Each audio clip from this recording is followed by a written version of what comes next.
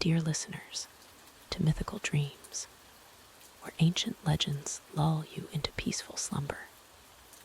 Tonight, we journey through the realm of Greek mythology, where gods and heroes shape the world with their epic tales.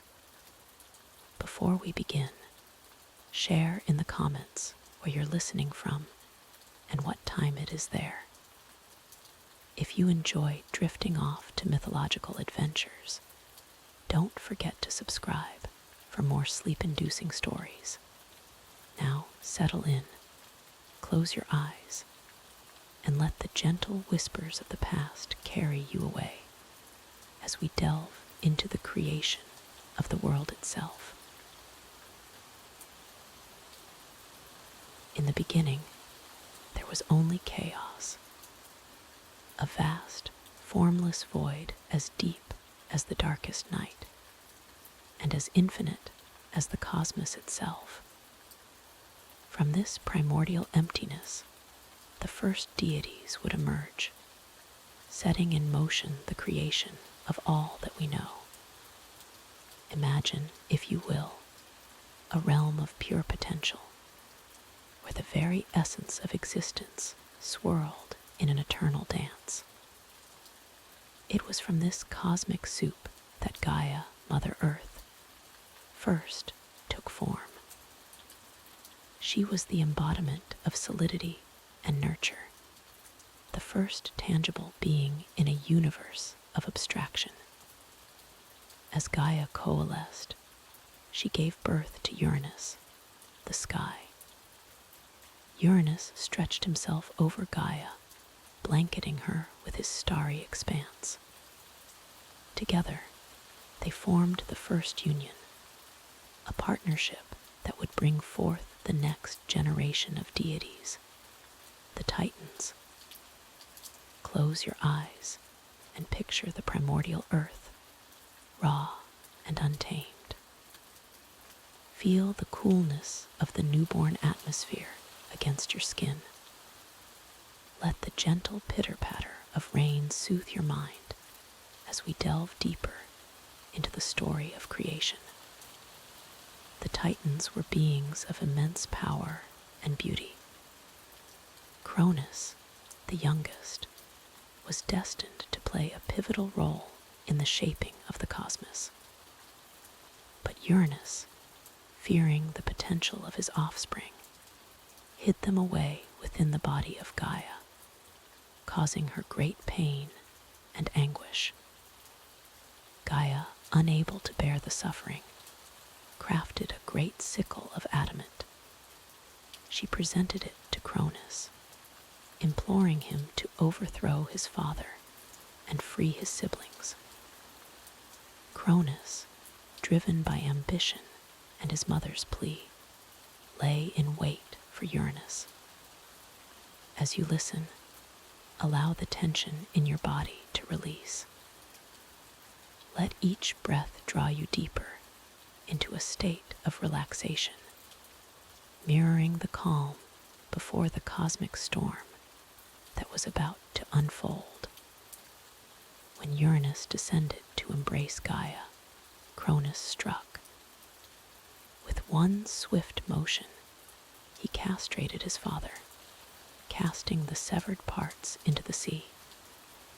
From the mingling of Uranus's divine essence with the ocean foam, Aphrodite, the goddess of love and beauty, would later emerge. With Uranus defeated, Cronus freed his siblings and ushered in the age of the Titans. He took his sister Rhea as his wife, and together they ruled over a world that was still young and full of possibility. But the cycle of fear and prophecy was not broken. Cronus learned that he, too, was destined to be overthrown by his own child. In his paranoia, he devised a terrible solution. He would swallow each of his children at birth, trapping them within his own body.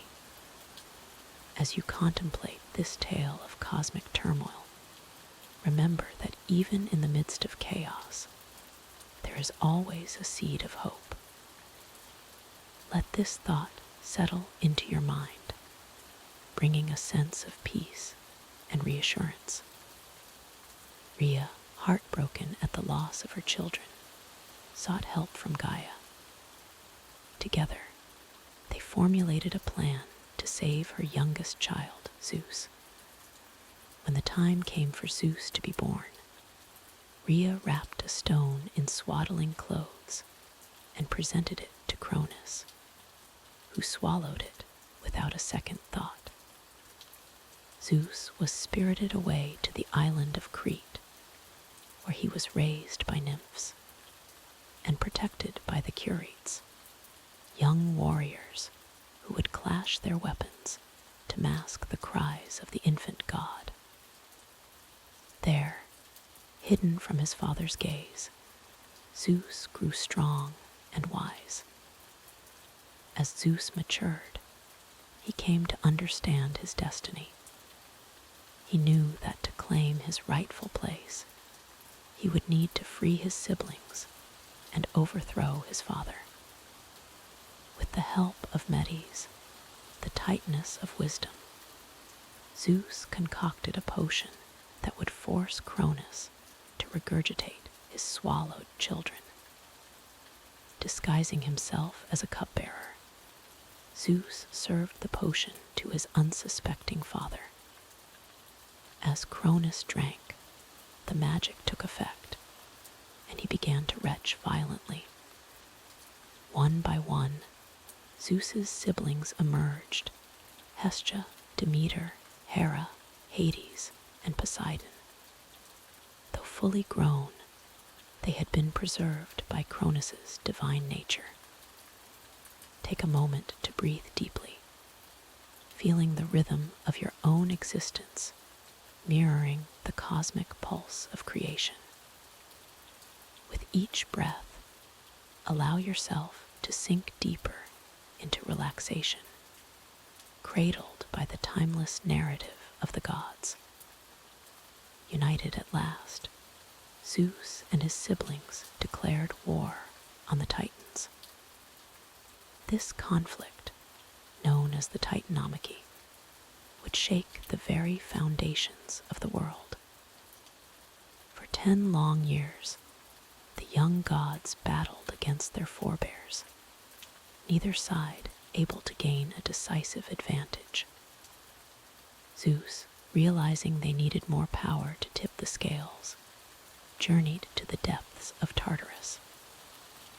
There, he freed the Cyclopes and the Hecatoncheires, monstrous children of Gaia, whom Cronus had imprisoned. In gratitude, the Cyclopes gifted Zeus with his thunderbolts, forging the weapon that would become synonymous with his power. As the battle raged on, the world trembled. Mountains crumbled, seas boiled, and the sky itself seemed to crack under the fury of the warring gods. Yet through it all, the rhythm of creation continued, a steady heartbeat beneath the chaos. Finally, with the aid of his new allies, Zeus and his siblings emerged victorious. The Titans were cast down into Tartarus, bound in chains forged by Hephaestus. Cronus, once the mighty king of the cosmos, was dethroned and imprisoned in the depths of the underworld. With the old order overthrown, Zeus and his siblings set about organizing the world anew. They drew lots to divide the realms between them. Zeus claimed the sky and overall leadership. Poseidon took dominion over the seas, and Hades was given the underworld. As you listen, feel the weight of the world settling into its new order. Allow your own body to settle more deeply into rest, each part finding its perfect place of comfort and relaxation. The age of the Olympian gods had begun. From their seat of power atop Mount Olympus, Zeus and his divine family would oversee the affairs of gods and mortals alike. They would shape the world, inspire great deeds, and occasionally meddle in the lives of humans, leading to the great myths and legends we still tell today. But the story of creation did not end with the victory of the Olympians, for the world was still largely empty, lacking the diversity of life that would come to populate it. Zeus, in his wisdom, saw that the earth needed caretakers, beings who could appreciate the beauty of Gaia and the majesty of the heavens. And so, the gods set about creating humanity. Different myths tell different tales of our origin, but all speak to the divine spark within us, the connection we share with the cosmic forces that shaped the universe.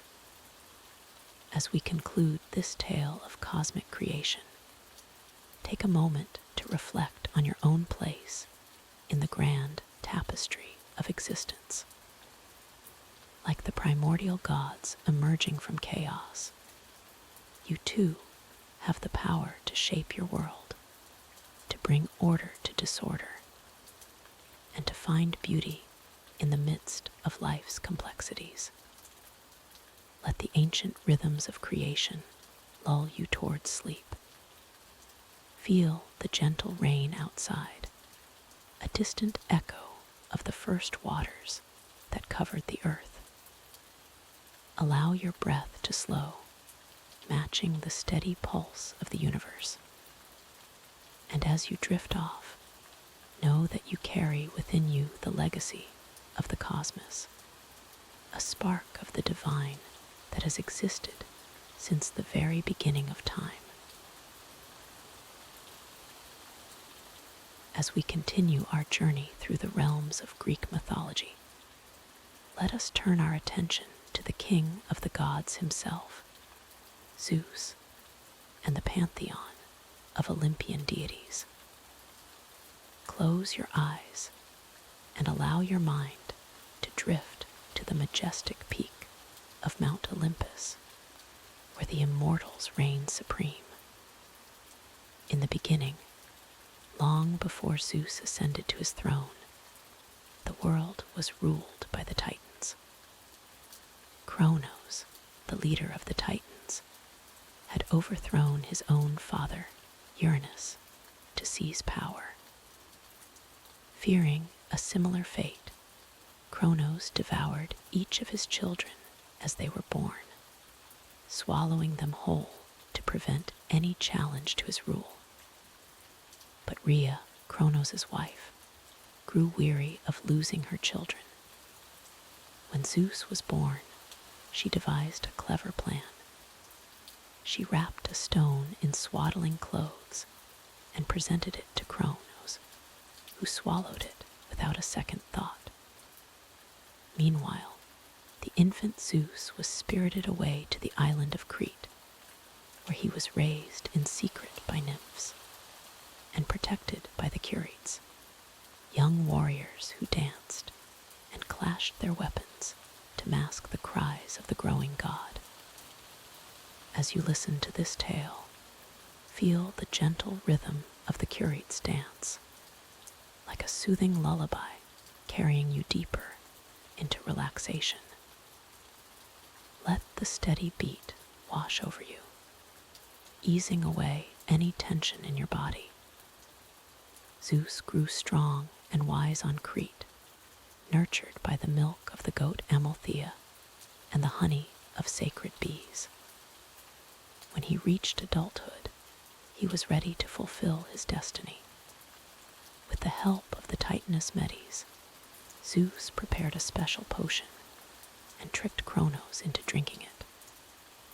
The mixture caused Cronos to regurgitate Zeus's siblings, Hestia, Demeter, Hera, Hades, and Poseidon, fully grown and unharmed. Imagine the relief and joy of reunion, like the comfort of sinking into a warm, soft bed after a long day. Let that feeling of contentment spread through your body as we continue our story. United with his brothers and sisters, Zeus launched a great war against the Titans. This conflict, known as the Titanomachy, raged for 10 long years.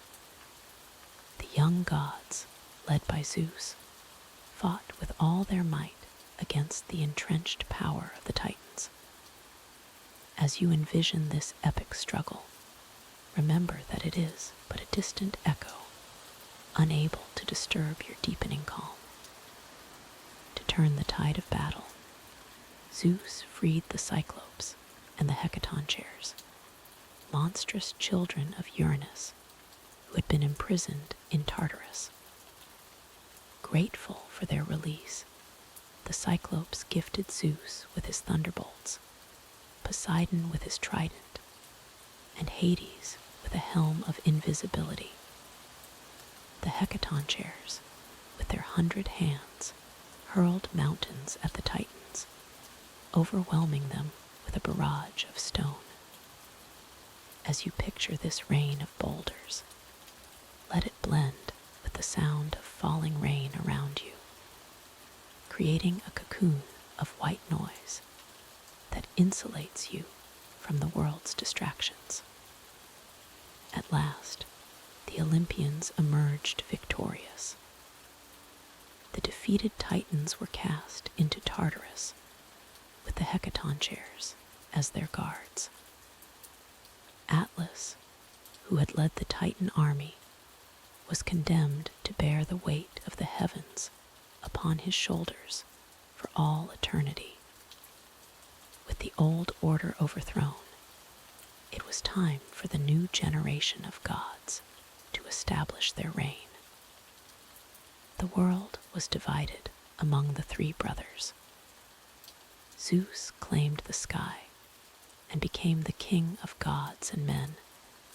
Poseidon took dominion over the seas, and Hades was given rule of the underworld. Imagine these realms, the vast expanse of the sky, the depths of the ocean, and the mysteries of the underworld. As you contemplate their immensity, feel your own cares and worries shrink in comparison, becoming as light and insignificant as passing clouds. Zeus made Mount Olympus his home and seat of power.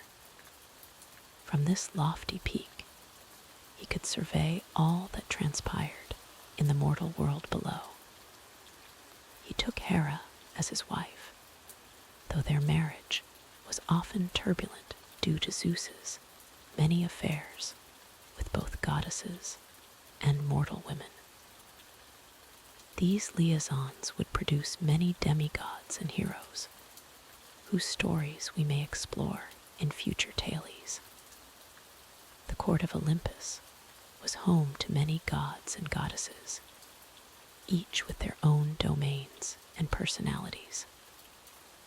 Athena, sprung fully formed from Zeus's head, became the goddess of wisdom and strategic warfare. Apollo and Artemis, the divine twins, ruled over the sun and the moon respectively. Ares embodied the brutal aspect of war, while Aphrodite personified love and beauty. As we recount these deities, let their diverse attributes blend into a harmonious whole in your mind, like the varied instruments of an orchestra, creating a single, soothing melody. Hephaestus, the lame god of the forge, crafted wondrous creations for his fellow Olympians. Hermes, swift and clever, served as the messenger of the gods and guide of souls to the underworld. Dionysus brought the gift of wine to humanity, along with ecstasy and madness. Zeus ruled with a firm hand, meting out justice and punishment as he saw fit. He would hurl his thunderbolts at those who displeased him, yet he also had the capacity for great kindness and wisdom. Under his reign, the age of gods truly began, a time when the immortals walked among men and shaped the course of history. But even Zeus, for all his power, was subject to the whims of fate. The Moirai, the three sisters who spun the thread of destiny, held sway over gods and mortals alike. This reminder of cosmic order brought both comfort and unease to the king of the gods. As our tale of Zeus and the Olympians draws to a close, reflect on the balance of power and responsibility, of justice and mercy that defined his rule. In your own life, you too must navigate the complexities of authority and duty, of strength and compassion. Let the wisdom of Zeus settle over you like a protective mantle. As you drift closer to sleep, know that you carry within you the potential for both power and benevolence. Your dreams may be visited by echoes of Mount Olympus, where the immortals feast on ambrosia and nectar, their laughter ringing through the heavens. Now, as the rain continues its gentle patter, allow your mind to quiet.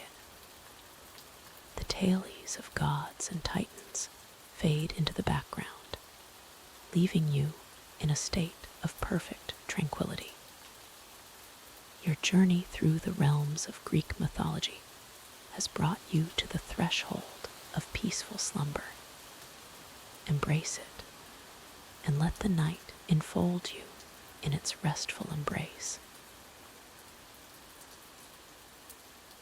In the early days of creation, when the world was young and humanity had yet to fully emerge, there lived a titan named Prometheus. Unlike his fellow titans, who were content with their place in the cosmic order, Prometheus possessed a curious mind and a compassionate heart.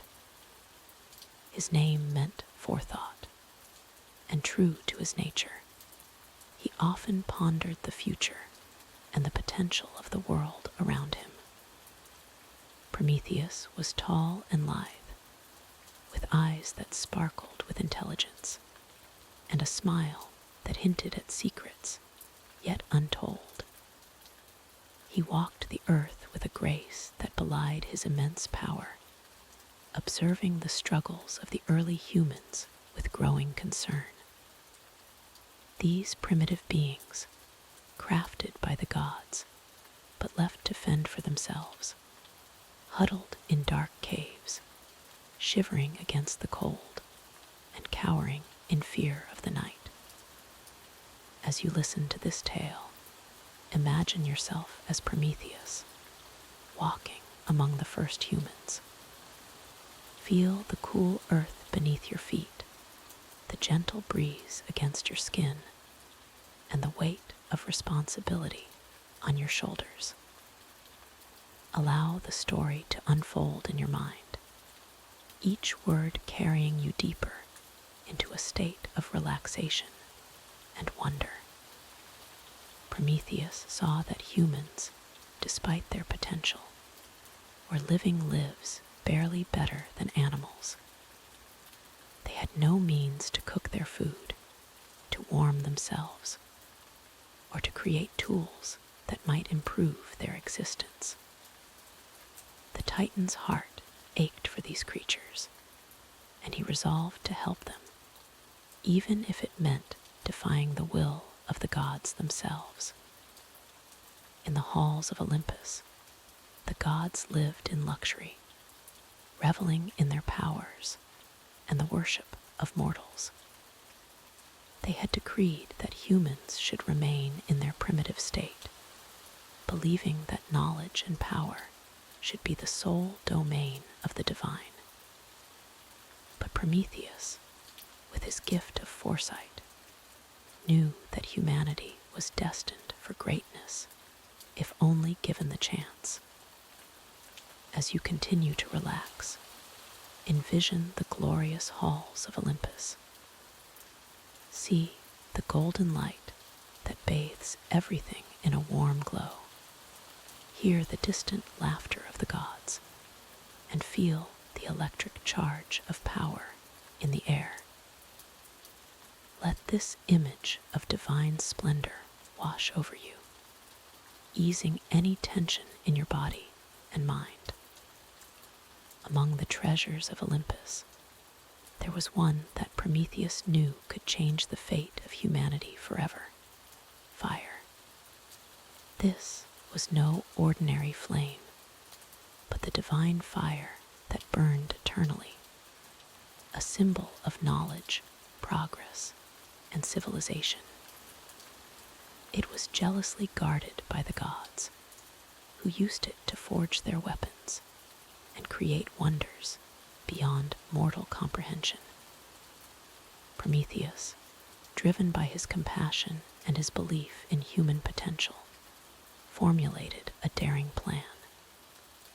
He would steal a spark of this divine fire and bring it to Earth, gifting it to humanity. The risks were enormous. The wrath of Zeus, king of the gods, was not to be taken lightly.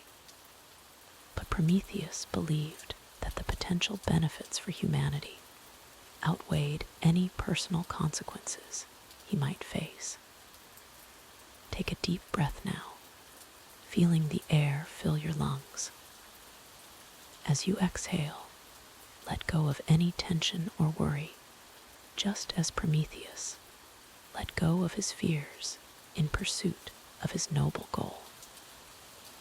Allow yourself to sink deeper into comfort with each breath, your body becoming heavier and more relaxed. Under the cover of night, when the gods were distracted by their revelry, Prometheus crept into the workshop of Hephaestus, the divine blacksmith. There, in a corner, burned the eternal flame.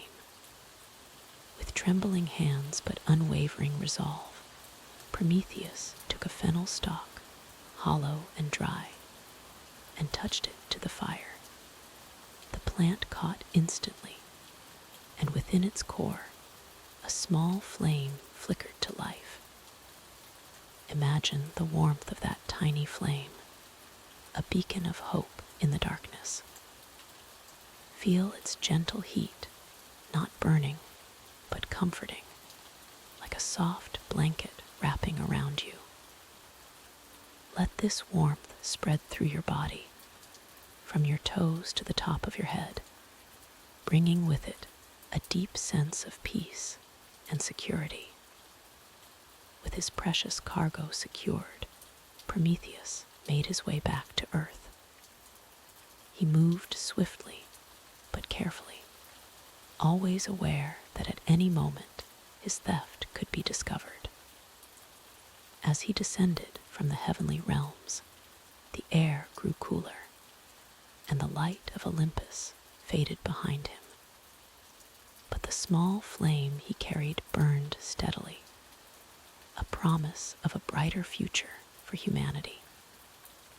When Prometheus reached the world of mortals, he found a group of humans huddled together for warmth, their faces gaunt with hunger and their eyes dull with despair. Approaching them slowly, so as not to frighten them, Prometheus revealed the gift he had brought. The humans stared in wonder at the flickering flame, its light reflecting in their eyes and igniting a spark of hope in their hearts. As you continue to relax, picture that first encounter between Prometheus and humanity.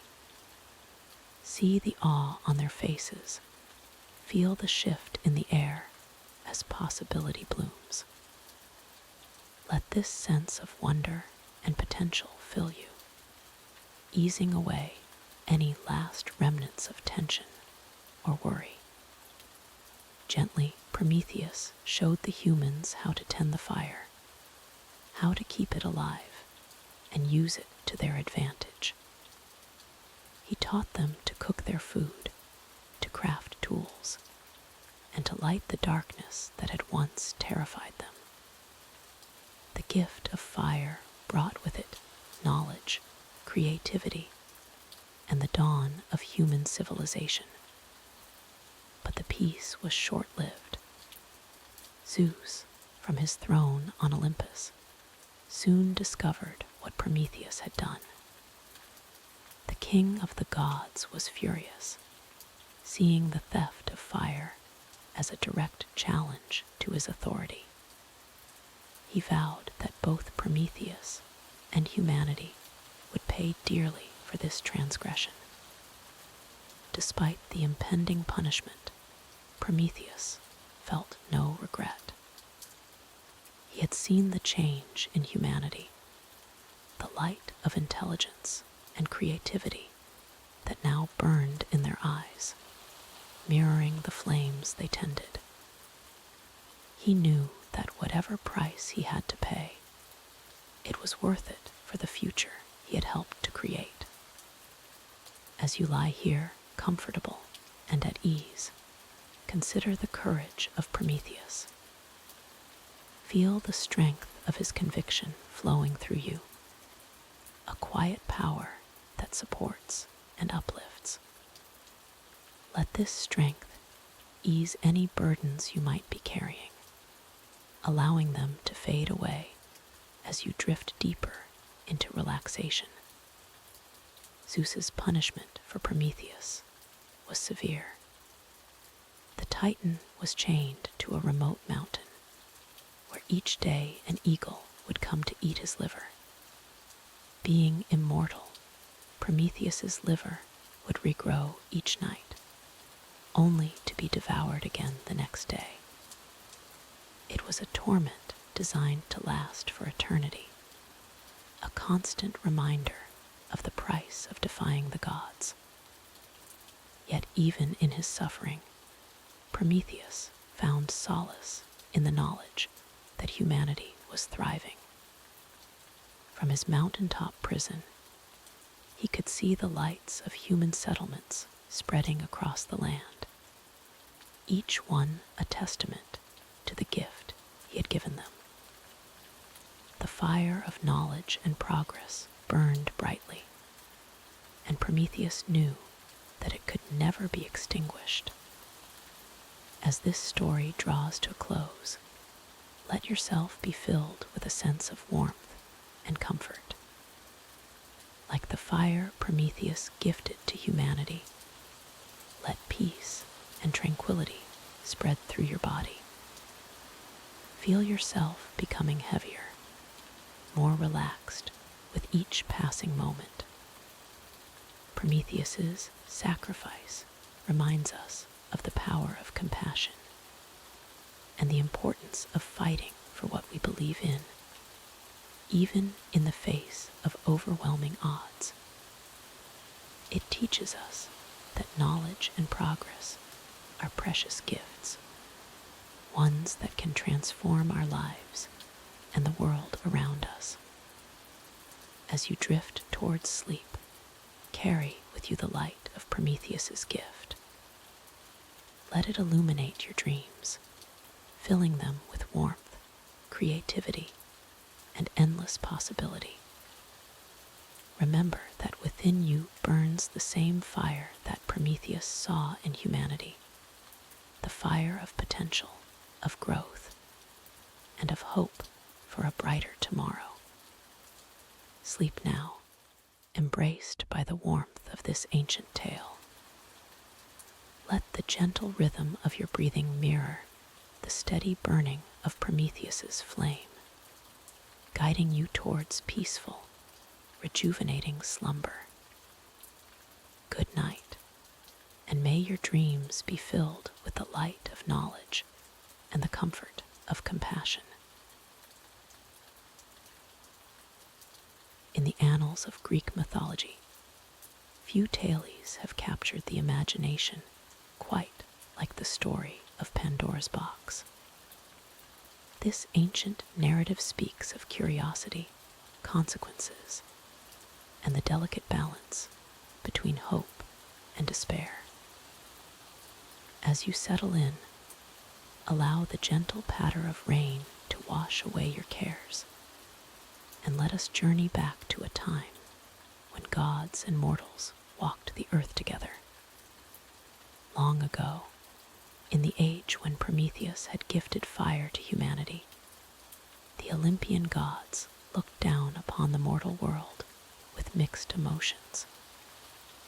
Zeus, the king of the gods, was particularly displeased with Prometheus's act of defiance. To punish mankind for accepting this forbidden gift, Zeus devised a plan that would forever change the course of human history. With a command that echoed through the halls of Olympus, Zeus called upon Hephaestus, the divine craftsman. "Create for me," Zeus decreed, "a being of such beauty and grace that no mortal man can resist her charms." Hephaestus set to work, his skilled hands molding clay into the form of a woman. As he worked, the other gods and goddesses gathered, each bestowing upon this creation a unique gift. Aphrodite granted her unparalleled beauty, while Athena clothed her in a shimmering gown of silver. Hermes, the messenger god, gave her the power of persuasive speech. The Graces and the Hours adorned her with necklaces of gold and crowned her with spring flowers. When at last the work was complete, all of Olympus gasped in awe at the sight of this magnificent being. Zeus named her Pandora, which means all gifted, for she was indeed blessed with the gifts of all the gods. But Zeus's plan was far from benevolent. Along with Pandora, he crafted a beautiful box, its surface adorned with intricate designs and warnings. "This box," Zeus proclaimed, "shall be Pandora's dowry. But it must never be opened, for inside lies the fate of all mankind." As you listen to this tale, feel the weight of anticipation settling over you, much like the heavy air before a storm. Let your body sink deeper into comfort, your muscles relaxing one by one, as we continue our journey through this ancient story. Zeus sent Pandora to Earth, to the home of Epimetheus, the brother of Prometheus. Epimetheus had been warned by his clever brother never to accept gifts from the Olympian gods. But upon seeing Pandora's radiant beauty, all caution was forgotten. He welcomed her into his home and took her as his wife, the mysterious box becoming part of their household. For a time, Pandora and Epimetheus lived in harmony. Their days were filled with joy and discovery as Pandora explored her new world with wide-eyed wonder. But always, in the corner of their home, sat the box, a constant reminder of the warning never to open it. As the days passed, Pandora found her gaze drawn more and more to the enigmatic container. Curiosity that most human of traits, began to gnaw at Pandora's heart. What could be inside the box that was so important, so dangerous, that it must never see the light of day? The question consumed her thoughts, haunted her dreams. She would often find herself standing before the box, her hand hovering just above its ornate lid, the temptation to open it almost overwhelming. As you listen, allow yourself to feel the gentle pull of curiosity, but then let it fade away, replaced by a deep sense of peace and contentment. Your mind, like a still pond, reflects only calmness and serenity. One fateful day, when Epimetheus was away from home, Pandora could resist no longer. With trembling hands, she approached the box. Her heart pounded in her chest as she slowly, carefully lifted the lid. For a moment, nothing happened. Then, with a sudden rush, the contents of the box burst forth.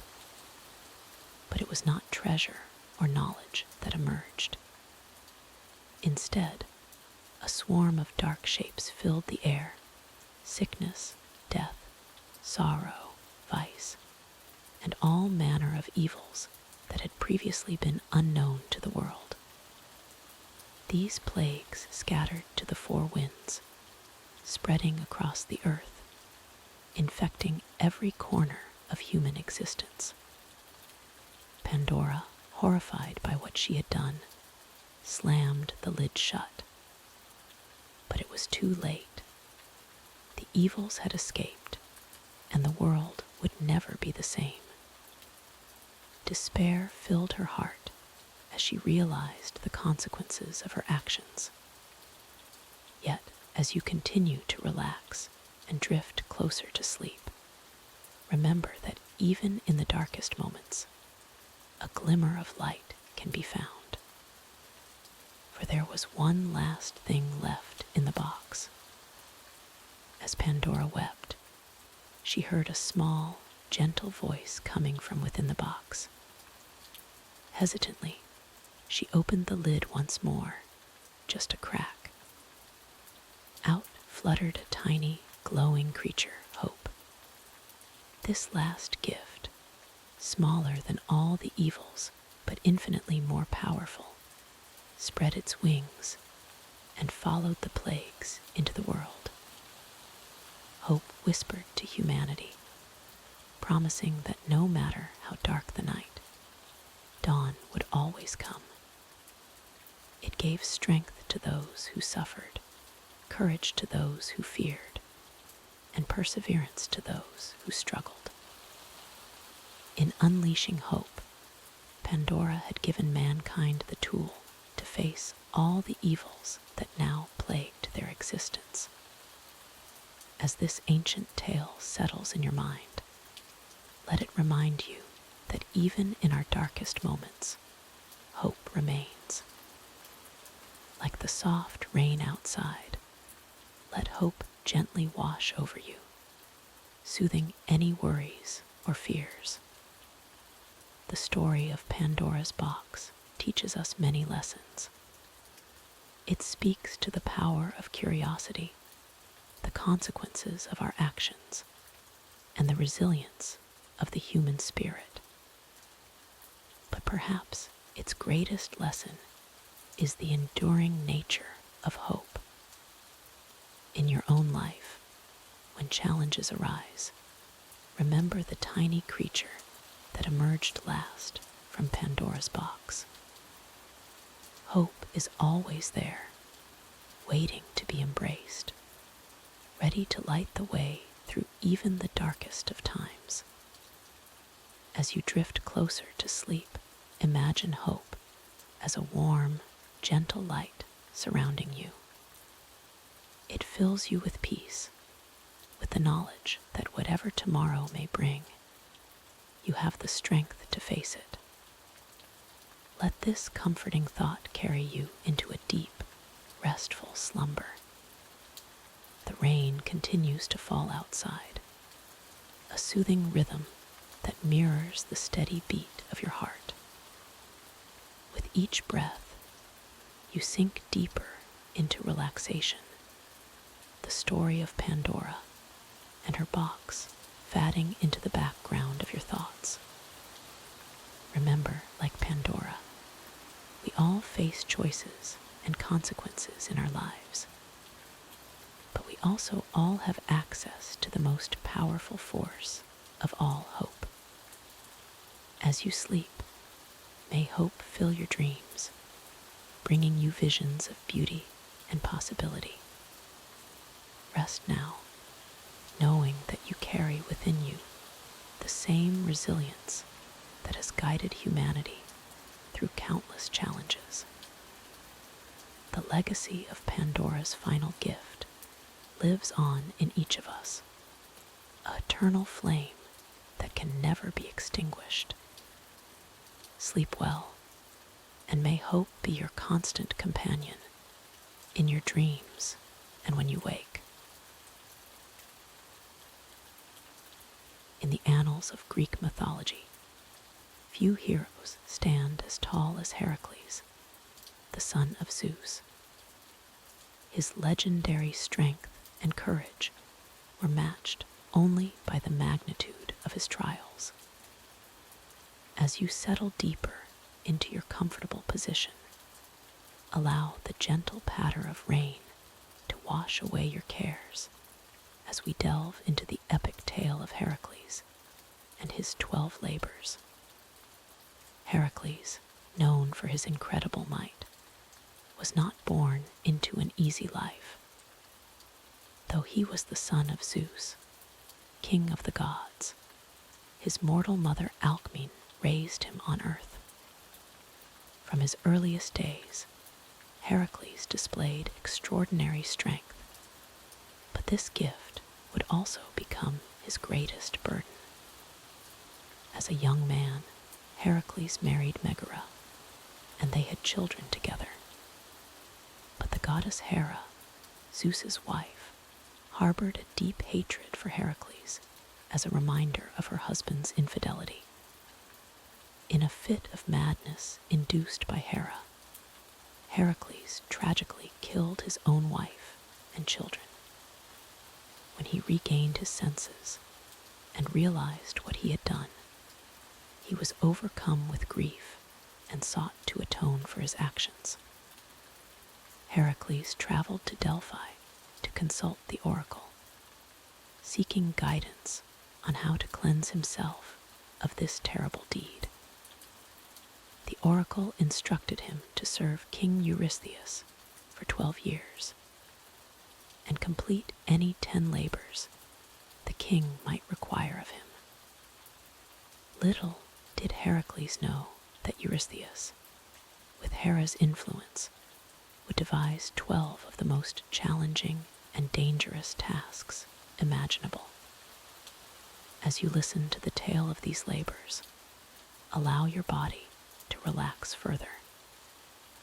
Feel the weight of your limbs sinking into your bed, much like Heracles sinking into the depths of his destiny. Let each breath carry you deeper into a state of tranquil rest. The first labor assigned to Heracles was to slay the Nemean lion, a beast whose golden fur was impenetrable to any weapon. Heracles tracked the lion to its lair, and realizing his weapons were useless, used his immense strength to strangle the creature with his bare hands. From that day forward, Heracles wore the lion's impenetrable hide as his armor, a symbol of his victory over seemingly insurmountable odds. For his second labor, Heracles was sent to defeat the Lernaean Hydra, a multi-headed serpent whose breath was poisonous and whose blood was so venomous that even its scent was deadly. With each head Heracles cut off, two more would grow in its place. It was only with the help of his nephew Iolaus, who cauterized each stump with fire, that Heracles was able to finally slay the beast. As you picture these incredible feats, let your mind drift peacefully. Like Heracles finding creative solutions to impossible tasks, allow your thoughts to gently dissolve, making way for the soothing embrace of sleep. The third labor saw Heracles capturing the Cyrenian hind, a deer sacred to Artemis, with golden antlers and hooves of bronze. This task required not brute strength, but patience and cunning. For a year, Heracles tracked the swift creature across Greece before finally capturing it without harm. Next, Heracles was tasked with capturing the Erymanthian boar, a monstrous beast that terrorized the countryside. He cleverly drove the boar into deep snow, exhausting it before capturing it alive. This labor teaches us that sometimes the gentlest approach can overcome the fiercest opposition. The fifth labor required Heracles to clean the Augean stables, which housed thousands of cattle and had not been cleaned in 30 years. Instead of using conventional methods, Heracles diverted 2 rivers to wash the stables clean in a single day. As you listen, imagine the cleansing waters washing over you, carrying away any lingering tension or worry. For his 6th labor, Heracles was sent to drive away the Stymphalian birds, man-eating birds with beaks of bronze and sharp metallic feathers they could launch at their prey.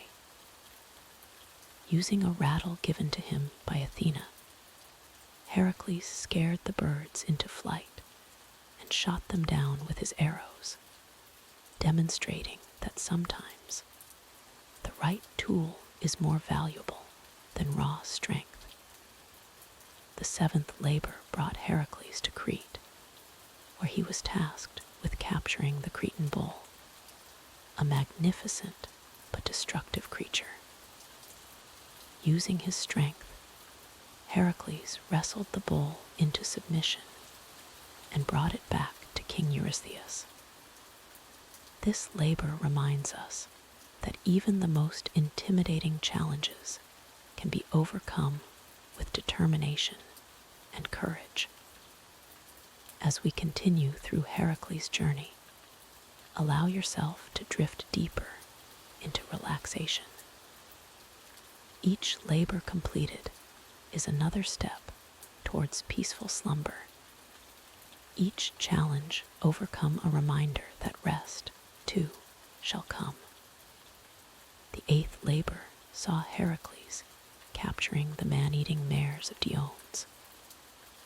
These horses were fed on human flesh, making them wild and savage. Heracles cleverly fed Diones to his own mares, calming them and allowing for their capture. This grim task reminds us that sometimes we must confront the very source of our troubles to find peace. For his 9th labor, Heracles was sent to retrieve the girdle of Hippolyta, queen of the Amazons.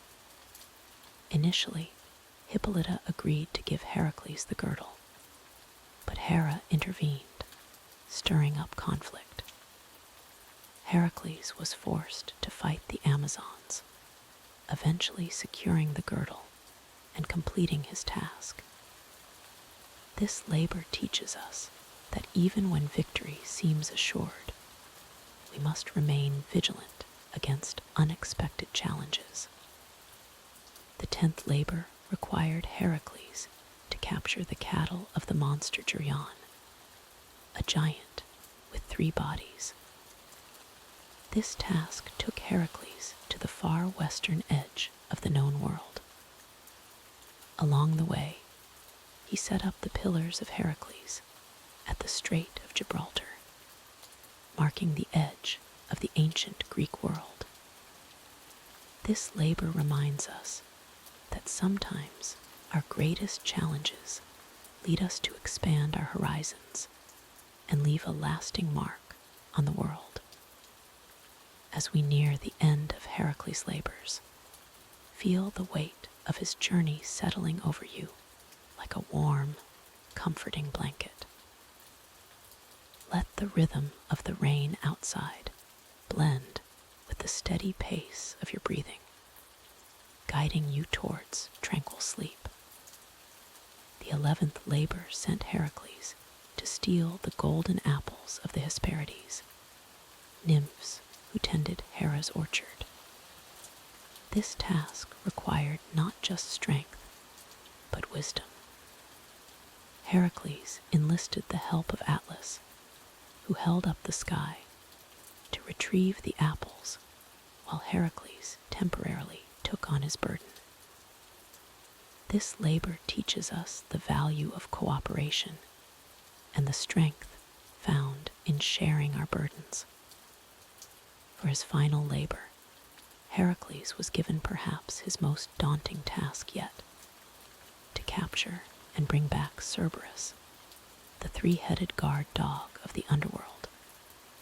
Descending into Hades itself, Heracles faced the terrifying beast, and using his incredible strength, managed to subdue it without weapons.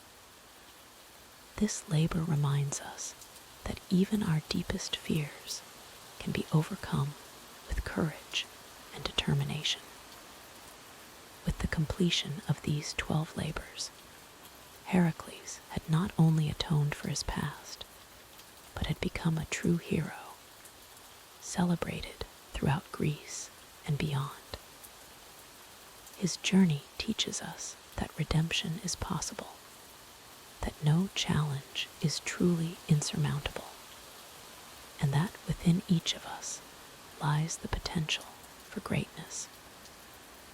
As our tale of Heracles comes to close, allow the echoes of his legendary deeds to fade gently from your mind. Like the hero finding peace after his trials, let your body and mind settle into a deep, restful state. The patter of rain outside is a soothing reminder that, like Heracles, you too have weathered your daily challenges and earned your rest. May the strength and perseverance of Heracles inspire your dreams, and may you wake renewed, ready to face your own labors with courage and wisdom. Sleep now, dear listener, and journey into the realm of myths and legends that await you in your dreams. In the realm of ancient Greek mythology, few tales are as captivating and profound as the story of Perseus and Medusa. As you settle deeper into your comfortable position, allow your mind to drift back to a time of heroes and monsters, of gods and mortals intertwined in a dance of fate and courage. Our story begins with the birth of Perseus, a demigod born to the mortal princess Danae and the king of the gods, Zeus. Danae's father, King Acrisius of Argos, had been warned by an oracle that his grandson would one day kill him. Fearing this prophecy, Acrisius locked Danae away in a bronze chamber, hoping to prevent her from ever bearing a child. But Zeus, in his infinite power and desire, transformed himself into a shower of golden rain, falling through the roof of Danae's prison and conceiving Perseus. As you listen, imagine the soft patter of rain around you, much like the golden shower that brought Perseus into existence. Let each droplet soothe you, carrying you deeper into this mythical world. When Acrisius discovered the infant Perseus, he was filled with fear and rage. Unable to kill his own blood, he cast both Danae and her newborn son into a wooden chest and set them adrift at sea. As you picture this scene, feel the gentle rocking of the waves, lulling you into a state of calm and tranquility.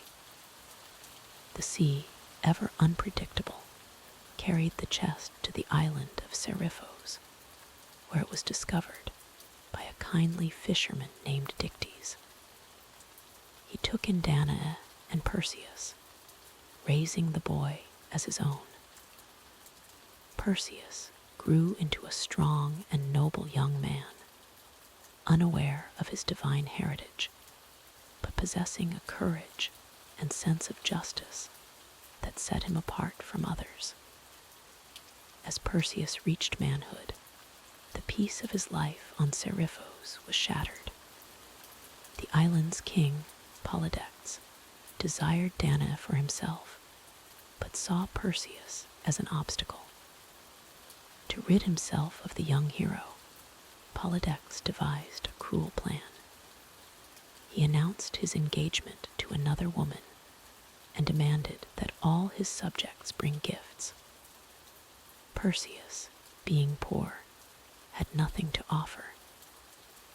Polydectes seized this opportunity, feigning disappointment, and suggesting that only the head of Medusa, the fearsome Gorgon, would suffice as a gift.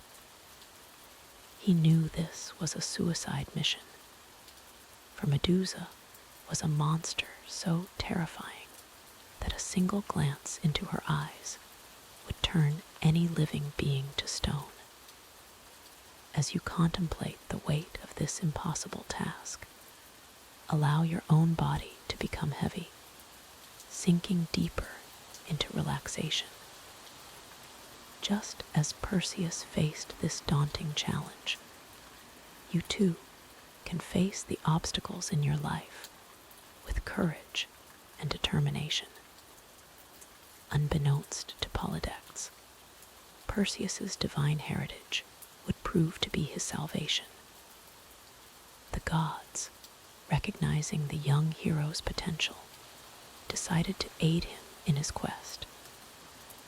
Athena, goddess of wisdom and war, and Hermes, the messenger god, appeared before Perseus, offering him divine gifts to help him in his seemingly impossible task.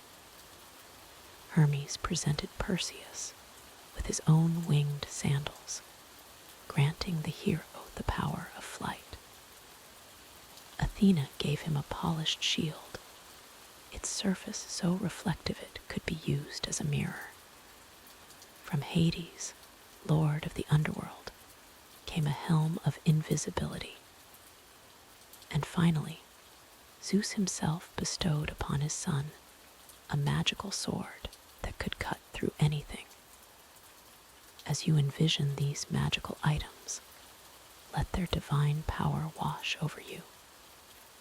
Feel the lightness of the winged sandals, the protection of the shield, the mystery of invisibility, and the strength of the sword. Allow these sensations to carry you further into a state of peaceful relaxation.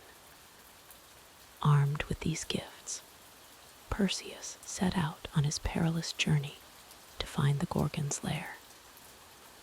The Gorgons were three sisters, Medusa and her immortal siblings, Estheno and Uriel. Once a beautiful maiden, Medusa had been transformed by Athena into a monster with snakes for hair, as punishment for desecrating the goddess's temple. Perseus's journey took him to the edge of the world, where he encountered the three ancient witches who shared a single eye between them. Using his wit and the helm of invisibility, Perseus stole their eye, refusing to return it until they revealed the location of the Gorgon's lair. As Perseus approached the Gorgon's island, he used the winged sandals to fly silently over the landscape. The island was a place of eerie stillness, dotted with stone statues, the petrified remains of those who had dared to look upon Medusa. Let this image of stillness permeate your being, allowing your muscles to relax completely as you listen. With great caution, Perseus used the reflective surface of his shield to locate Medusa without looking at her directly. He found the Gorgons asleep, their snaky hair writhing even in slumber. Carefully, he positioned himself above Medusa, using the reflection in his shield to guide his movements. In one swift motion, Perseus raised the magical sword and brought it down upon Medusa's neck. The blade cut cleanly through, severing her head from her body. As Medusa's sisters awoke and screamed in rage, Perseus quickly placed the head in a special sack provided by Athena, careful not to look at it directly. Using the helm of invisibility, Perseus escaped the wrath of the remaining Gorgons. As he flew away from the island, he felt a mix of triumph and solemnity. He had accomplished the impossible, but at great cost. From Medusa's severed neck sprang Pegasus, the winged horse, and Chrysaor, a giant wielding a golden sword. As Perseus journeyed back to Seriphos, he encountered more adventures. He came across the Titan Atlas, holding up the sky as punishment from Zeus. When Atlas refused to offer him hospitality, Perseus used Medusa's head to turn him to stone, transforming him into the Atlas Mountains. Later, flying over Ethiopia, Perseus spotted a beautiful woman chained to a rock by the sea. This was Andromeda, Princess of Ethiopia, offered as a sacrifice to appease Poseidon's wrath. Perseus, moved by her plight and struck by her beauty, vowed to save her. As a monstrous sea creature approached to devour Andromeda, Perseus swooped down from the sky. Using his divine gifts and his own courage, he battled the beast, finally defeating it by turning it to stone with Medusa's head. He freed Andromeda, and the two fell deeply in love. Returning to Seriphos with Andromeda as his bride, Perseus found that in his absence, Polydex had become even more cruel, forcing Danae to be his servant. Enraged by this mistreatment of his mother, Perseus confronted the king. When Polydex and his supporters mocked him, demanding to see the Gorgon's head, Perseus granted their wish. Drawing Medusa's head from its sack, Perseus turned Polydex and his conspirators to stone, freeing Seriphos from their tyranny. He then appointed Dictys, the kindly fisherman who had raised him, as the new king of the island. With his quest complete and his loved one safe, Perseus dedicated the head of Medusa to Athena, who placed it on her shield, the Aegis. Perseus and Andromeda then left Seriphos to reclaim his birthright in Argus. However, fate had not forgotten the prophecy that had set this entire story in motion. Upon reaching Argus, Perseus learned that his grandfather, Acrisius, had fled the city, fearing the prophecy's fulfillment. In a twist of irony, Perseus accidentally killed Acrisius during funeral games in a neighboring city, fulfilling the prophecy despite all attempts to avoid it. Overwhelmed with guilt, Perseus refused to claim the throne of Argus. Instead, he exchanged kingdoms with the ruler of nearby Tiryns. There, Perseus and Andromeda lived out their days in peace, becoming the ancestors of many great heroes, including Heracles. As our tale draws to a close, reflect on the journey of Perseus. His story teaches us about the power of perseverance, the unpredictability of fate, and the importance of facing our fears. Just as Perseus used the reflection in his shield to defeat Medusa, sometimes we must approach our problems indirectly, finding creative solutions to overcome seemingly impossible odds. Let the courage of Perseus inspire you in your own life.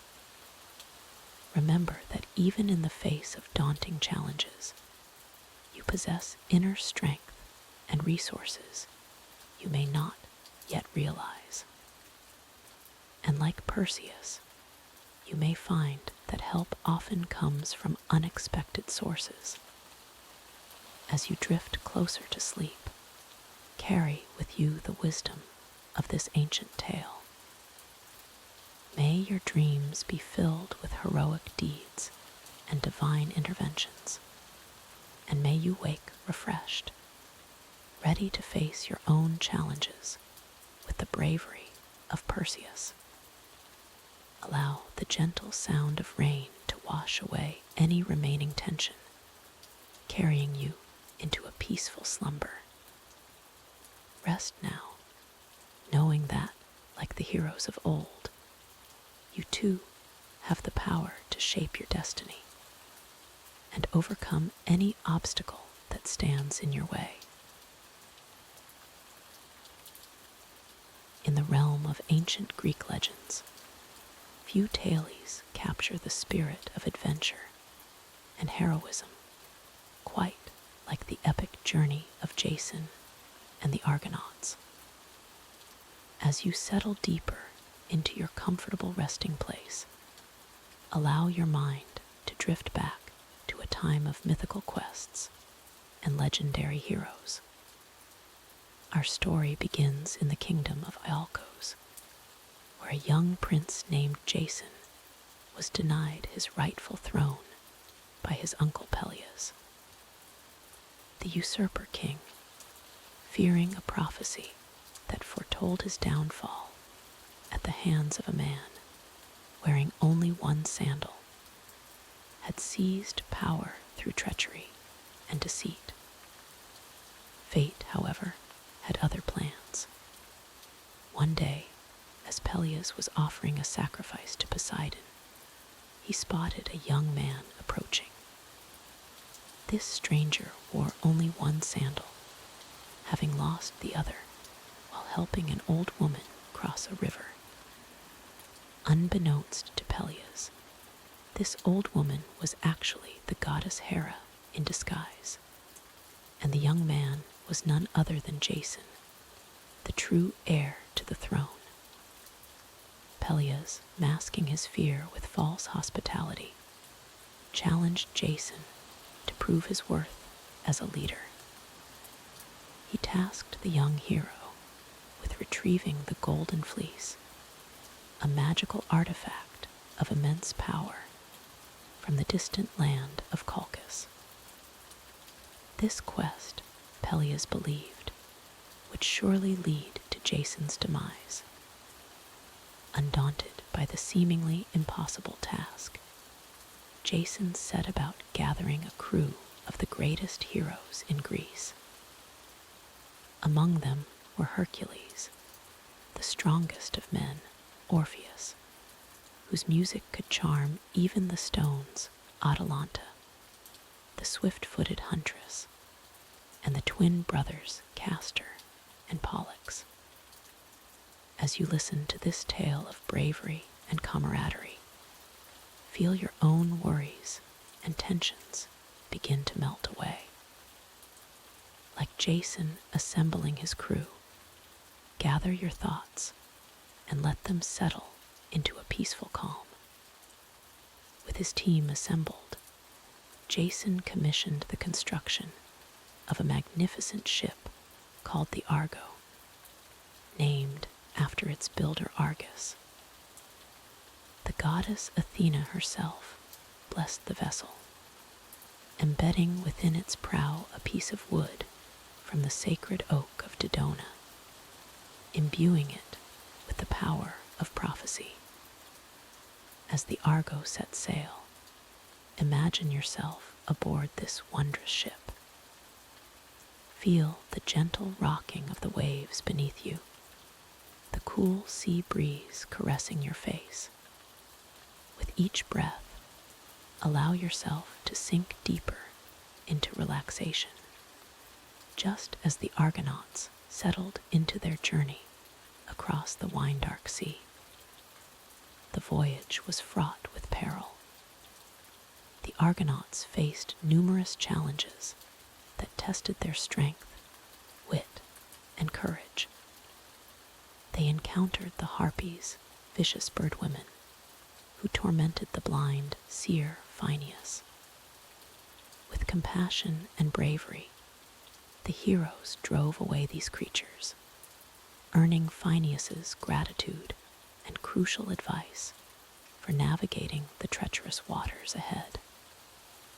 As you continue to relax, envision the Argo approaching the clashing rocks, massive cliffs that smashed together, destroying any ship that dared to pass between them. Guided by Phineus's wisdom, the Argonauts released a dove, watching as it flew through the rocks. The cliffs slammed shut, catching only the bird's tail feathers. In that brief moment before the rocks could fully close again, the Argo surged forward, its oars straining against the waves. Feel the tension in your own body release, just as the Argonauts felt relief wash over them as they emerged safely on the other side of the clashing rocks. Let each obstacle in the story remind you to let go of your own daily challenges, allowing them to fade away as you journey deeper into this mythical world. After many more adventures, the Argo finally reached the shores of Colchis. There, Jason faced King Aeates, who agreed to relinquish the Golden Fleece only if Jason could complete a series of seemingly impossible tasks. The king demanded that Jason yoke 2 fire-breathing bulls with hooves of bronze, plow a field with them, and then sow it with dragon's teeth.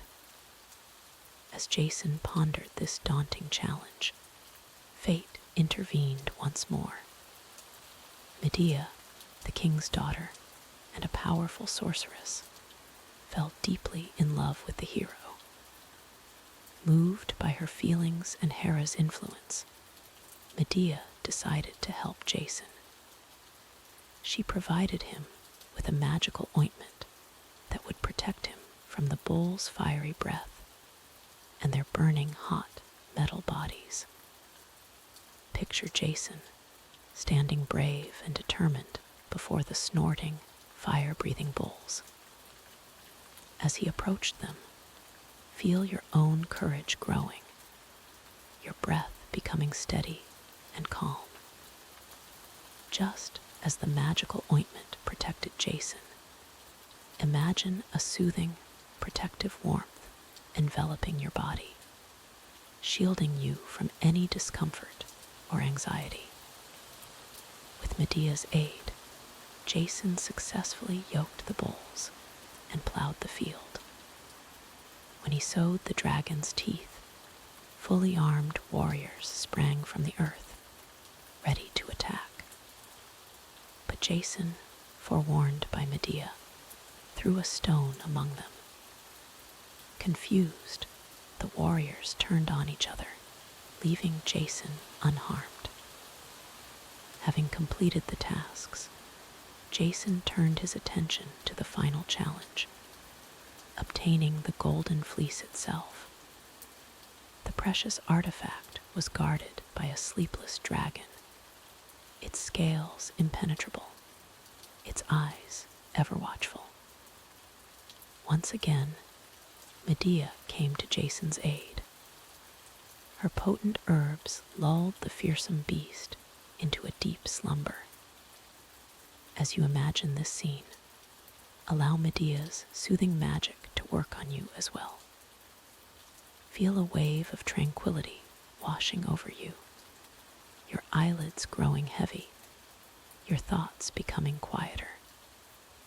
Just as the dragon succumbed to peaceful sleep, allow yourself to drift closer to your own restful state. With the dragon asleep, Jason seized the golden fleece. He and Medea fled to the Argo, pursued by the furious King Aeates and his army. The Argonauts set sail with their prize, embarking on a perilous journey home filled with even more adventures and challenges. Their return voyage took them through uncharted waters and distant lands. They faced storms conjured by angry gods, encountered sirens whose enchanting songs threatened to lure them to their doom, and navigated treacherous straits guarded by terrible monsters. Throughout it all, Jason and his crew persevered, their determination and loyalty to one another carrying them through every trial. Each challenge they overcame brought them closer to home, just as each breath you take now brings you closer to peaceful slumber. At last, after a journey that had taken them to the edges of the known world and beyond, Jason and the Argonauts returned to Iolcos. They had retrieved the golden fleece, completed their quest, and proven their worth as heroes of legend. As our tale draws to a close, reflect on the journey of Jason and the Argonauts. Their story teaches us about the power of perseverance, the strength found in unity, and the unexpected ways in which fate can guide our paths. Like Jason, we all face challenges that may seem insurmountable, but with courage, friendship, and a touch of divine assistance, we can overcome any obstacle. Let the spirit of adventure that drove the Argonauts now guide you into the realm of dreams. As you drift off to sleep, imagine yourself aboard the Argo, gently rocking on calm seas under a blanket of stars. The golden fleece shimmers softly nearby, its magical radiance soothing and protective.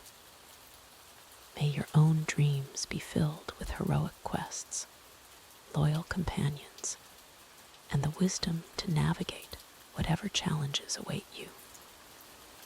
Sleep now, brave adventurer, and awaken refreshed, ready to face your own legendary journey through life. in the depths of ancient Greece, where legends were born and heroes rose to face impossible challenges, there existed a tale of bravery, cunning, and the triumph of the human spirit over monstrous adversity. This is the story of Theseus and the Minotaur, a tale that has echoed through the ages, whispering to us of courage in the face of terror and the power of love to light the darkest of paths. Our story begins on the island of Crete, where King Minos ruled with an iron fist. His power was unquestioned, his wealth unmatched, but his greatest source of both pride and shame was hidden deep within the twisting corridors of an immense labyrinth. Within this maze dwelt a creature of nightmares, the Minotaur, half man and half bull, born from the unholy union of Minos' wife Pasiphae and a sacred bull sent by Poseidon. To appease the beast and hide his family's shame, Minos demanded a terrible tribute from the city of Athens. Every 9 years, 7 young men and 7 young women would be sent to Crete, never to return. They were sacrificed to the Minotaur, lost forever in the winding passages of the labyrinth. As you listen to this tale, allow the gentle rhythm of the rain outside to lull you deeper into relaxation. Feel the weight of your body sinking into your bed, as comfortable and secure as if you were cradled in the arms of Hypnos, the god of sleep himself. In Athens, a young prince named Theseus watched as his people wept for their children, sent to a fate worse than death. His heart burned with determination, and he made a solemn vow to end this cruel practice once and for all. When the time came for the next tribute, Theseus volunteered to be one of the 14, much to the horror of his father, King Aegeus. Aegeus, fearing for his son's life, made Theseus promise that if he survived and slew the Minotaur, he would change the black sails of his ship to white on the return journey. This would be a signal visible from afar, letting the king know his beloved son had triumphed. As the ship carrying Theseus and the other victims sailed towards Crete, imagine yourself drifting on calm waters. Let each wave that laps against the shore in your minds carry away your tensions and worries, leaving you floating in a sea of tranquility. Upon reaching Crete, Theseus' bravery and noble bearing caught the eye of Princess Ariadne, daughter of King Minos. Struck by love's arrow, she could not bear the thought of this handsome prince meeting a grisly end in the labyrinth. In secret, she approached Theseus and offered her help. Ariadne gave Theseus a ball of thread and a sword. She instructed him to tie one end of the thread at the entrance of the labyrinth and unwind it as he went deeper into the maze. This thread would be his lifeline, guiding him back out once his task was complete. As Theseus entered the labyrinth, feel your own breathing become as steady and purposeful as his footsteps. With each breath in, imagine drawing in courage and strength. With each exhale, let go of fear and doubt, just as Theseus did as he ventured into the unknown. The labyrinth was a place of darkness and confusion, its twisting passages designed to disorient and terrify. But Theseus pressed on, his determination unwavering. As he went deeper, he could hear the distant bellows of the Minotaur echoing through the stone corridors. Finally, in the heart of the maze, Theseus came face to face with the monstrous Minotaur. The creature was even more terrifying than the stories had described. A massive, muscled body of a man topped with the head of a bull, its eyes glowing with inhuman rage and hunger.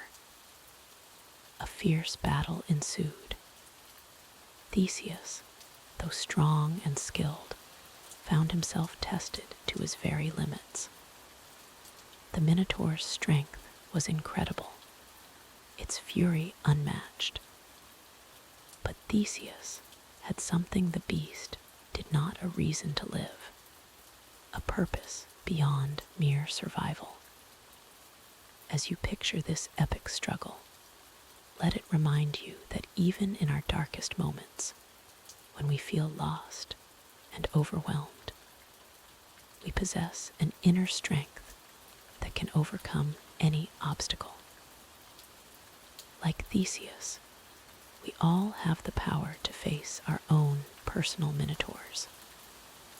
With a final mighty effort, Theseus plunged his sword into the Minotaur's heart. The beast's terrible roar echoed through the labyrinth one last time before it fell, never to rise again. Exhausted but triumphant, Theseus used Ariadne's thread to find his way back out of the maze. Theseus, Ariadne, and the other Athenians fled Crete before King Minos could discover what had happened. They sailed for Athens, their hearts light with the joy of freedom and the promise of a better future. However, in the excitement of their escape and victory, Theseus forgot his promise to his father. The black sails remained on the ship as they approached Athens. King Aegeus, watching from a high cliff and seeing the black sails, assumed the worst. Overcome with grief, he threw himself into the sea, which from that day forward bore his name, the Aegean Sea. As our tale draws to a close, let the bittersweet nature of Theseus' victory remind you that life is full of both triumphs and sorrows.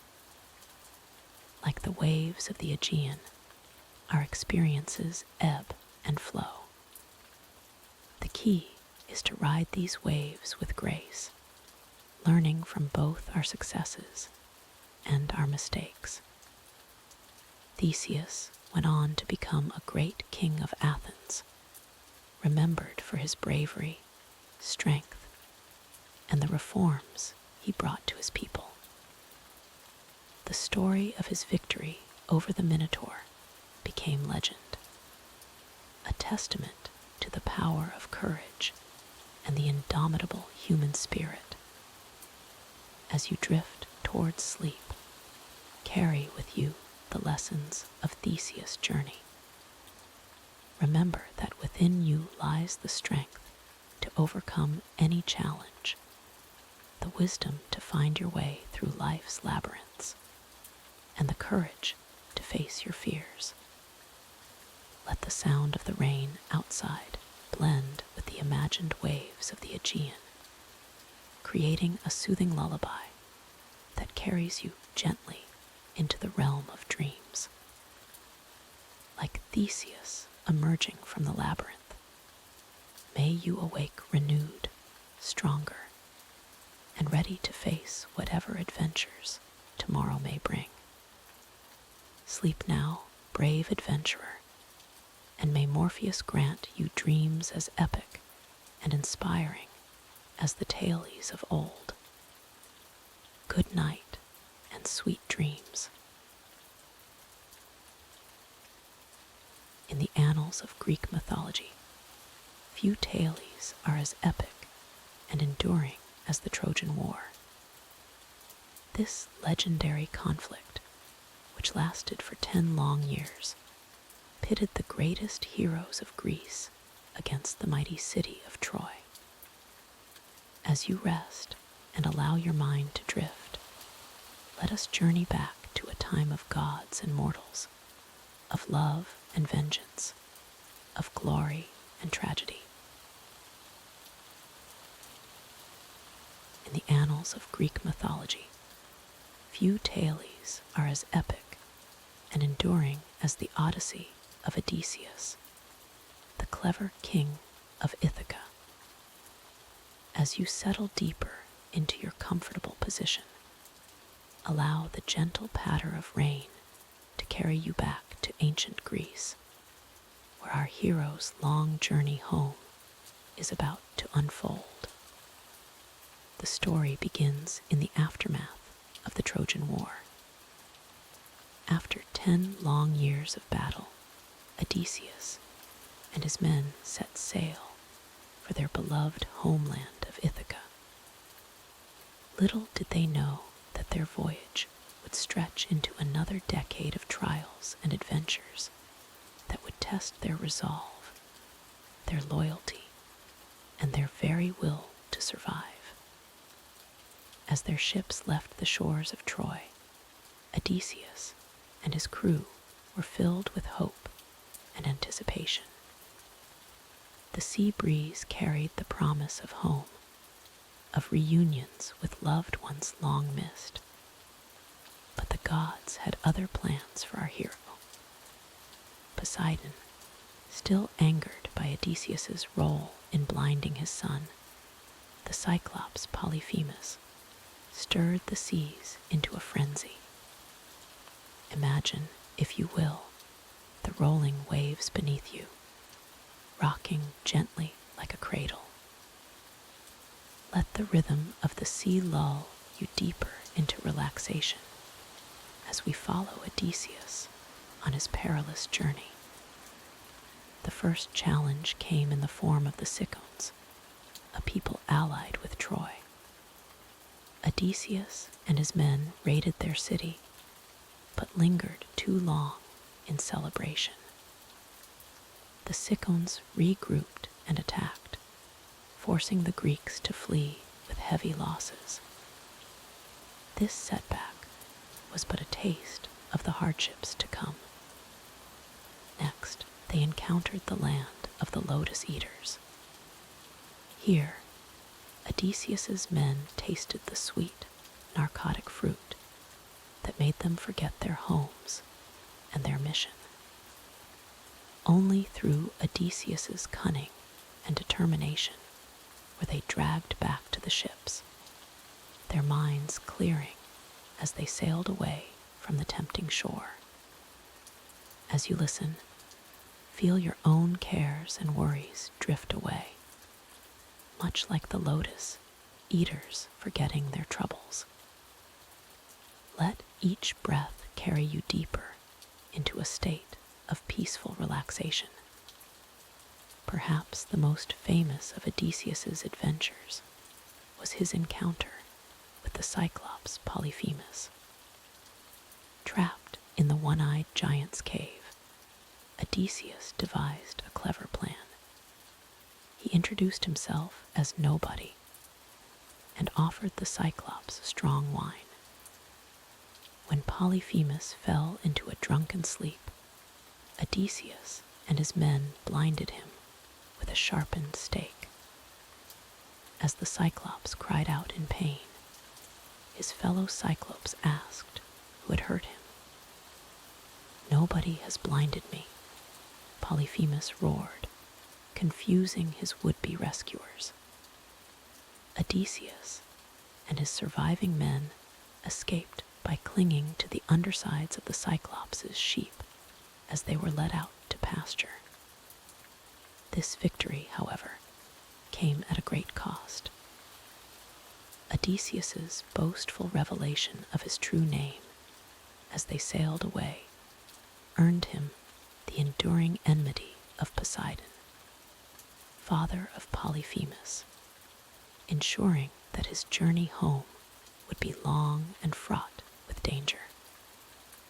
As we pause in our tale, take a moment to reflect on Odysseus's cleverness.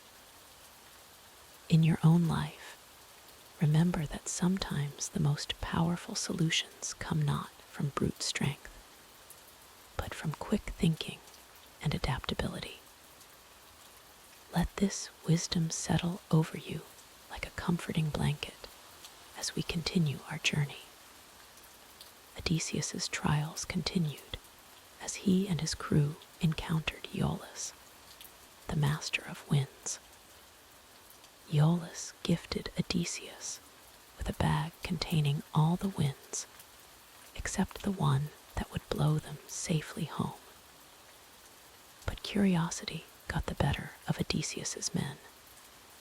Thinking the bag contained treasure, they opened it while their leader slept, releasing the winds and blowing their ship far off course. Next came the Laestrygonians, giant cannibals who destroyed all but one of Odysseus's ships. With his fleet reduced to a single vessel and his crew decimated, Odysseus pressed on, his heart heavy but his determination unbroken. Feel the weight of Odysseus's journey in your own body. As you exhale, let that weight sink into the bed beneath you, allowing yourself to become heavier and more relaxed with each breath.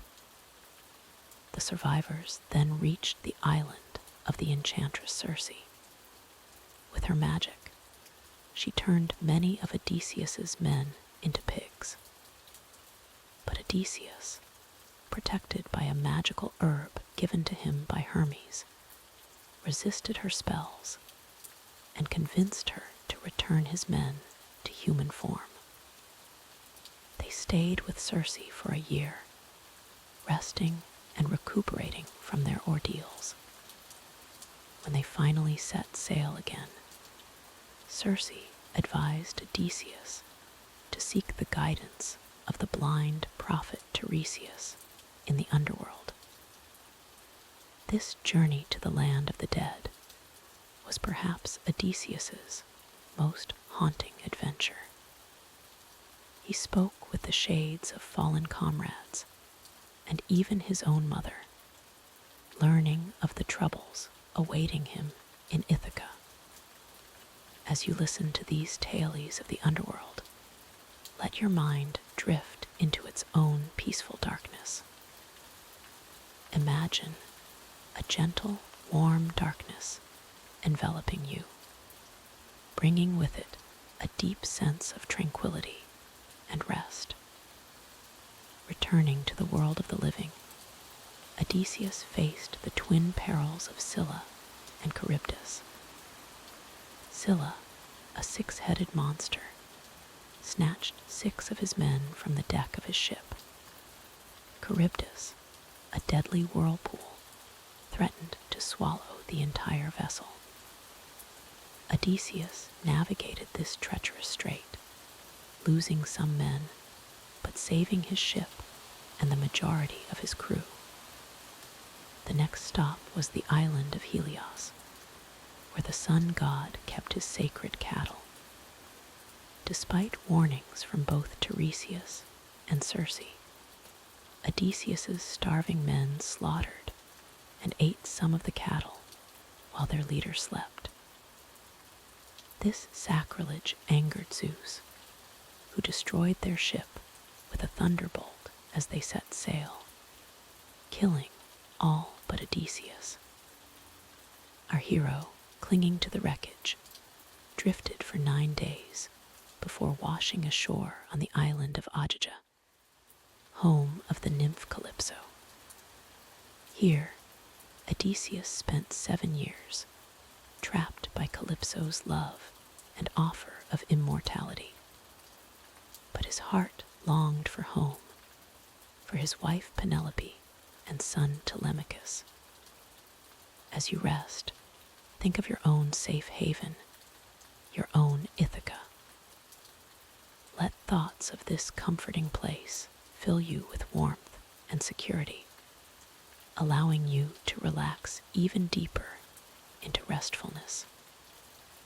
Finally, the gods took pity on Odysseus.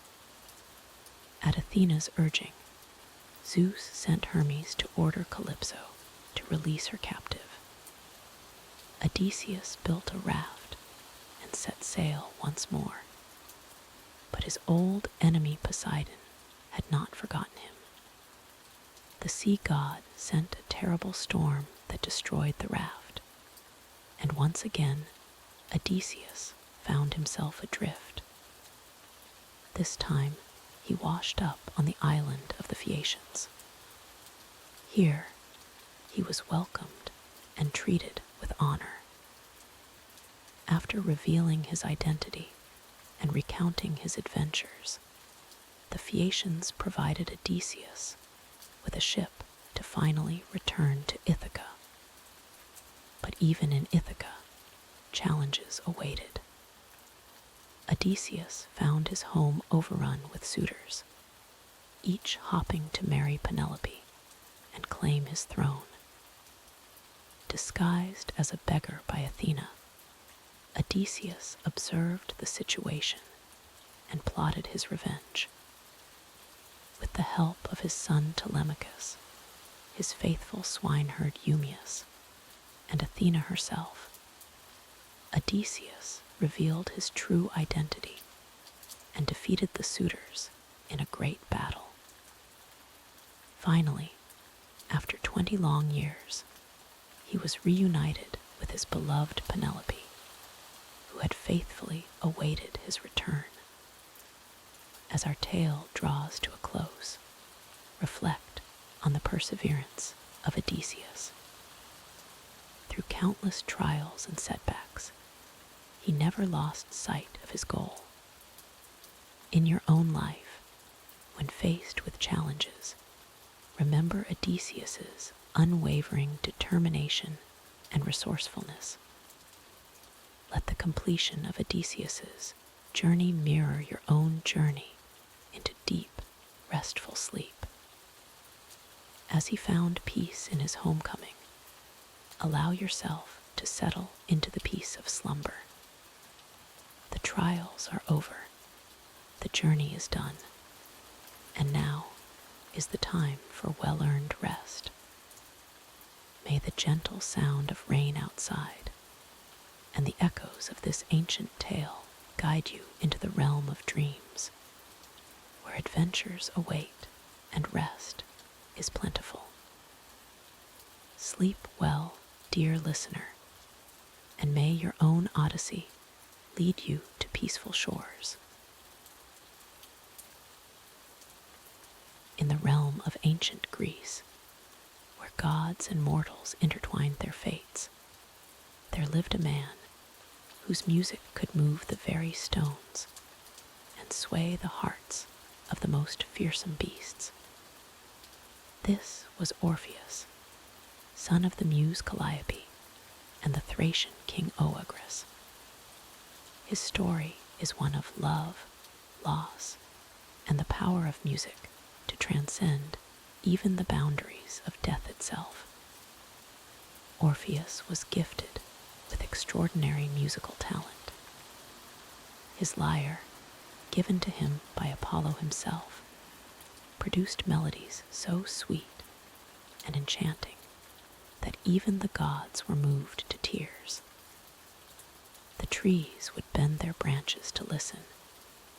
Rivers would change their course to flow nearer, and wild animals would lay down their fierceness to bask in the beauty of his songs. As you listen to this tale, imagine the soothing notes of Orpheus' lyre floating through the air, carrying you gently towards the realm of sleep. Let the rhythm of the story be like a lullaby, easing away the tensions of your day and preparing you for peaceful slumber. One day, Orpheus met a woman of extraordinary beauty named Eurydice. Her grace and charm captivated him instantly, and soon they fell deeply in love. Their wedding day was a joyous occasion, filled with music and celebration. It seemed as though their happiness would know no bounds. But fate, as it often does in Greek mythology, had other plans. Shortly after their wedding, Eurydice was walking in a meadow with her bridesmaids when she stepped on a venomous snake. The serpent's bite was fatal, and Eurydice died, leaving Orpheus devastated and heartbroken. As you rest and listen, feel the weight of Orpheus' sorrow. Let it remind you that even in our darkest moments, there is always hope, always a path forward. Allow your own worries to fade away as you become immersed in this ancient tale. Orpheus' grief was so profound that he could not accept the loss of his beloved. His mournful songs echoed through the forests and mountains, touching the hearts of all who heard them. Even the gods on Mount Olympus were moved by his sorrow. Determined to be reunited with Eurydice, Orpheus made a decision that few mortals would dare. He resolved to journey to the underworld, the realm of the dead ruled by Hades and Persephone, to plead for his wife's return. As Orpheus descended into the dark depths of the underworld, his music charmed even the most fearsome guardians. Cerberus, the three-headed dog that guarded the gates, was lulled to sleep by Orpheus' lyre. The theremin Charon, moved by the beauty of his melodies, allowed him passage across the river Styx without payment. Imagine, as you lie there, the gentle lapping of the river Styx, its dark waters carrying you deeper into relaxation. Let the steady rhythm of Orpheus' journey guide you towards tranquility and rest. Finally, Orpheus stood before Hades and Persephone, the rulers of the underworld. His music filled their gloomy halls with a beauty they had never known. Orpheus poured his heart and soul into his song, pleading for Eurydice's return. Even the cold heart of Hades was moved by Orpheus' music and his unwavering love. The god of the underworld agreed to allow Eurydice to return to the world of the living, but with one strict condition. Orpheus must lead her out of the underworld without looking back until they both reached the surface. As you continue to relax, consider the test that Orpheus faced. Sometimes, the path to our goals requires faith and patience. Let go of any need to control or rush things in your life, just as Orpheus had to trust in the process of leading Eurydice back to the world above. Orpheus began the long journey back to the surface, with Eurydice following behind him. He could hear her footsteps, but he dared not look back to confirm her presence. The path was treacherous and dark, filled with unseen dangers and whispers of doubt. As they neared the exit, Orpheus' heart was filled with both joy and anxiety. He had almost succeeded in his impossible quest. But in that moment of near triumph, a terrible doubt seized him. What if Hades had tricked him? What if Eurydice wasn't really there? Just as they were about to step into the light of the living world, Orpheus could no longer bear the uncertainty. He turned to look at Eurydice, forgetting in that crucial moment the condition set by Hades. As you listen, feel the tension in Orpheus' heart melt away. Let any tension in your own body dissolve, sinking deeper into relaxation with each breath. For a brief, joyous moment, Orpheus saw Eurydice's face, filled with love and sadness. But then, in an instant, she was pulled back into the shadows of the underworld. Orpheus reached out to grasp her hand, but it was too late. She faded away, lost to him forever. Devastated by his failure, Orpheus returned to the world of the living alone. His music, once filled with joy and wonder, now carried only sorrow and regret. He wandered the earth, inconsolable, playing melodies that made even the stones weep. As this tale of love and loss comes to a close, reflect on the power of music and love to move us, to change us, and sometimes to heal us. Let Orpheus' story remind you of the beauty and fragility of life, and the importance of cherishing every moment with those we love. In your own life, as you drift towards sleep, consider the things you hold most dear. Like Orpheus' music, let gratitude for these blessings fill your heart, easing you into a peaceful slumber. Some say that after his death, Orpheus was reunited with Eurydice in the Elysian fields, where they could spend eternity together. Others believe that his music lives on in the sounds of nature, in the whisper of the wind through the trees, the babbling of brooks, and the songs of birds. As you lie here, listening to the gentle rain outside, perhaps you can hear echoes of Orpheus' lyre in the rhythm of the falling drops. Let this soothing sound carry you deeper into relaxation, closer to the realm of dreams. The story of Orpheus and Eurydice reminds us of the transformative power of love and art. It teaches us about the dangers of doubt and the importance of trust. But most of all, it shows us that even in our darkest moments, there is beauty to be found, music to be made, and love to be cherished. As you prepare for sleep, let the melodies of your own life, the joys, the sorrows, the triumphs, and the challenges, blend into a beautiful symphony. Like Orpheus' music, let it soothe your soul and guide you towards peaceful dreams.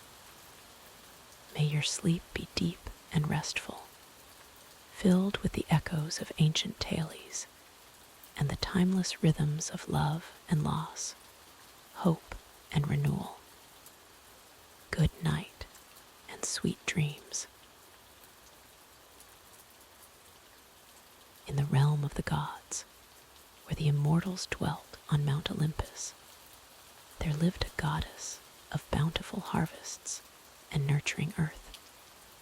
Her name was Demeter, and her love for her daughter, Persephone, was as deep as the roots of the ancient oak, and as vast as the golden fields of grain that stretched across the mortal world. As you listen to their tale, allow the gentle patter of rain to wash away your cares, and let the soothing cadence of their story carry you towards peaceful slumber. Demeter, with her flowing golden hair adorned with ears of wheat, watched over the earth with a mother's care. Her daughter, Persephone, was the very embodiment of spring, with a laugh like tinkling streams and eyes that sparkled with the freshness of new leaves. Together, they roamed the verdant meadows, blessing the land with abundance and joy. But fate, dear listener, has a way of weaving tales that test even the strongest bonds. As you rest comfortably, imagine the scene: a field of vibrant flowers, their petals dancing in a gentle breeze. Persephone, in all her youthful beauty, reached out to pluck a particularly enticing bloom. Little did she know that this simple act would set in motion events that would change the very seasons of the world. For watching from the shadows was Hades, the somber god of the underworld. His heart, long cold and isolated in his subterranean realm, was suddenly kindled with a fierce longing for the radiant Persephone. In a moment that seemed to make the earth itself hold its breath, Hades emerged from a chasm in the ground, his dark chariot pulled by midnight black steeds. With swift determination, he swept Persephone into his arms and plunged back into the depths of the earth, leaving behind only an echo of her startled cry. As you sink deeper into relaxation, envision Demeter's frantic search across the world. For 9 days and 9 nights, she scoured every corner of the earth, her torch burning bright, calling out for her beloved daughter. The goddess neither ate nor slept, her anguish growing with each passing moment. The earth, reflecting its mistress's sorrow, began to wither. Crops failed, leaves fell from trees, and a chill settled over the land. Meanwhile, in the underworld, Persephone found herself in a realm of shadows and whispers. The opulent palace of Hades, with its jewel-encrusted walls and rivers of gold, could not dispel the longing she felt for the sun-warmed earth above. Yet, as days passed, she began to see a different side of Hades. He was not the fearsome god of legend, but a complex being, capable of deep emotion and unexpected gentleness. Let the tension in your body ease, much as Persephone's fear gradually gave way to curiosity. She explored the vast caverns of the underworld, marveling at the glittering gems that lined the walls and the strange, luminous plants that grew in the absence of sunlight. In time, she came to appreciate the quiet beauty of this realm and the depth of Hades' devotion to her. Above ground, the world of mortals suffered under Demeter's neglect.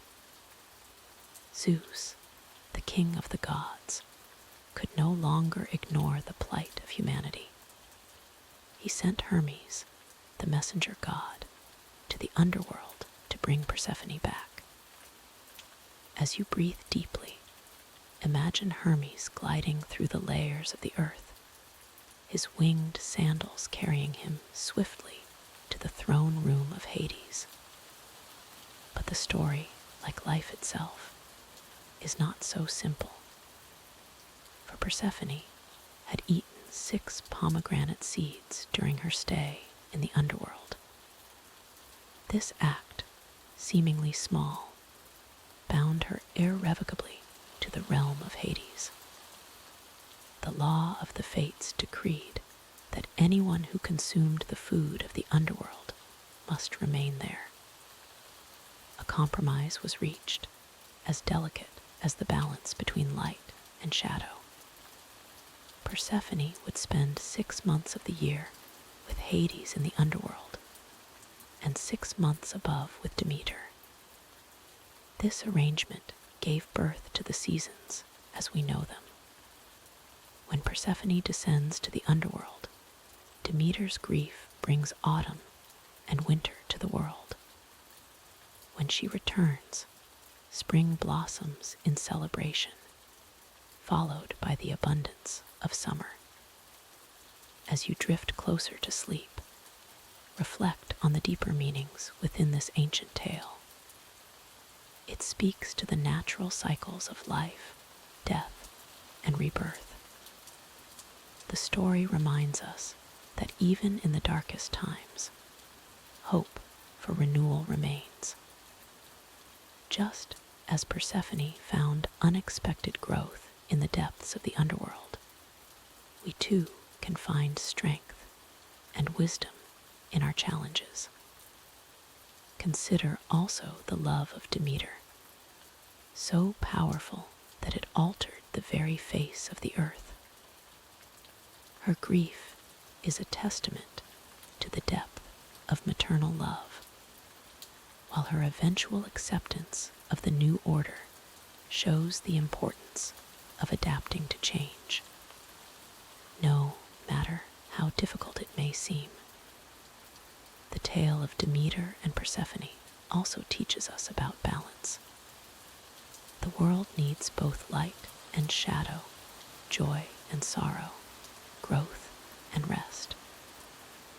As you lie here, feeling the weight of your body sinking into restful comfort, remember that this time of sleep is your own journey to the restorative underworld. Like Persephone, you will emerge renewed, ready to embrace the light of a new day. Let your thoughts drift to the changing seasons. Imagine the crisp fall air, leaves turning gold and red as Persephone prepares to return to Hades. Feel the quiet of winter, the earth resting beneath a blanket of snow, mirroring Demeter's patient waiting. Then visualize the joyous burst of spring flowers and the lush abundance of summer as mother and daughter reunite. As our story draws to a close, allow the gentle rhythm of the rain to mingle with your own steady breathing. Like Persephone, you are on a journey between two worlds, the waking world and the realm of dreams.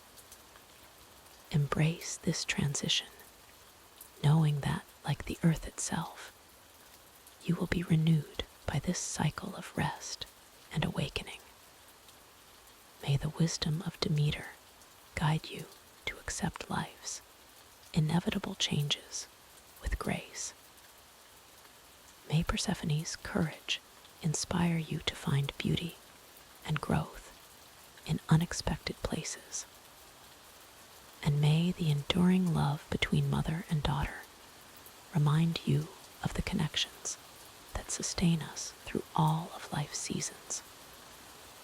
As you drift into sleep, know that like the earth awaiting spring, you too will awaken refreshed and ready for new beginnings.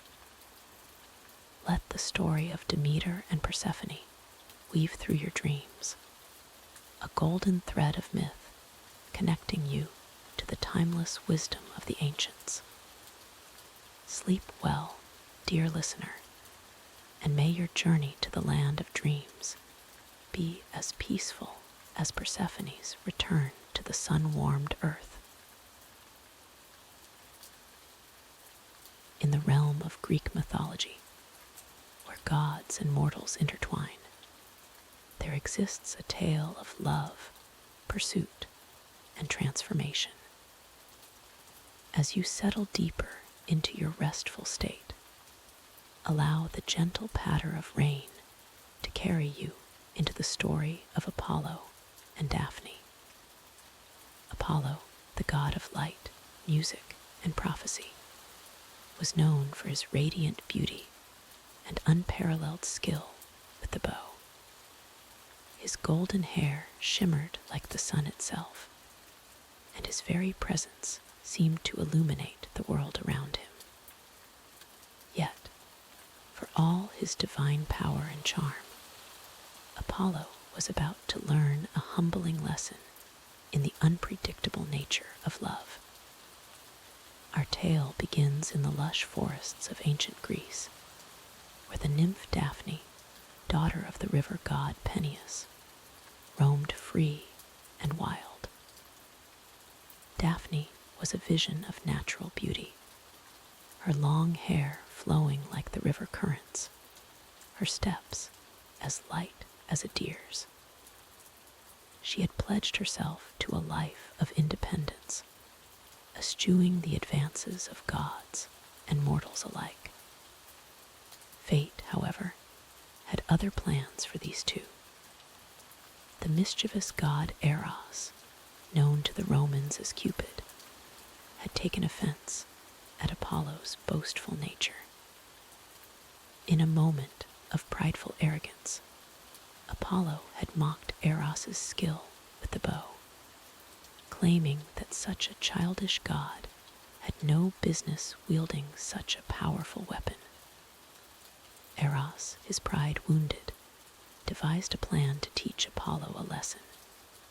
From his quiver, he drew 2 arrows, one tipped with gold to inspire love, the other with lead to repel it.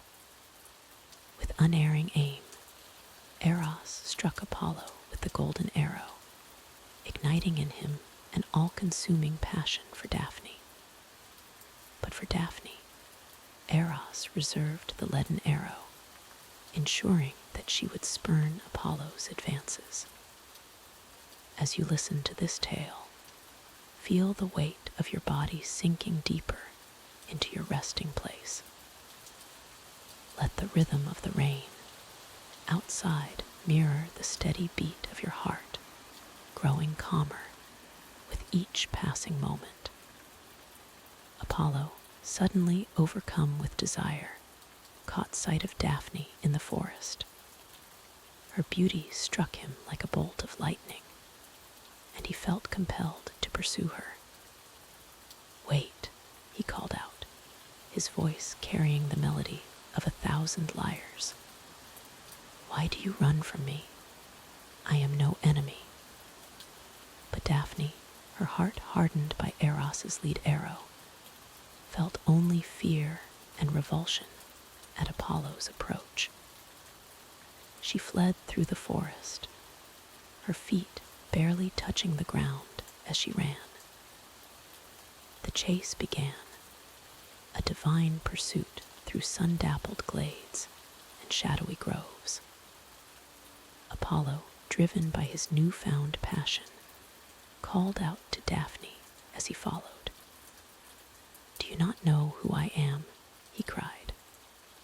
"I am the son of Zeus, the lord of Delphi, the master of music and prophecy. I pursue you not out of malice, but out of love." Yet his words fell on deaf ears.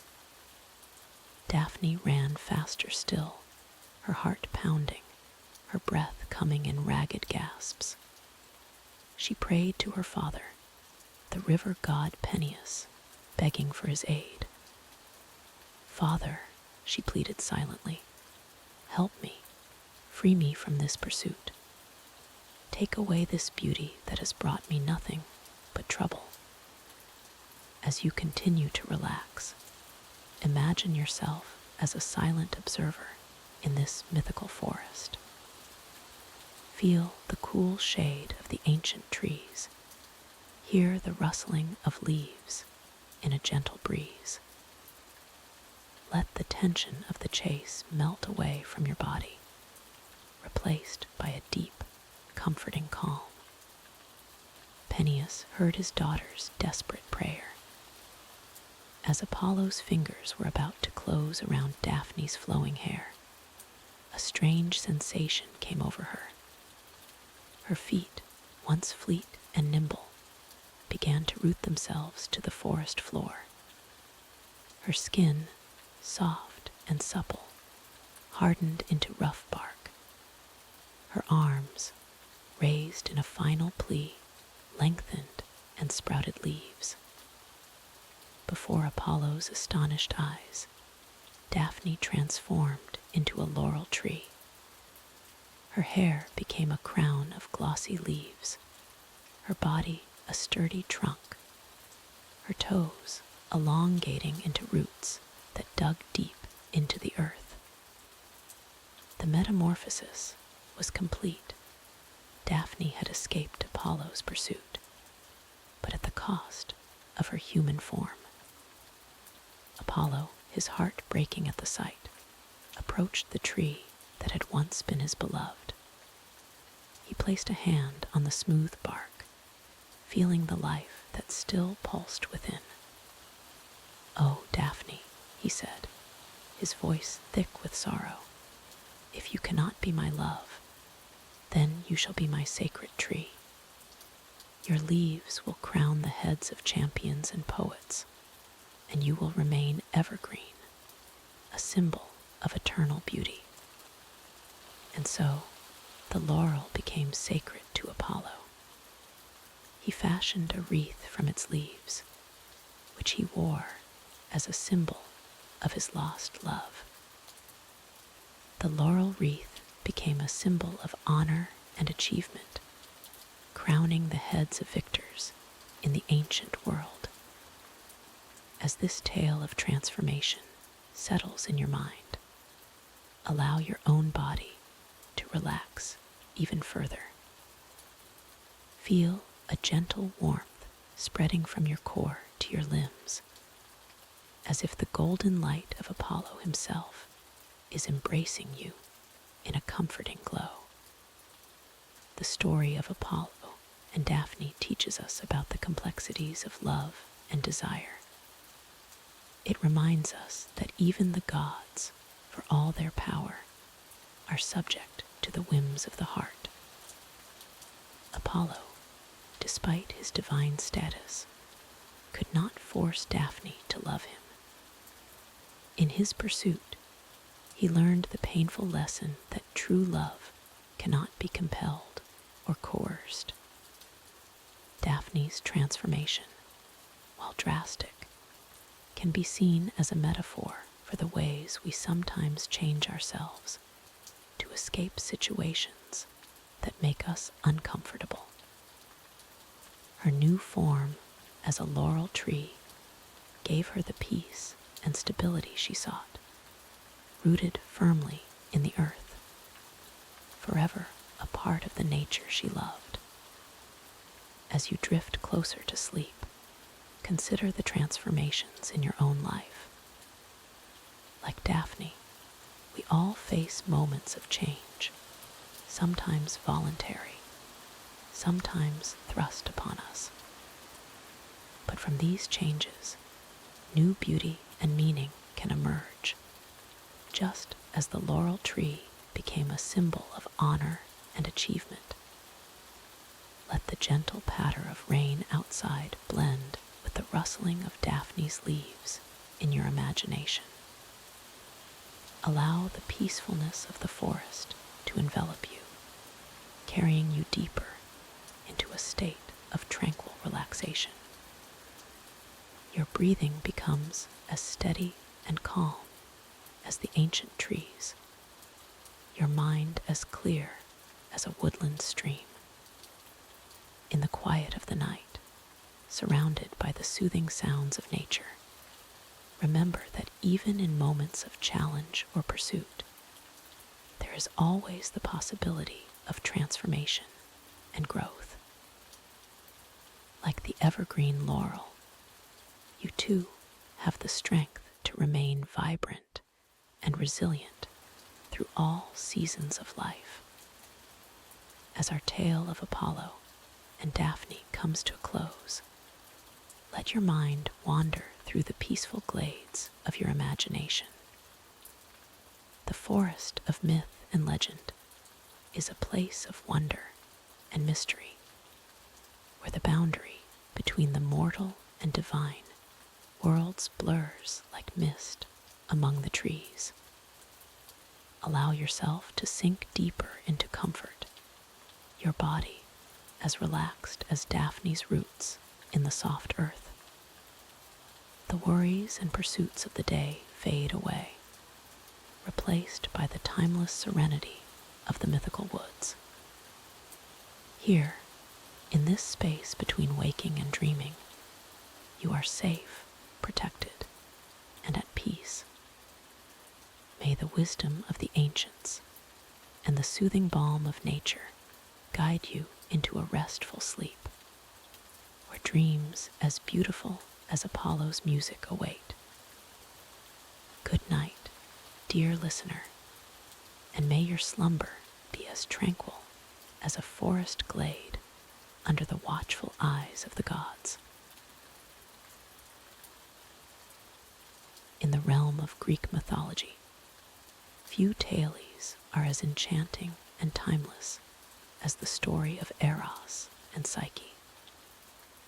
As you settle deeper into your comfortable position, allow the gentle patter of rain to wash away your cares, and let us journey together into a world of love, beauty, and the trials that test the human heart. Long ago, in a kingdom far removed from Mount Olympus, there lived a mortal princess named Psyche.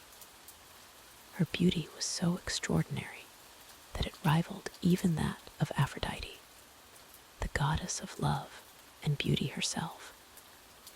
People from far and wide would come to marvel at Psyche's loveliness, some even mistaking her for Venus incarnate. As word of her beauty spread, the temples of Aphrodite began to empty, for mortals now turned their worship to this earthly vision of perfection. Imagine, if you will, a maiden so fair that the very flowers seemed to turn their heads as she passed, eager to catch a glimpse of her radiance. Her hair flowed like spun gold in the sunlight. Her eyes sparkled with the depth of the clearest sapphires, and her skin glowed with the soft luminescence of pearls. Yet, for all her outward beauty, Psyche's heart remained pure and untouched by vanity. As you visualize this scene, feel the warmth of the sun on your skin. Hear the soft rustle of leaves in a gentle breeze. Let the peacefulness of this idyllic setting wash over you, allowing your muscles to relax even further. However, Psyche's beauty, while a blessing, soon became a curse. For while men worshipped her from afar, none dared to seek her hand in marriage. They felt unworthy of such perfection, and Psyche found herself alone, admired but unloved.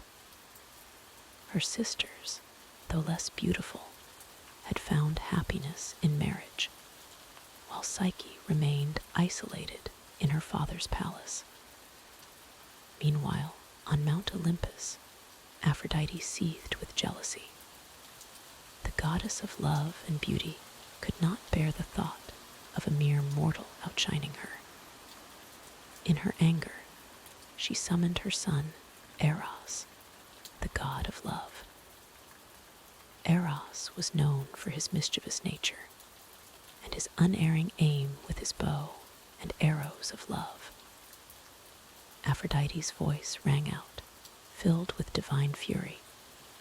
"My son, I have a task for you. There is a mortal girl named Psyche who dares to rival my beauty.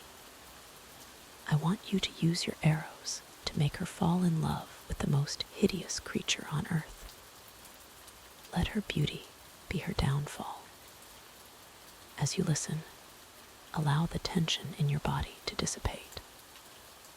Just as Eros prepared to carry out his mother's wishes, so too can you let go of any lingering stress or worry.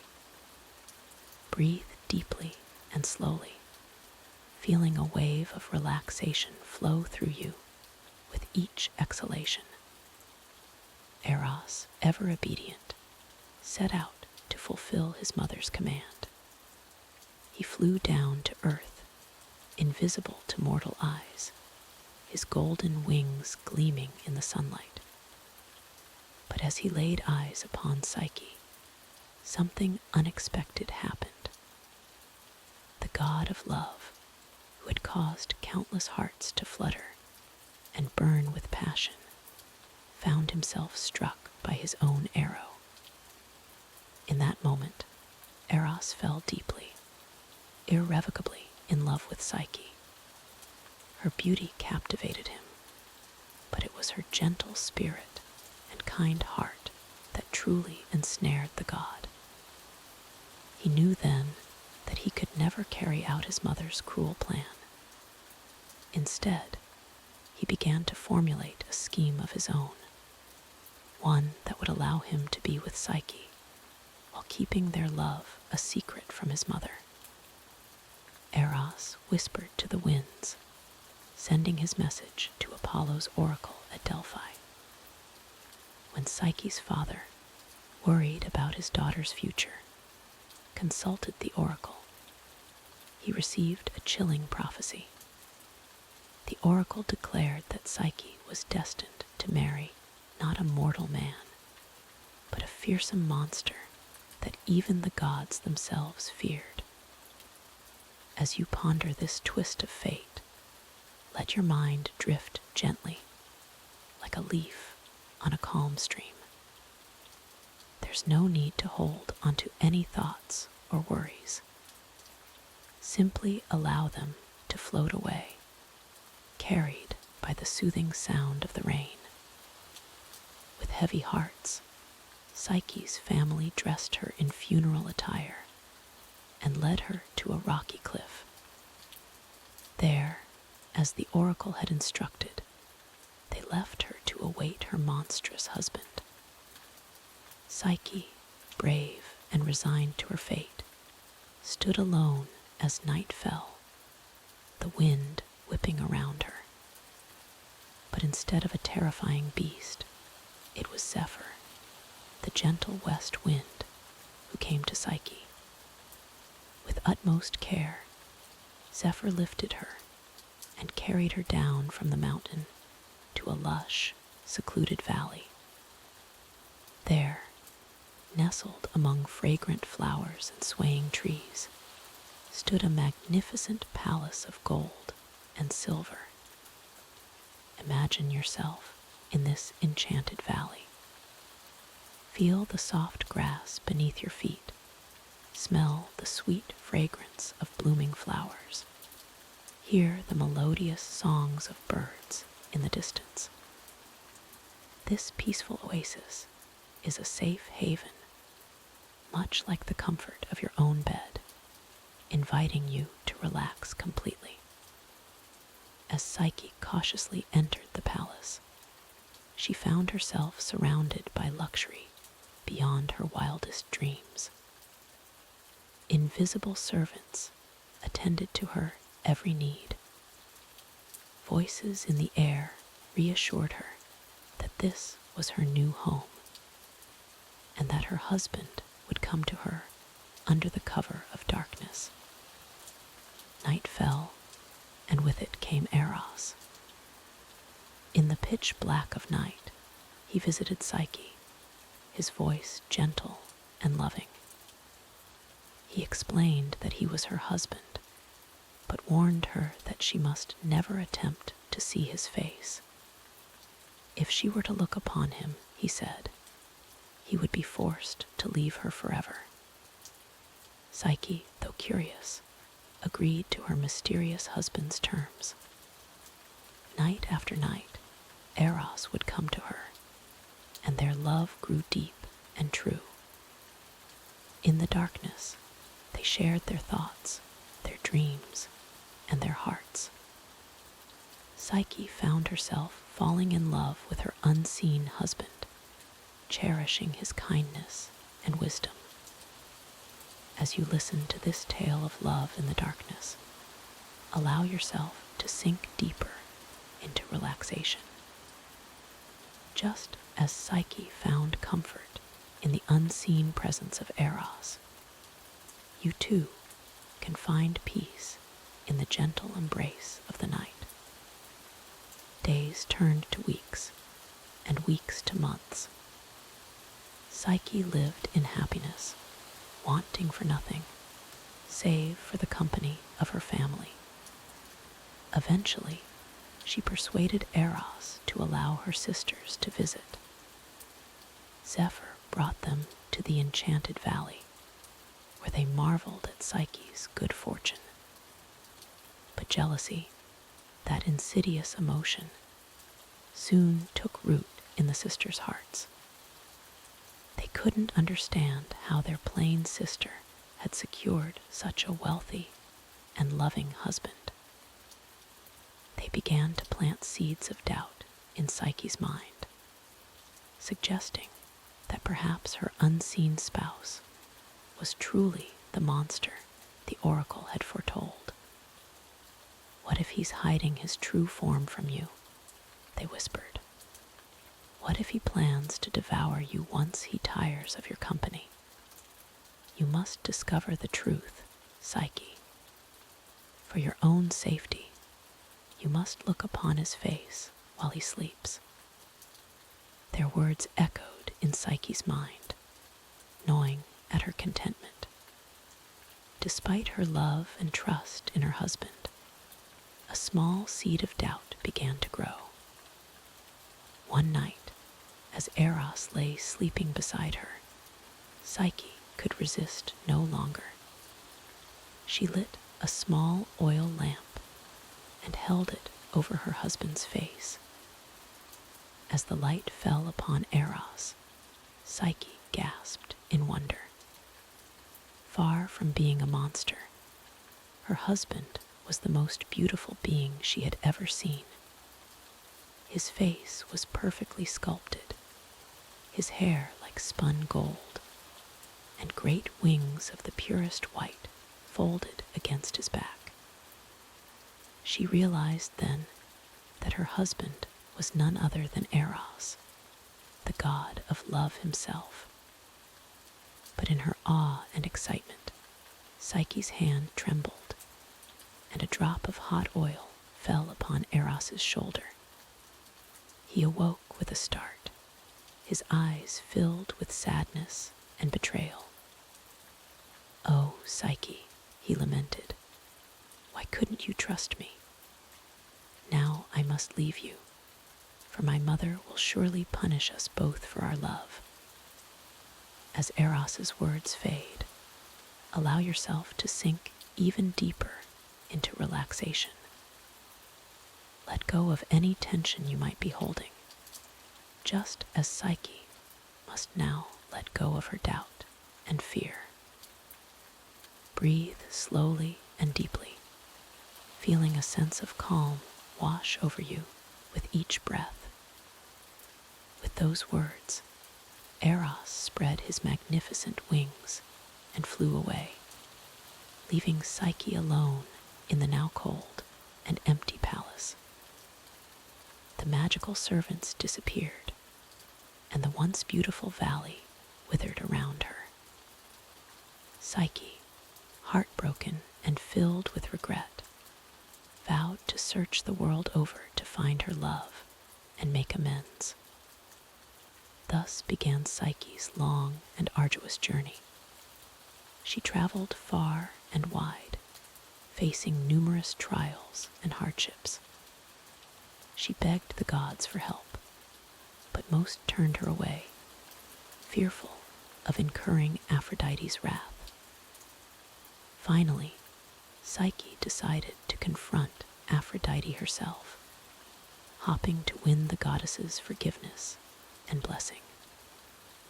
Aphrodite, still seething with jealousy, set impossible tasks for Psyche to complete.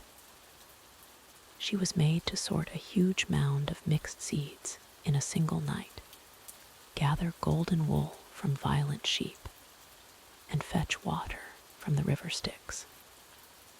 Yet, with the secret help of Eros, who still loved her despite his hurt, and the kindness of other beings who took pity on her, Psyche managed to complete each task. For her final task, Aphrodite sent Psyche to the underworld itself. She was to bring back a portion of Persephone's beauty in a small box. Psyche, weary but determined, made the perilous journey. However, on her return, curiosity once again got the better of her. She opened the box, hoping to take a small bit of the beauty for herself. But the box contained no beauty. Instead, it held a deep, enchanted sleep, which instantly overcame Psyche. She fell to the ground, motionless, as if dead. It seemed that all her trials had been for naught, and that she would never see her beloved Eros again. As you envision Psyche in her deep slumber, allow yourself to relax even further. Feel the weight of your body sinking into your bed, every muscle loosening, every breath bringing you closer to a peaceful state of rest. But Eros, who had been watching over Psyche throughout her journey, could bear their separation no longer. He flew to her side and wiped the sleep from her eyes with one of his arrows. Then, gathering her in his arms, he ascended to Mount Olympus to plead their case before Zeus himself. Zeus, moved by their love and impressed by Psyche's devotion, granted her immortality. Even Aphrodite, seeing the depth of their commitment, finally relented. Psyche drank ambrosia, the drink of the gods, and became an immortal herself. She and Eros were married in a grand ceremony on Mount Olympus, their union blessed by all the gods. And so, the tale of Eros and Psyche comes to its joyous end. Their love, tested by trials and strengthened by adversity, became legendary. Psyche, once a mortal princess, now stood as the goddess of the soul, united forever with Eros, the god of love. As our story concludes, reflect on the journey of Eros and Psyche. Their tale reminds us that true love can overcome any obstacle, that trust is essential in any relationship, and that sometimes we must face our greatest fears to achieve our heart's desire. Let the gentle sound of rain outside lull you towards sleep. Like Psyche in her enchanted slumber, allow yourself to drift off, safe in the knowledge that love, in its purest form, is a force that can transcend even the boundaries between mortals and gods. May your dreams be as sweet as the love between Eros and Psyche, and may you wake refreshed, ready to face whatever challenges tomorrow may bring. Morpheus Realm. In the vast expanse of the ancient Greek cosmos, where gods and mortals intertwined their fates, there existed a realm as deep and mysterious as the night sky itself. This was the domain of Poseidon, lord of the seas, whose very name could calm the waters or raise them to furious heights. As we delve into the story of this powerful deity, allow the gentle rhythm of the rain to carry you deeper into relaxation, much like the soothing ebb and flow of the tides. Poseidon, brother to Zeus and Hades, drew lots with his siblings to determine their realms of power. While Zeus claimed the sky and Hades the underworld, Poseidon was granted dominion over all the waters of the earth. His kingdom stretched far beyond what mortal eyes could see, encompassing not only the vast oceans, but also lakes, rivers, and streams. Beneath the surface of the blue waters, hidden in the deep caverns of the ocean, Poseidon ruled with a wisdom older than time itself. The sea god's most recognizable symbol was his trident, a powerful weapon forged by the Cyclops. This magnificent instrument could split rocks, create storms, and even cause earthquakes. With a mere strike of his trident upon the ground, Poseidon could summon great fountains of water or open chasms in the earth. It was both a tool of creation and destruction, much like the seas themselves. Poseidon's mood often reflected the nature of his domain. At times, he could be as calm and gentle as a placid lake, bestowing bountiful catches upon fishermen and guiding ships safely to harbor. In these moments, sailors would offer prayers of gratitude to the benevolent sea god. However, Poseidon could also be as tempestuous and unpredictable as a raging storm, his fury manifesting in towering waves and violent maelstroms that could swallow entire fleets. As you listen to this tale, imagine yourself floating gently on calm waters, your body weightless and at peace. Let the tension in your muscles dissolve, much like salt dissolving in the vast ocean. With each breath, sink deeper into relaxation, allowing the rhythmic sound of the rain to merge with the imagined lapping of waves against the shore. One of the most famous myths involving Poseidon tells of his contest with Athena for the patronage of a great city.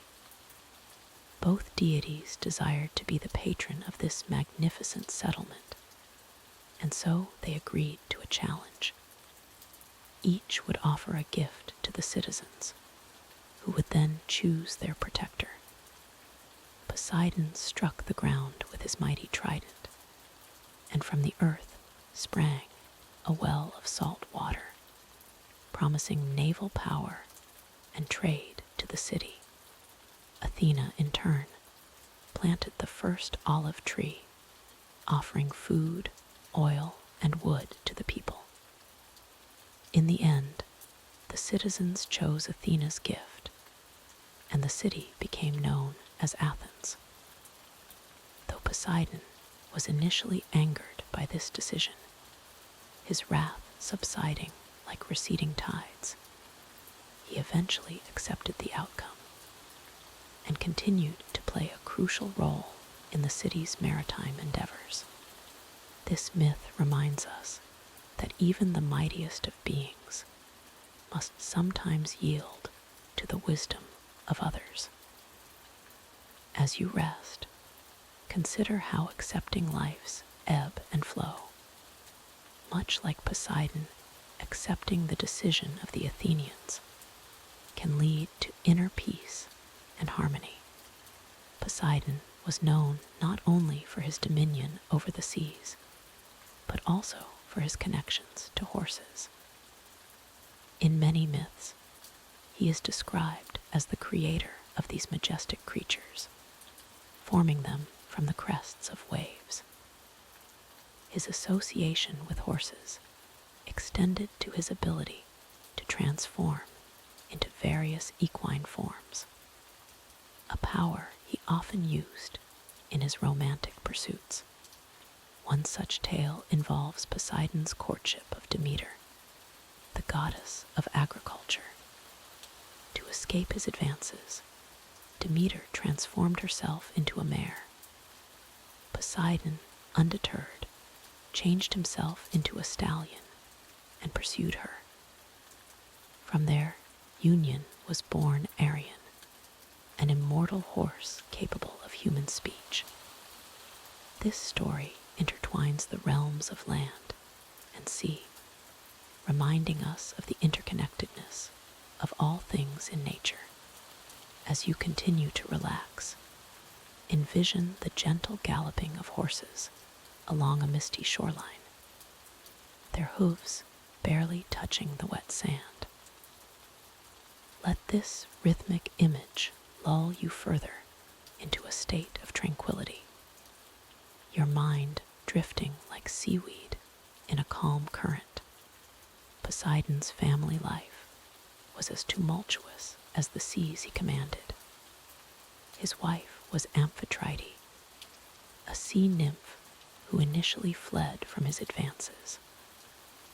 Poseidon sent a dolphin to persuade her to marry him, and in gratitude, he placed the dolphin among the stars as the constellation Delphinus. This tale reminds us that even in the vastness of the ocean, there is room for love and gentleness. The sea god was father to many children, both divine and monstrous. Among his offspring were Triton, his herald who could calm the waves with the sound of his conch shell, and the Cyclops Polyphemus, who would later encounter Odysseus. Poseidon's lineage extended far and wide, much like the waters he ruled, touching every corner of the mythological world. As we delve deeper into the realms of sleep, imagine the vast family of sea creatures that populate Poseidon's kingdom. Picture schools of colorful fish swimming through coral reefs, graceful dolphins leaping through waves, and majestic whales singing their haunting songs in the depths. Let these peaceful images wash over you, cleansing away any lingering tension or worry. Poseidon's influence extended beyond the seas to the earth itself. As the god of earthquakes and storms, he was known by the epithet Earthshaker. His power to create tremors in the land was both feared and respected by mortals and immortals alike. This aspect of Poseidon reminds us of the profound connection between the oceans and the land, a balance that governs much of our world's geology and climate. In your mind's eye, visualize the meeting point of land and sea. See the waves gently lapping against the shore, slowly shaping the coastline over millennia. This endless dance between elements can serve as a metaphor for life's constant changes, encouraging us to adapt and flow with the currents of existence rather than resist them. As our journey through Poseidon's realm draws to close, let us reflect on the lessons his myths impart. The sea god teaches us about the duality of nature, its capacity for both nurturing calm and destructive fury. He reminds us of the importance of respecting the natural world and recognizing our place within it. Just as sailors of old would look to Poseidon for safe passage, we too can look to these ancient stories for guidance and wisdom in navigating the waters of our own lives. Allow yourself to be filled with the peace of the ocean, the calmness of the deep blue waters that stretch endlessly before you. Feel the gentle rocking of waves cradling you, lulling you into a state of perfect relaxation. As you drift closer to sleep, Know that Poseidon's realm is a place of both mystery and sanctuary, a vast expanse where your cares can dissolve like salt in the sea. May the soothing sounds of rain blend with the imagined whispers of the tide, creating a perfect lullaby to carry you into the depths of restful slumber. As Poseidon watches over his watery domain, may you find peace and rejuvenation in the embrace of sleep, ready to emerge refreshed and renewed, like the dawn breaking over a calm sea. In the annals of Greek mythology, few stories are as captivating as the tale of Athena and the founding of Athens. As you settle deeper into your rest, allow the gentle patter of rain to carry you back to ancient times, where gods and mortals alike shaped the destiny of a great city. Our story begins with Athena, the goddess of wisdom, courage, and crafts. Born from the head of Zeus himself, Athena was unlike any other deity. Her birth was as extraordinary as her wisdom, emerging fully grown and armed from her father's brow after he had swallowed her pregnant mother, Medes. Imagine, if you will, the moment of her birth. The sky rumbles, dark clouds gather, and suddenly, with a crack of thunder that shakes the very foundations of Mount Olympus, Zeus's head splits open. From this divine fissure emerges Athena, resplendent in gleaming armor, her piercing gray eyes already filled with the wisdom of ages. As you visualize this scene, feel the tension in your body release, much like the relief Zeus must have felt after Athena's dramatic entrance.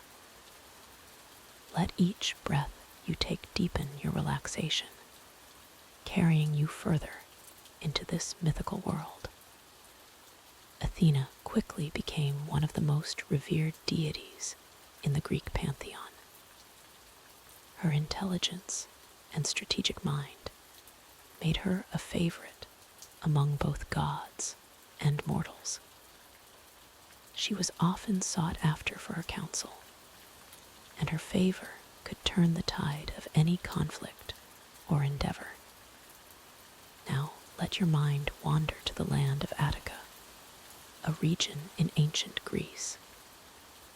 This land, lush and fertile, caught the eye of both Athena and her uncle, Poseidon. Both deities desired to claim this promising area as their own, to have a city named in their honor, and to be its chief patron. As you picture this verdant landscape, allow the tension in your shoulders to melt away. Breathe in the imaginary scent of olive groves and sea air, letting it soothe your senses and deepen your relaxation. The conflict between Athena and Poseidon over Attica was not to be settled by force, but by a contest of gifts. Each god would offer something to the city, and the people would choose which gift they preferred, thereby selecting their patron deity. Poseidon went first. With his mighty trident, he struck the ground atop the Acropolis, the high rocky outcrop that would become the heart of Athens. From this spot, a spring burst forth, creating a stream of water that flowed down the rock. However, the water was salty, much like the sea over which Poseidon ruled. As you envision this scene, let the sound of the rain outside blend with the imaginary sound of Poseidon's spring. Allow this gentle symphony to wash away any lingering thoughts or worries, carrying you deeper into a state of peaceful relaxation. Then it was Athena's turn. She knelt and gently touched the ground. From that spot, an olive tree began to grow. It grew quickly, sprouting from a sapling to a full-grown tree in a matter of moments, its silvery leaves shimmering in the sunlight, branches heavy with ripe olives. The people of Attica were asked to choose between these gifts. They saw in Poseidon's spring the promise of naval power, of mastery over the seas. But in Athena's olive tree, they recognized a truly divine gift. The olive tree would provide them with food, oil for their lamps, and wood for building. It was a symbol of peace and prosperity. As you contemplate this choice, feel the weight of your body sinking deeper into your bed. Just as the people of Attica found peace in their decision, allow yourself to be enveloped by a sense of tranquility and contentment. The people chose Athena's gift, and so the city was named Athens in her honor. Athena became the patron goddess of the city, and the olive tree her sacred symbol. The Athenians built the Parthenon, a magnificent temple atop the Acropolis, to honor their patron goddess. Under Athena's guidance and protection, Athens flourished. It became a center of learning, philosophy, and democracy. The wisdom of Athena flowed through the city's streets, inspiring great thinkers, artists, and leaders. As you drift closer to sleep, imagine the city of Athens in its golden age. Picture the white marble of the Parthenon gleaming in the sun, the bustling agora where citizens gathered to discuss ideas, the olive groves surrounding the city, their leaves whispering in the breeze. The story of Athena and the founding of Athens teaches us about the power of wisdom and foresight. Sometimes, the most valuable gifts are not those of immediate gratification, but those that provide sustained nourishment and growth. In your own life, as you face decisions and challenges, remember the olive tree. Like the Athenians, you too have the wisdom within you to choose what will truly bring you peace and prosperity in the long run. As our tale comes to a close, allow the lessons of Athena to settle gently in your mind. Feel the wisdom of the ages wrapping around you like a warm, comforting blanket. With each breath, sink deeper into relaxation, knowing that like Athens under Athena's protection, you are safe and at peace. Let the soft patter of rain outside blend with the rustling of olive leaves in your imagination. As you drift off to sleep, may Athena's wisdom guide your dreams, and may you wake refreshed, ready to face your own challenges with the strategic mind of the goddess herself. Sleep now, dear listener, and may your night be as peaceful as Athens under the watchful eye of Athena. Morpheus Realm.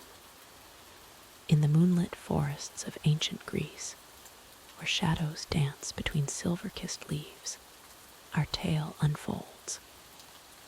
This is the story of Artemis, the goddess of the hunt and Actaeon, a mortal whose fate would be sealed by a single, fateful glance. As you listen, allow the gentle patter of rain to wash away your cares, and let the whispers of the forest lull you into a state of deep relaxation. Artemis, daughter of Zeus and Leto, was known for her fierce independence and unparalleled skill with the bow. She was the protector of young women and wildlife, moving through the forests with the grace of a deer and the stealth of a panther. Her beauty was as wild and untamed as the wilderness she cherished, and she guarded her privacy with the same ferocity she applied to her hunts. As you sink deeper into comfort, imagine the cool, crisp air of Artemis's forest domain. Feel the soft earth beneath your feet, the gentle caress of ferns against your skin. The goddess moves silently through her realm, her presence both comforting and awe-inspiring to the creatures that dwell within. Actaeon was a young prince of Thebes, renowned for his own skill as a hunter. He was handsome and proud, confident in his abilities, and favored by fortune. Little did he know that his life would soon be irrevocably changed by an encounter with the divine. One sweltering summer day, Actaeon led his hunting party deep into the forest. The hounds were restless, tongues lolling as they sought respite from the heat. Actaeon, too, felt the oppressive warmth and decided to separate from his companions to seek a cool stream he knew lay hidden in a secluded glade. As you listen, feel the tension of the day melt away from your body. Let each breath draw you deeper into the story and deeper into relaxation. The forest around you is a sanctuary, sheltering you from the cares of the world. Actaeon pushed through a thick curtain of leaves and found himself in a hidden grotto. A pristine pool lay before him, its surface like polished silver in the dappled sunlight.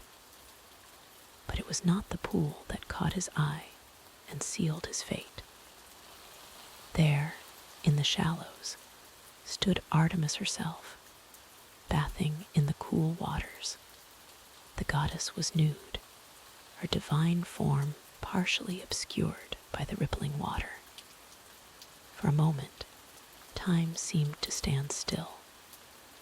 Actaeon stood transfixed, unable to look away from the forbidden sight. Artemis, feeling the weight of mortal eyes upon her, turned. Her face, at first surprised, quickly contorted with divine rage. No man was ever meant to see her in such a vulnerable state. In her anger, she reached for her bow, but it lay on the shore, out of reach. Instead, she cupped her hands and scooped up water from the pool. "Mortal," she cried, her voice ringing with power and fury, "since you dare to look upon a goddess unveiled, may you never speak of what you have seen." With these words, she flung the water into Actaeon's face. As the droplets touched his skin, a strange sensation overcame him. His body began to change, twisting and reshaping itself. Antlers sprouted from his brow, his nose elongated into a muzzle, and coarse fur sprouted across his body. In mere moments, where once stood a man, now stood a magnificent stag. Actaeon, his mind still human, but trapped in the body of a deer, felt panic rise within him. He tried to cry out, to beg for mercy, but only a strangled bellow emerged from his throat. As you continue to relax, let the tension of Actaeon's transformation flow away from you. Your own body feels light, free from worry or fear. The forest around you is a place of peace, not danger. Artemis, her anger not yet spent, called out to Actaeon's own hunting dogs. The hounds, hearing their mistress's call, came bounding into the glade. They saw not their master, but a strange stag standing where he had been. The scent of fear emanating from the transformed Actaeon drove them into a frenzy. With a gesture from Artemis, the dogs gave chase.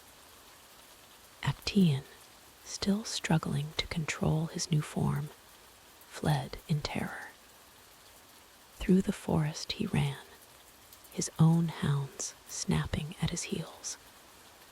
He tried to call out to them, to make them recognize him, but no human words could pass his lips. The chase was long and grueling. Actaeon's human mind knew the forest well, but his deer's body was unused to the terrain. Gradually, fatigue began to overtake him. His legs, once swift and sure, began to falter. As you listen, feel your own body growing heavier, more relaxed. The chase in the story is distant, unable to disturb your deepening calm. You are safe, protected, drifting gently towards sleep. Finally, exhausted and cornered, Actaeon could run no more. His faithful hounds, now turned savage pursuers, fell upon him. In a tragic irony, the great hunter became the hunted, torn apart by his own dogs, while Artemis watched dispassionately from afar. As Actaeon's mortal life ebbed away, Artemis's anger cooled. She saw the tragedy of the moment, a life ended by a chance encounter and a moment's indiscretion.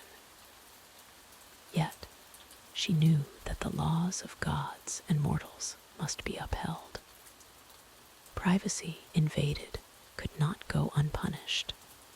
In the aftermath of Actaeon's death, his hunting companions searched the forest for days, calling his name. They never found him, for there was nothing left to find. Artemis, in a moment of compassion, transformed Actaeon's dogs. Overcome with grief at what they had done, they roamed the forests, their howls of mourning echoing through the trees for years to come. The tale of Artemis and Actaeon serves as a reminder of the power of the gods and the importance of respecting boundaries. It speaks to the swift and often harsh justice of the divine and the tragic consequences that can arise from a single moment of transgression. As our story draws to a close, let the gentle rain continue to soothe you. The forest of Artemis is now calm, at peace. The echoes of the chase have faded, leaving only the soft rustle of leaves and the distant call of night birds. Reflect, as you drift closer to sleep, on the lessons of Actaeon's fate. In life, as in dreams, we must move with respect and awareness. The boundaries we honor protect not only others, but ourselves as well. Allow your mind to wander through the moonlit glades of your imagination. You are safe here, far from the cares of the waking world. The goddess Artemis, stern but just, watches over the wilderness of your dreams, ensuring your passage through the night is peaceful and undisturbed. As sleep beckons, remember that each day is a gift, as precious and fleeting as Actaeon's last moments of humanity. Cherish the beauty of the world around you, but always with respect and reverence. Let this wisdom guide you as you slip into the realm of dreams, where the forests are always lush, the streams always cool, and the moon always full and bright. Rest now, dear listener. May your dreams be as vast as Artemis's forests, and as serene as her sacred pools. Sleep and be at peace. In the realm of the gods, where beauty and skill intertwine like golden threads in a tapestry, there lived two deities whose story would captivate mortals for millennia. Hephaestus, the master craftsman of Olympus, and Aphrodite, the goddess of love and beauty, were bound together in a tale of passion, betrayal, and ultimately understanding. Hephaestus was not born into greatness like many of his divine brethren. His story began with rejection, cast from Olympus by his own mother, Hera, who was ashamed of his deformed appearance. As he plummeted through the sky, the young god's cries echoed across the heavens, a sound that would haunt the dreams of mortals for generations to come. But fate had other plans for Hephaestus. He landed in the sea, where the gentle Thetis and Eurynome, daughters of Oceanus, took pity on the divine child. They raised him in the depths of the ocean, nurturing his innate talents and teaching him the art of craftsmanship. In the cool, dark caves beneath the waves, Hephaestus honed his skills, forging creations of such beauty and complexity that they rivaled the works of the gods themselves. As you listen to this tale, imagine the rhythmic sound of hammer on anvil, a soothing lullaby echoing through the caverns of your mind. Let the steady beat guide you deeper into relaxation, each strike carrying you further into a state of peaceful tranquility. Years passed, and Hephaestus grew into a god of unparalleled skill. His works were marvels of ingenuity automatons that moved of their own accord, weapons that could pierce the very heavens, and jewelry that captured the essence of beauty itself. Word of his talents spread, eventually reaching the ears of the Olympians. Zeus, recognizing the value of such a craftsman, welcomed Hephaestus back to Olympus. The once rejected god ascended to take his place among the pantheon, his workshops now occupying the heights of the divine mountain. Here, amid the clouds and stars, Hephaestus continued his work, creating wonders that would become the stuff of legend. But even as Hephaestus found acceptance among the gods, a void remained in his heart. The loneliness of his early years had left its mark, a yearning for companionship that even his greatest creations could not fill. It was in this state of longing that he first laid eyes upon Aphrodite, the goddess of love and beauty. Aphrodite was a vision of perfection, born from the sea foam and blessed with a beauty that could bring the mightiest of gods and mortals to their knees. Her very presence seemed to fill the air with a sweet fragrance, and her laughter was like the tinkling of the finest crystal. To Hephaestus, she was the embodiment of all he had ever tried to capture in his art. As you picture Aphrodite in your mind, let her radiance wash over you. Feel the warmth of her presence, like gentle sunlight caressing your skin. Allow this sensation to spread through your body, releasing any tension and bringing a deep sense of comfort and peace. Driven by a love that consumed him, Hephaestus approached Zeus with a bold request. He asked for Aphrodite's hand in marriage. Zeus, perhaps seeing an opportunity to bring balance to Olympus, agreed. And so, the goddess of beauty was wed to the god of fire and forge, a union that seemed to promise a harmonious blend of form and function. But the path of true love is seldom smooth, even for the gods.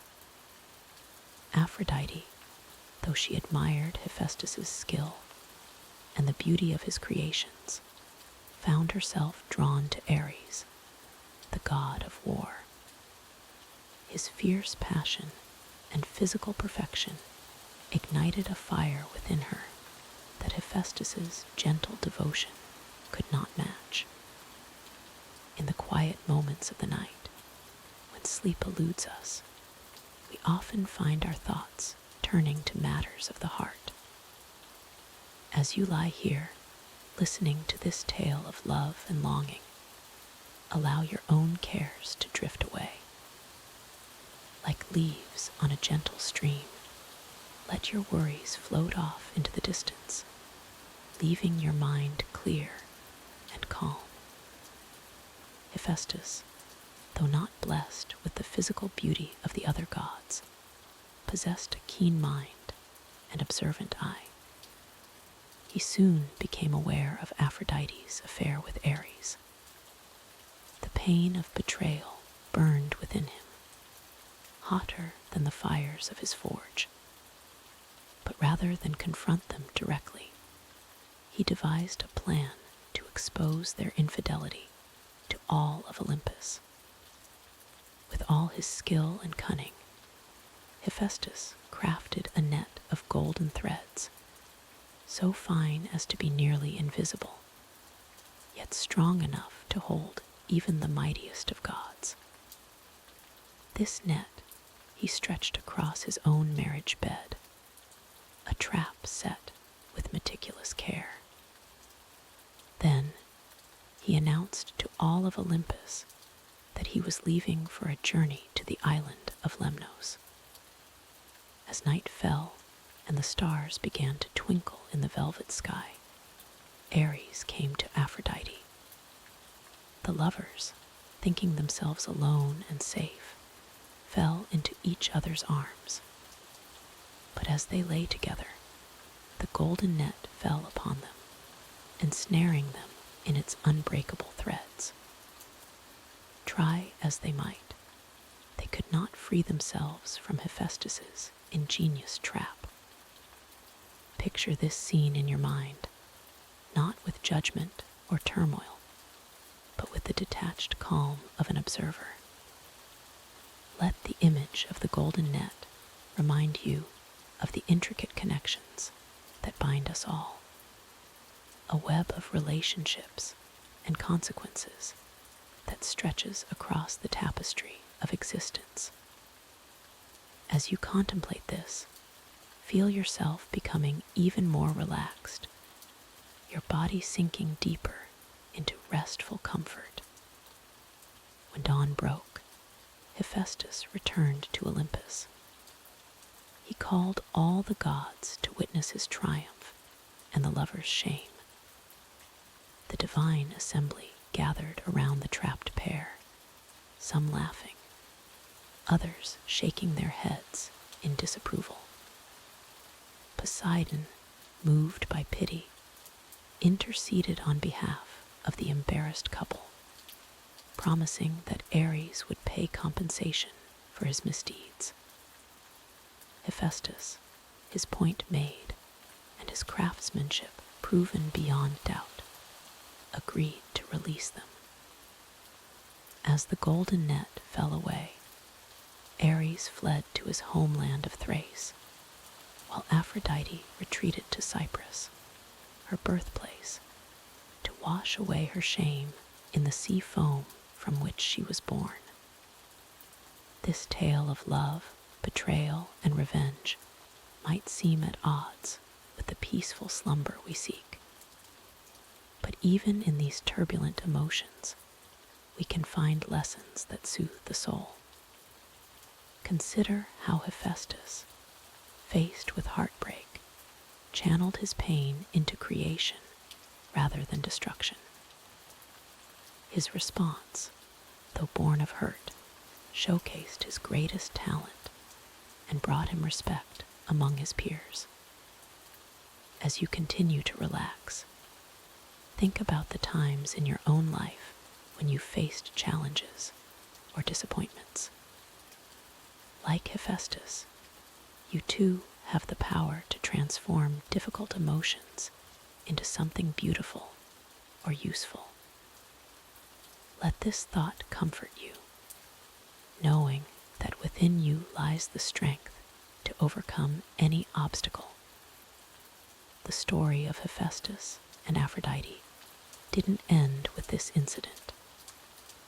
Over time, a kind of understanding grew between them. Hephaestus came to accept that Aphrodite's nature was as unchangeable as his own, while Aphrodite developed a deeper appreciation for her husband's gifts and steadfast character. In your own relationships, remember that acceptance and understanding can often bridge the widest gaps. As you drift closer to sleep, let go of any lingering resentments or misunderstandings. Allow forgiveness to wash over you like a gentle wave, cleansing your heart and preparing you for peaceful dreams. Hephaestus continued to create wonders that amazed both gods and mortals. His works included the armor of Achilles, the scepter of Zeus, and even the first woman, Pandora. Through his craft, he found purpose and contentment, his workshop a sanctuary where the imperfections of the world could be shaped into objects of beauty and power. As our tale draws to a close, imagine yourself in Hephaestus's workshop.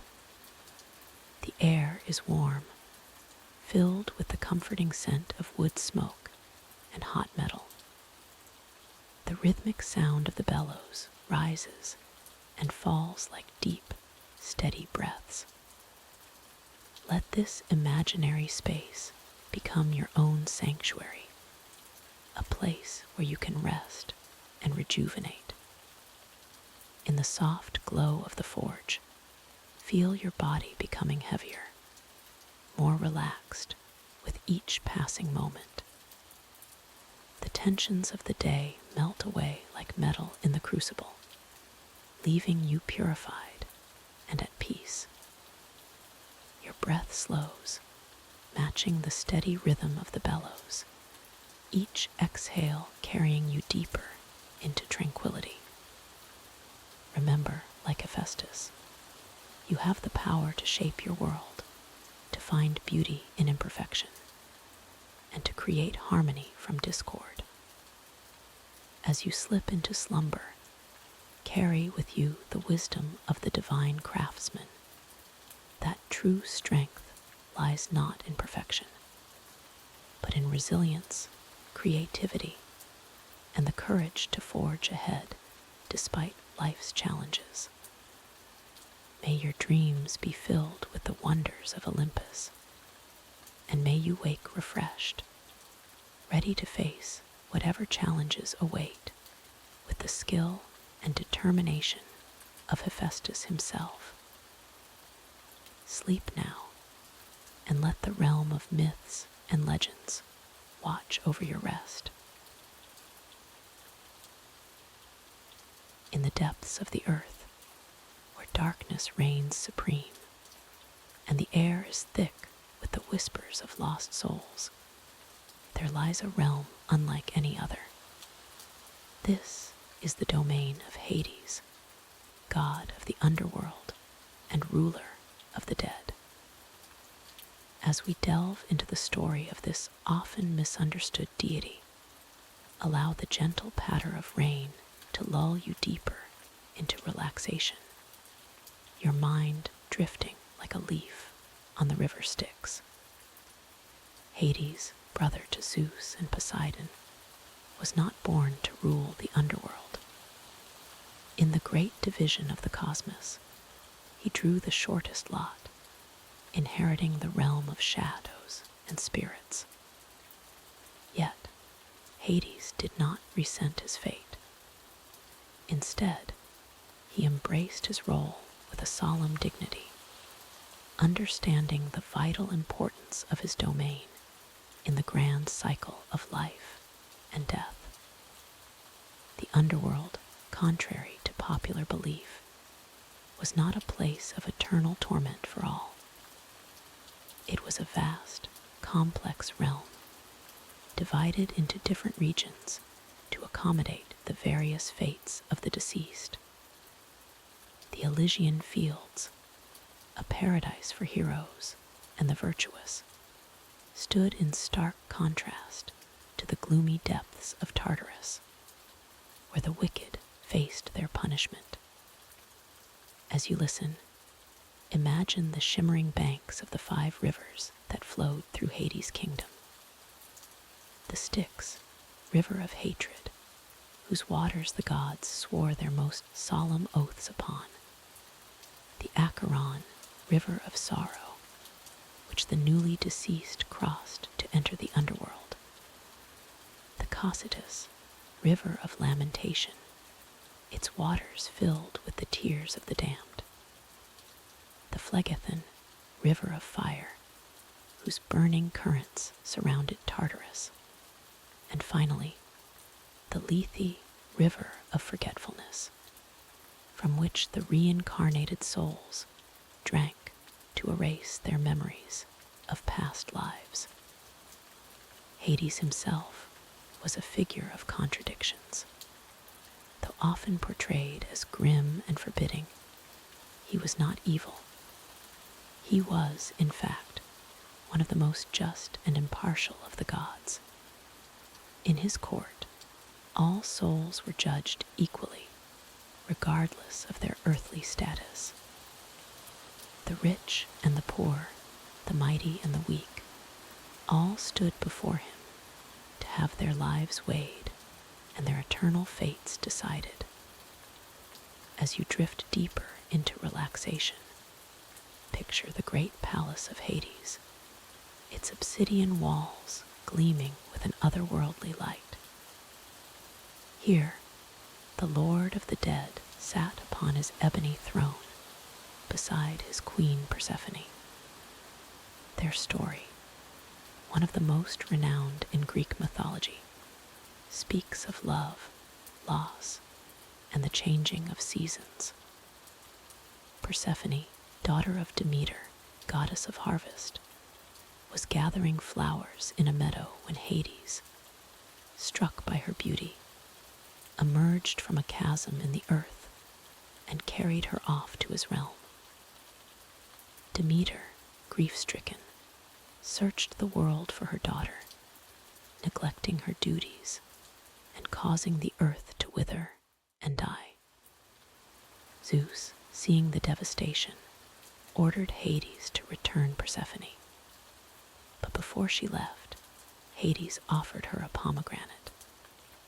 Unknowingly, Persephone ate 6 seeds, binding her to the underworld for 6 months of each year. And so, when Persephone returns to the underworld, Demeter's sorrow causes the world to fall into autumn and winter. When Persephone rejoins her mother, spring and summer bloom once more. This cycle of death and rebirth, of darkness and light, reminds us of the eternal balance in nature. As you rest, let this thought bring you peace. Just as the seasons change, so too do our struggles and joys. Nothing, not even the darkest night, lasts forever.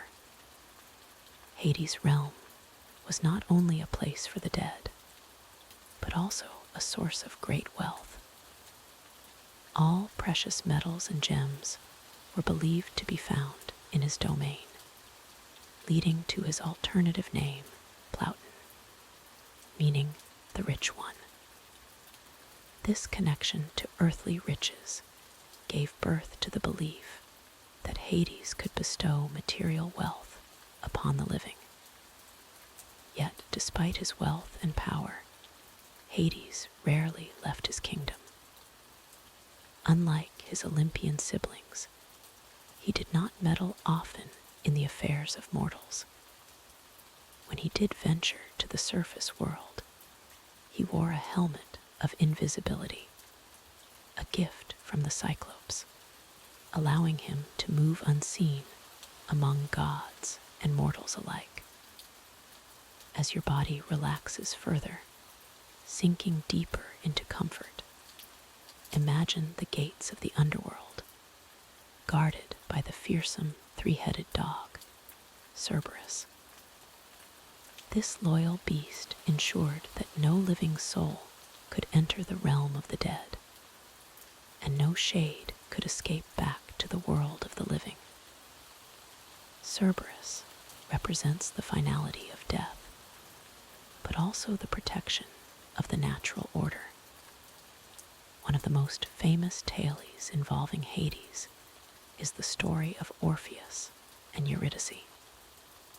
Orpheus, a musician of unparalleled skill, descended into the underworld to retrieve his beloved wife, Eurydice, who had died from a snake bite. His music was so beautiful that it moved even the cold heart of Hades, who agreed to allow Eurydice to return to the world of the living. However, there was one condition. Orpheus must lead Eurydice out of the underworld without looking back until they both reached the surface. As they neared the exit, Orpheus, overcome with doubt and longing, glanced back. In that instant, Eurydice vanished, pulled back into the realm of shades forever. This tale reminds us of the importance of trust and patience, of having faith in the unseen. As you lie here, trust in the process of relaxation, allowing sleep to come naturally without forcing or questioning it. Another fascinating aspect of Hades' realm was the presence of the judges of the dead, Minos, Rhadamanthus, and Aeacus. These three former kings were tasked with determining the fate of each soul that entered the underworld. Their judgments were final and unquestionable, emphasizing the themes of justice and consequence that permeated the Greek understanding of the afterlife. As your mind drifts peacefully, consider the wisdom in this system. It suggests that our actions in life have meaning and impact, not just on the world around us, but on our very souls. This belief encouraged ethical behavior and personal responsibility among the ancient Greeks. The underworld was also home to various mythical figures and creatures. The Furies, fearsome female spirits of vengeance, punished those who had committed crimes against the natural order. The Fates, three sisters who spun, measured, and cut the thread of each mortal life, resided in a dark corner of Hades' realm. These beings represented the inexorable nature of destiny and the ultimate fairness of death, which comes to all regardless of status or wealth. As the rain continues to fall gently outside, let these thoughts of cosmic balance and justice soothe your mind. Just as the underworld maintained order in the afterlife, so too can you find order and peace in your own thoughts as you drift closer to sleep. Hades, often misunderstood and feared, was in many ways the most constant and reliable of the gods.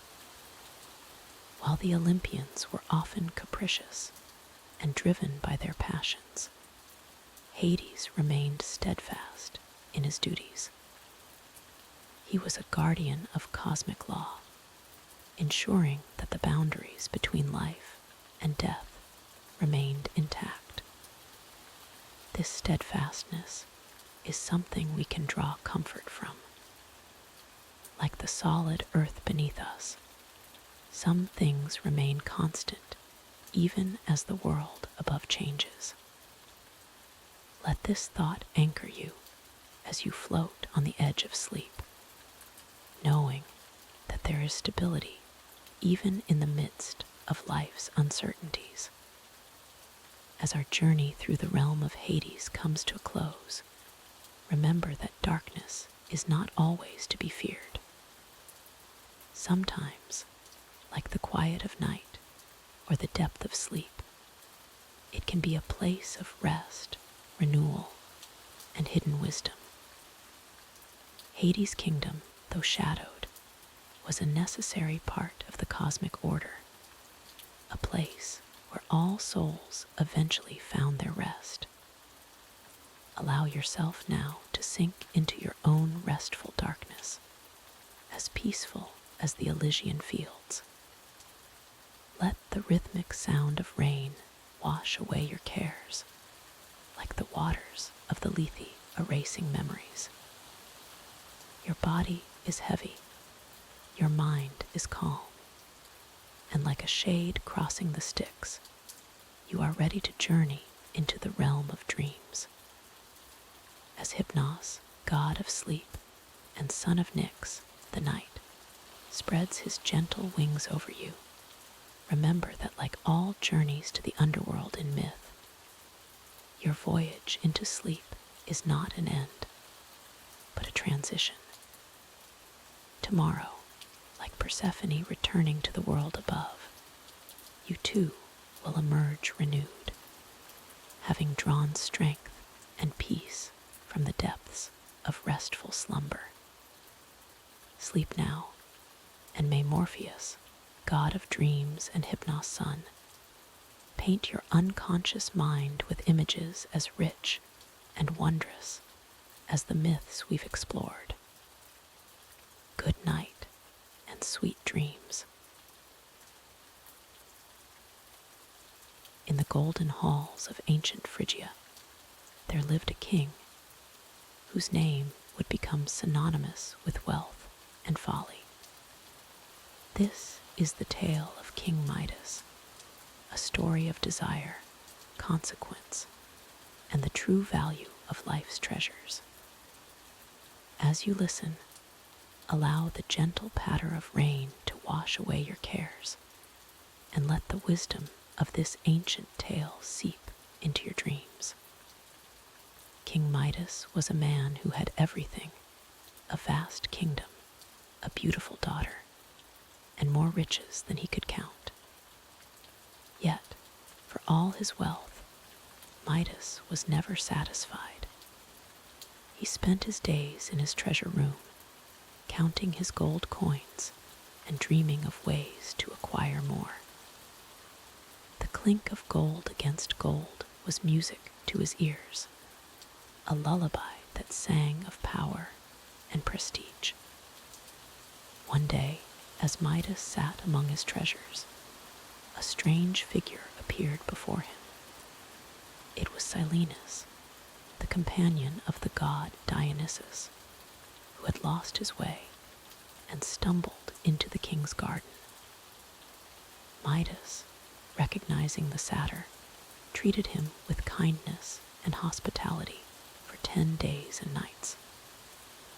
On the 11th day, he returned Silenus to Dionysus.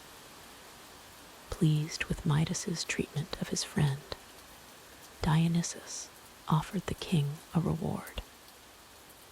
"Ask for anything your heart desires," the god said, his voice as rich and intoxicating as the finest wine. Midas, his eyes gleaming with avarice, didn't hesitate. "I wish that everything I touch would turn to gold," he declared. Dionysus's eyes flickered with a mix of amusement and sadness. He knew the folly of such a wish, but gods are bound by their promises. "Your wish is granted," he said, vanishing in a swirl of grapevines and leaves. As you rest there, imagine the excitement coursing through Midas as he reached out to touch a nearby oak tree. In an instant, its leaves transformed into shimmering gold. The grass beneath his feet, the flowers in the garden, all became precious metal at his touch. Midas laughed with joy, running through his palace, turning everything to gold. But the true test of his gift was yet to come. Exhausted from his excitement, Midas sat down to eat. As he lifted a grape to his lips, it turned to gold. His wine, his bread, all became inedible metal. Slowly, the horror of his situation began to dawn on him. In his quest for riches, he had lost the ability to enjoy life's simple pleasures. As you lie there, feeling the comfort of your bed, the softness of your pillow, consider the things in your life that bring you joy. Are they made of gold? Or are they the intangible treasures that Midas had forgotten? The warmth of a loved one's smile, the taste of a favorite meal, the gentle caress of a cool breeze on a summer's day. Midas's tragedy reached its peak when his beloved daughter came to comfort him. Without thinking, he embraced her, and in an instant, she was transformed into a golden statue. The king's anguished cries echoed through the palace, his heart breaking as he realized the true cost of his greed. Falling to his knees, Midas begged Dionysus to remove the gift he had so foolishly requested.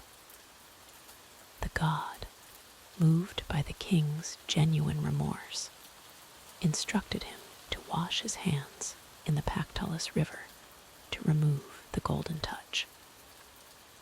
Midas did as he was told, and as the power flowed from his hands into the river, its sands became rich with gold. As you drift closer to sleep, envision the cool waters of the Pactolus River.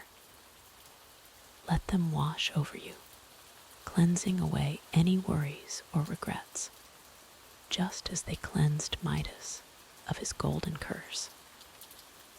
Feel the gentle current carrying away your troubles, leaving you refreshed and at peace. Midas returned to his palace, where he embraced his daughter, now restored to flesh and blood. From that day forward, he renounced his obsession with wealth and learned to appreciate the true riches of life, love, kindness, and the beauty of the natural world. The tale of King Midas reminds us that true wealth lies not in material possessions, but in the connections we forge and the moments we cherish. As you rest, consider the golden moments in your own life, not those plated in precious metal, but those gilded with love, laughter, and genuine happiness. In the quiet of the night, with the rain softly falling outside, let the wisdom of this ancient story settle into your heart.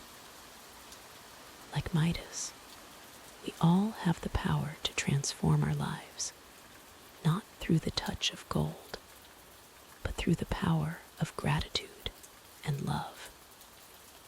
As sleep gently beckons, remember that the most precious things in life cannot be held in your hands, but are felt in your heart. The warmth of a friend's smile, the comfort of a loved one's embrace, the peace of a quiet moment. These are the true treasures that enrich our lives. Let your mind drift now, like a leaf on the Pactolus River, carried by gentle currents towards the sea of dreams. May your sleep be as peaceful as Midas's after he learned to value what truly matters. And may you awaken refreshed, with a heart full of gratitude for life's simple yet priceless gifts. As the tale of Midas fades into the realm of dreams, allow yourself to sink deeper into relaxation. The rain continues its gentle rhythm, a soothing lullaby carrying you towards peaceful slumber. Rest easy, knowing that the true gold in your life is not locked away in a treasure room, but surrounds you in the love and beauty of each day. In the lush forests of ancient Greece, where the air was thick with the scent of blooming flowers and the whisper of gentle streams, there lived a young man named Narcissus. His beauty was unparalleled, with features so perfect that they seemed to have been sculpted by the gods themselves.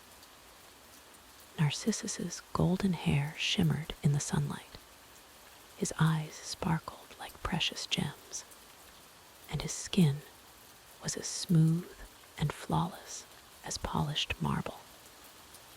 From the moment of his birth, Narcissus had been blessed with extraordinary beauty. His mother, the river nymph Liriope, had consulted the seer Tiresias about her son's future. Tiresias prophesied that Narcissus would live to a ripe old age, as long as he never came to know himself. At first, this prophecy seemed strange and cryptic, but as Narcissus grew older, its meaning would become tragically clear. As you listen to this tale, allow yourself to sink deeper into relaxation. Feel the soft embrace of your bed, the gentle weight of your blanket, and let the tensions of the day melt away. Breathe slowly and deeply, in rhythm with the story's flow. Narcissus's beauty was not just admired, it was coveted and desired by all who laid eyes upon him. Both men and women, mortals and nymphs alike, found themselves captivated by his allure. Yet, Narcissus remained aloof and uninterested in their affections. He walked through life with an air of indifference, his heart untouched by the love that others so desperately wished to shower upon him. Among his many admirers was the nymph Echo. Once blessed with a melodious voice and the gift of endless chatter, Echo had been cursed by the goddess Hera to only repeat the last words spoken to her. When Echo first saw Narcissus wandering through the woods, she was instantly smitten. She followed him silently, longing to speak, but unable to initiate a conversation. One day, as Narcissus was hunting alone in the forest, he called out to his companions, "Is anyone here?" Echo, hidden among the trees, could only respond, "Here, here." Intrigued by the voice, Narcissus looked around, asking, "Come here," to which Echo joyfully repeated, "Come here." As you envision this scene, let the peacefulness of the forest wash over you. Imagine the soft rustling of leaves, the distant call of birds, and the gentle babbling of a nearby stream. Allow these soothing sounds to carry you deeper into a state of tranquility. When Echo finally revealed herself, emerging from her hiding place with arms outstretched, Narcissus cruelly rejected her. "I would rather die than let you touch me," he exclaimed. Heartbroken, Echo fled deep into the woods, her pain so great that she wasted away, until only her voice remained, forever echoing in caves and mountains. But Narcissus's callousness would not go unpunished. Nemesis, the goddess of retribution, heard of his cruelty and decided to teach him a lesson. She lured Narcissus to a clear, still pool of water, knowing that he would be unable to resist gazing at his own reflection. As you continue to relax, picture this serene pool. Its surface is like a perfect mirror, undisturbed by even the slightest ripple. The water is cool and inviting, surrounded by lush greenery and delicate wildflowers. Let this peaceful image fill your mind, allowing all other thoughts to gently drift away. When Narcissus approached the pool and peered into its crystalline depths, he was immediately transfixed by the beautiful face staring back at him. Unaware that he was looking at his own reflection, Narcissus fell deeply in love with the image. He reached out to touch the face in the water, but as his fingers disturbed the surface, the image rippled and disappeared, only to reform moments later. Day after day, Narcissus returned to the pool, forsaking food and rest, consumed by his infatuation with his own reflection.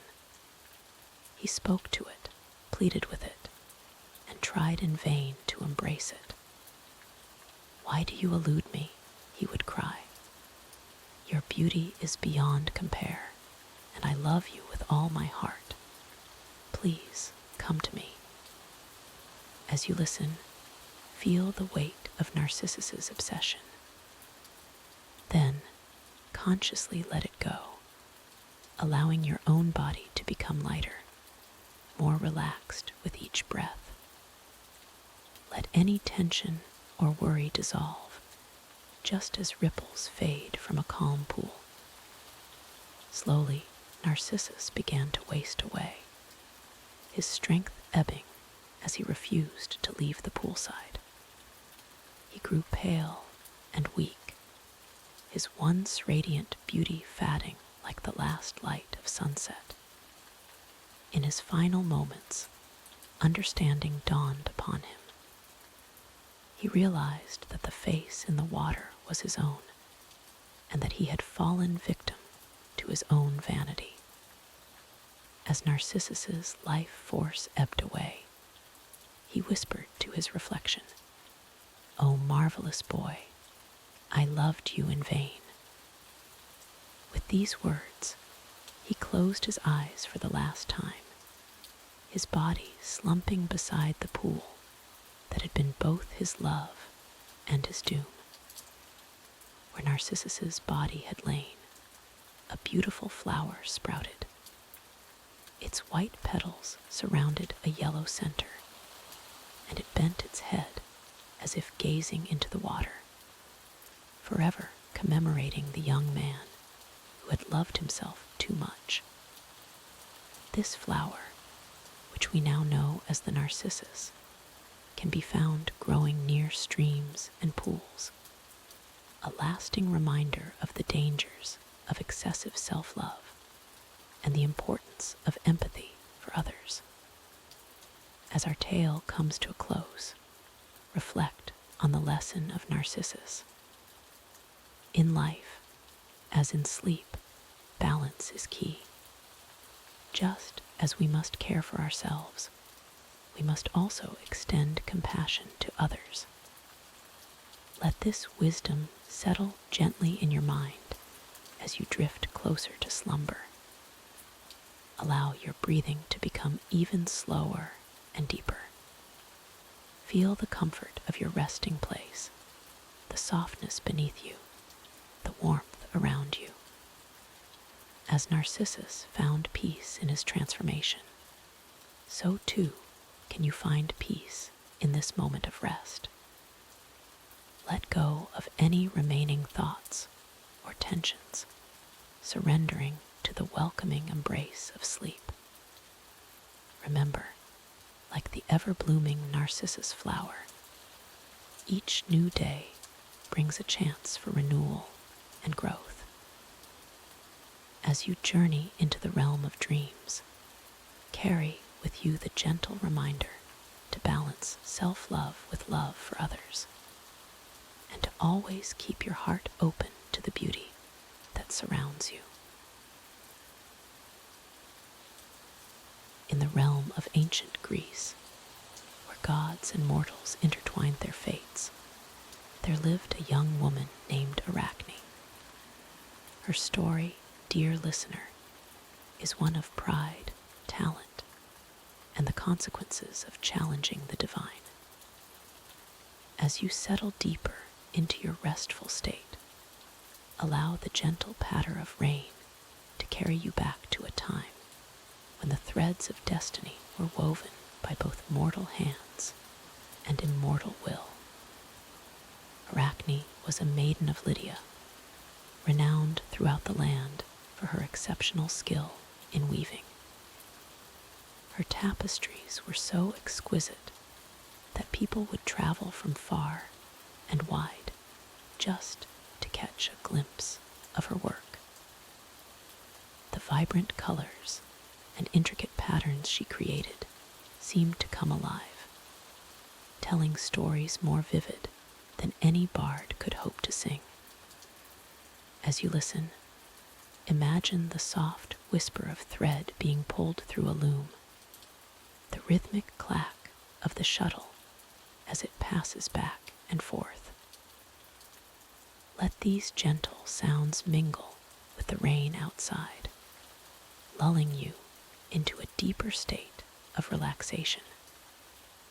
Arachne's fame grew with each passing day, and soon people began to whisper that her talent surpassed even that of Athena, the goddess of wisdom and crafts. These murmurs reached Arachne's ears, and instead of humbling herself before the gods, she allowed pride to take root in her heart. One fateful day, in a moment of hubris, Arachne declared to all who would listen, "Let Athena herself come down and compete with me, for my skill is greater than that of any goddess." As these words echo in your mind, feel the tension they create slowly dissipate, melting away like mist in the morning sun. Your body becomes heavier, sinking deeper into your bed as the story unfolds. Athena, hearing this challenge from her lofty perch on Mount Olympus, was not pleased. The goddess decided to give the mortal woman a chance to redeem herself. Disguising herself as an old crone, Athena appeared before Arachne and warned her against such boastful claims. "My child," the disguised goddess cautioned, "take care not to offend the immortals. They do not look kindly upon those who claim superiority over them. Apologize for your words, and Athena may yet forgive you." But Arachne, blinded by her own success and skill, laughed at the old woman's words. "I fear no contest," she proclaimed. "Let Athena come.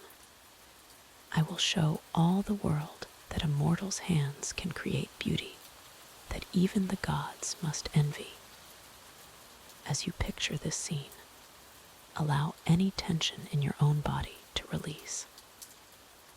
Like Arachne's thread flowing smoothly through her skilled fingers, let your breath flow easily, in and out, carrying you deeper into tranquility."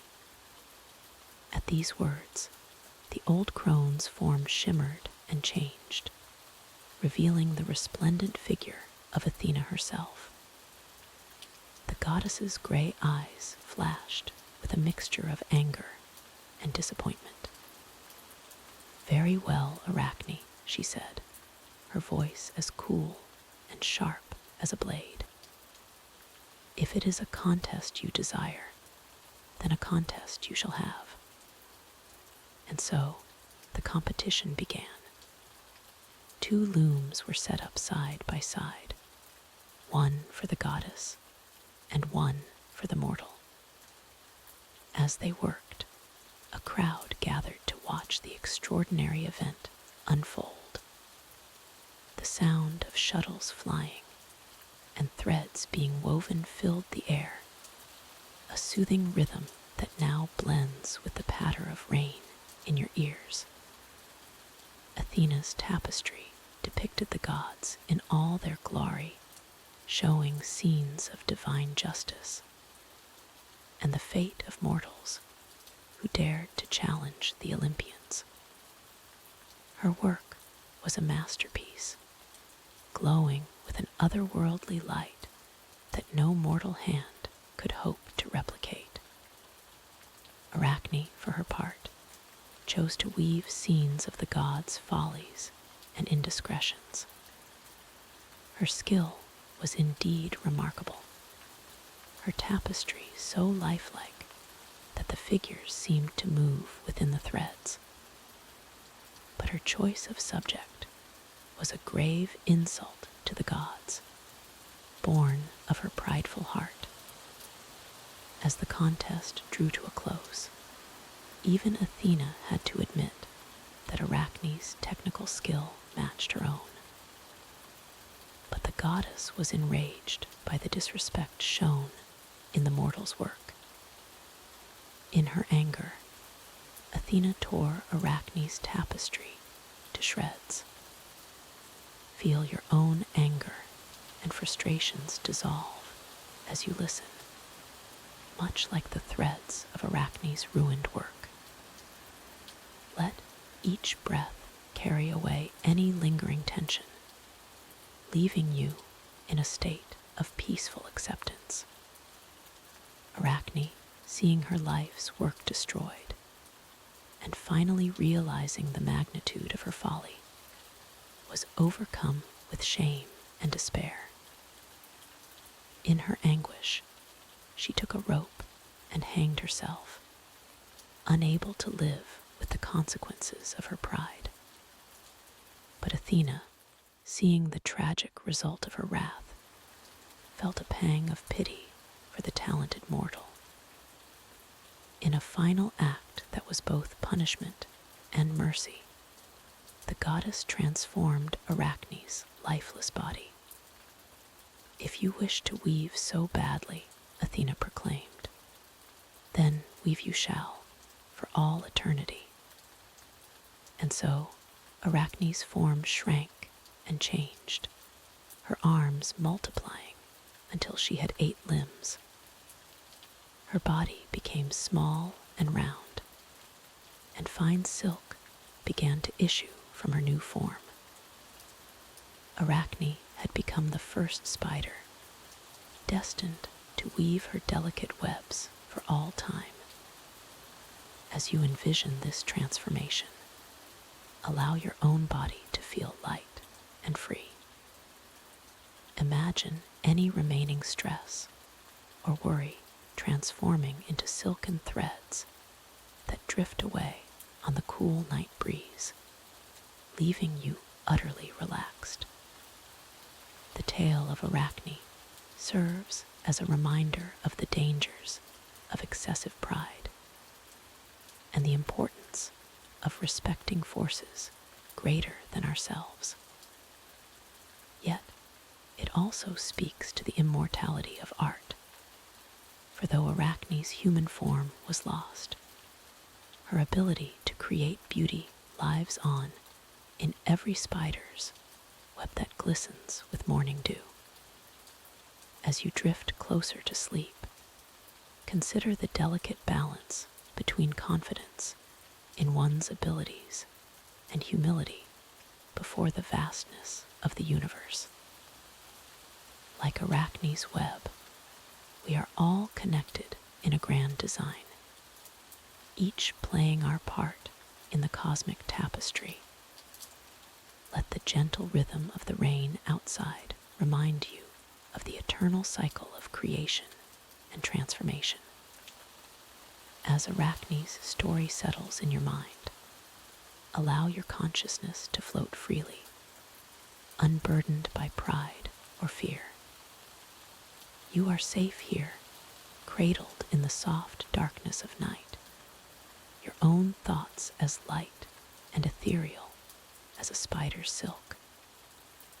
And as you teeter on the edge of slumber, remember that even in moments of hubris or mistake, there is always the potential for beauty and renewal.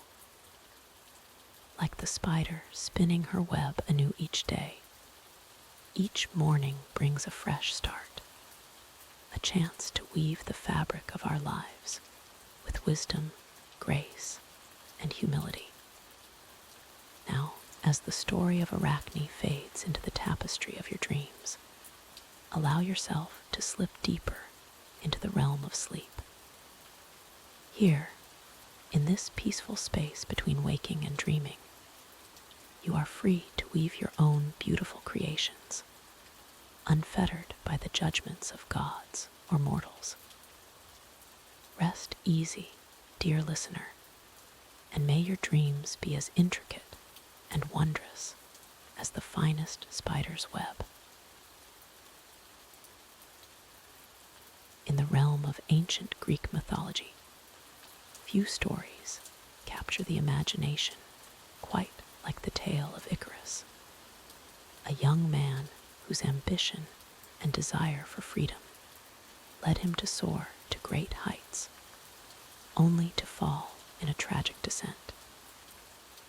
As we delve into this timeless story, allow the gentle patter of rain to wash away your cares, and let the soothing cadence of my voice carry you closer to the peaceful realm of sleep.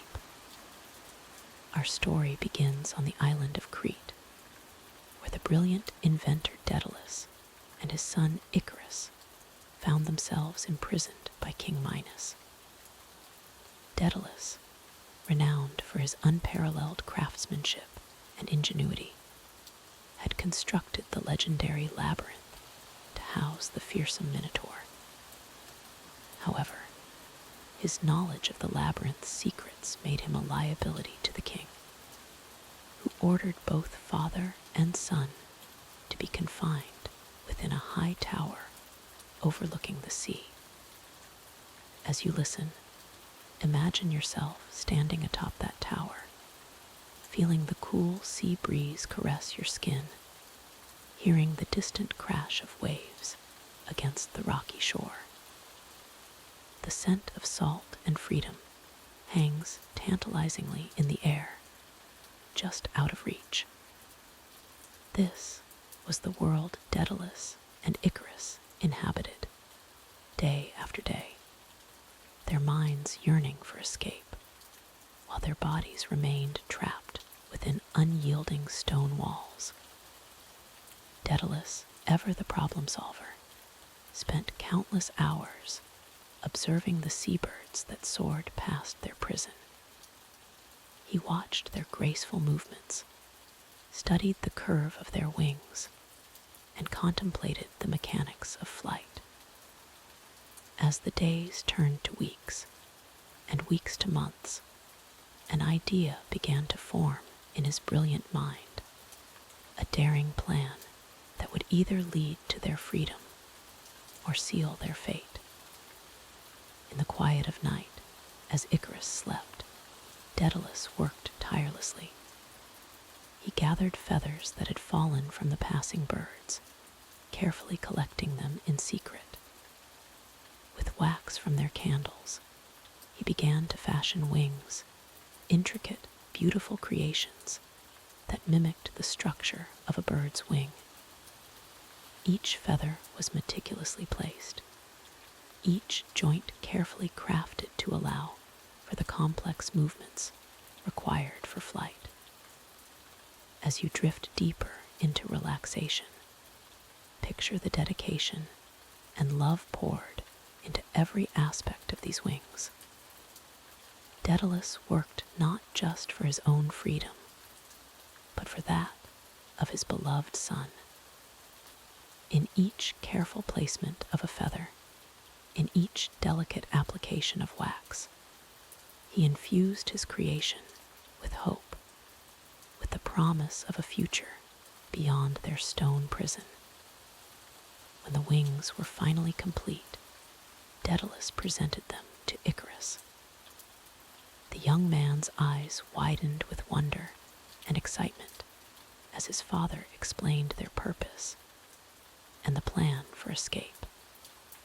Icarus, filled with youthful enthusiasm, could hardly contain his joy at the prospect of flying like a bird, of feeling the wind beneath artificial wings, of tasting true freedom for the first time. Yet Daedalus, wise with years and experience, knew the dangers that lay ahead. He cautioned his son, his voice low and serious as he imparted crucial advice. "Icarus, my son," he said, "these wings will carry us to freedom, but they are fragile. You must heed my words carefully. Do not fly too close to the sea, for the dampness will weigh down the feathers. But more importantly, do not fly too close to the sun, for its heat will melt the wax that holds the feathers in place. As you listen to these words of caution, let them wash over you like gentle waves, reminding you of the importance of balance in all things. Just as Icarus was warned against extremes, allow your mind to find a peaceful middle ground between wakefulness and sleep, gently drifting in the comfortable space between. The day of their escape dawned bright and clear. Daedalus helped Icarus secure his wings, checking and double-checking every strap and fastening. With a final embrace and a reminder of his warnings, Daedalus led the way, leaping from the tower and spreading his wings wide. Icarus followed, his heart pounding with exhilaration as he felt the air catch beneath his makeshift wings. For a time, they flew in perfect harmony, father and son soaring through the sky like majestic birds. The beauty of flight, the sensation of true freedom, was intoxicating. Icarus reveled in the feeling, his spirit soaring even higher than his physical form.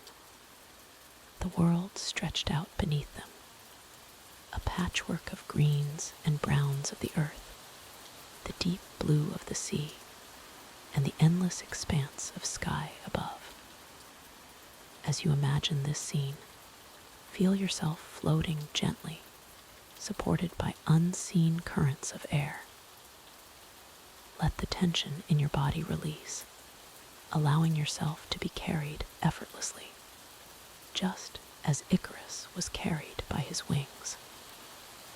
With each breath, sink deeper into this state of peaceful relaxation.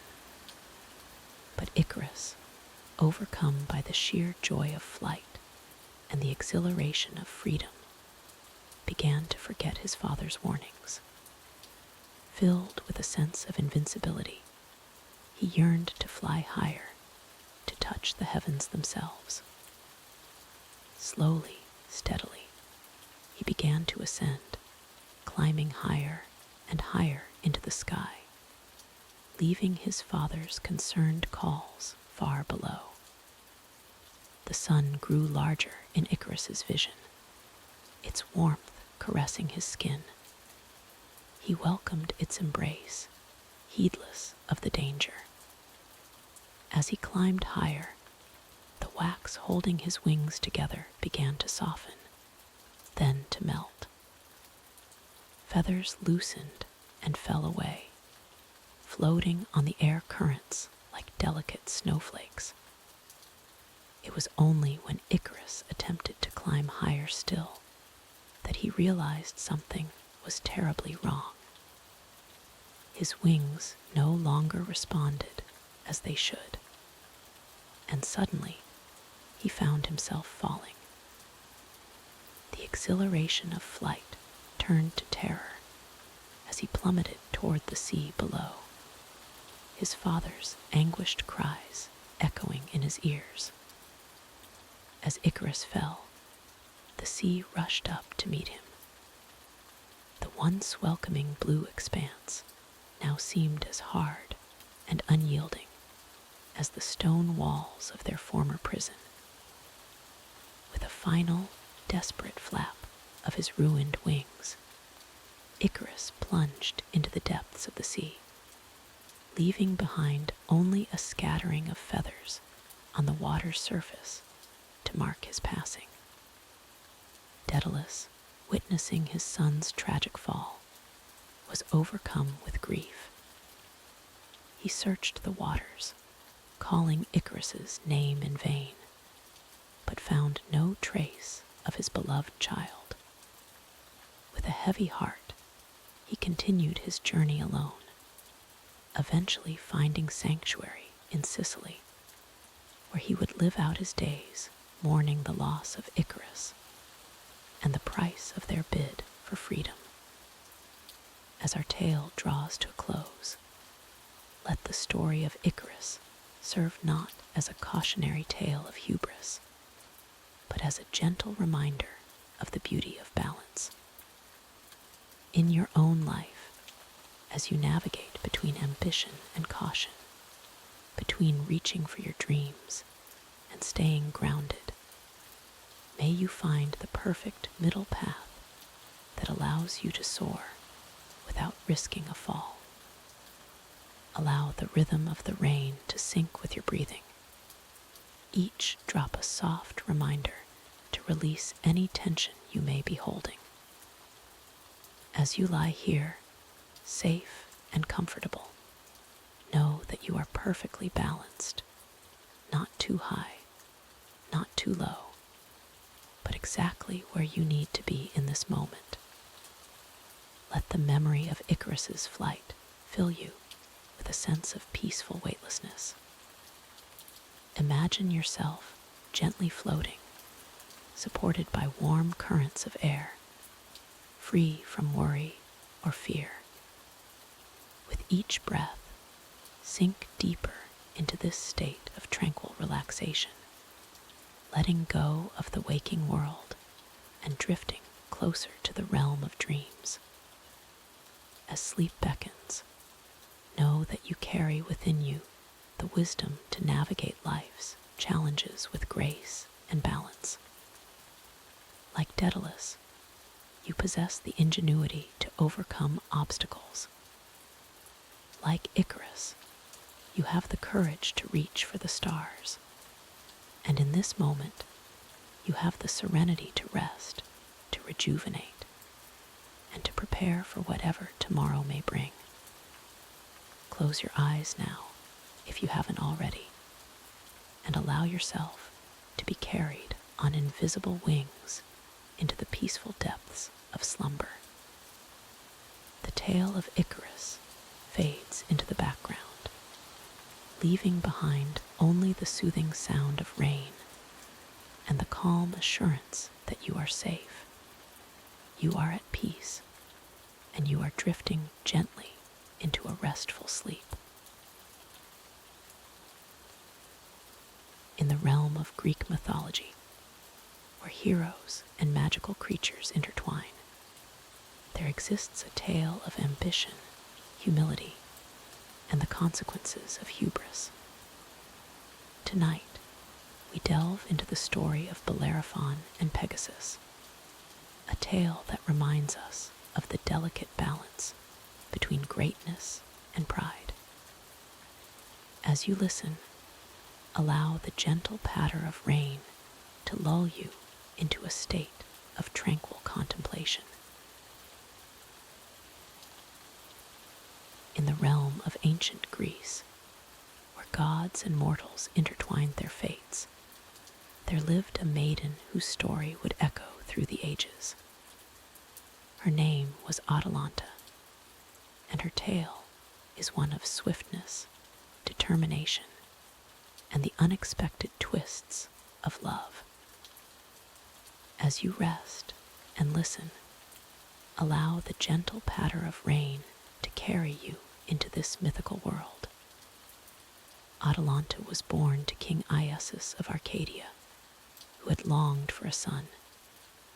Disappointed by the birth of a daughter, he abandoned her on a mountainside, leaving her fate to the gods. But the gods had other plans for this child. A she-bear, sent by Artemis, goddess of the hunt, found the infant and suckled her, ensuring her survival. As Atalanta grew, she was discovered by hunters who raised her as one of their own. Under their tutelage, she became a skilled huntress, fleet of foot and sharp of eye. Her speed was legendary, outpacing even the swiftest of men. In time, tales of her prowess spread throughout Greece, reaching the ears of her father, who, regretting his past actions, welcomed her back as his daughter. Atalanta's beauty matched her skill, and soon suitors from far and wide sought her hand in marriage. But Atalanta, fiercely independent and devoted to Artemis, had no desire for marriage.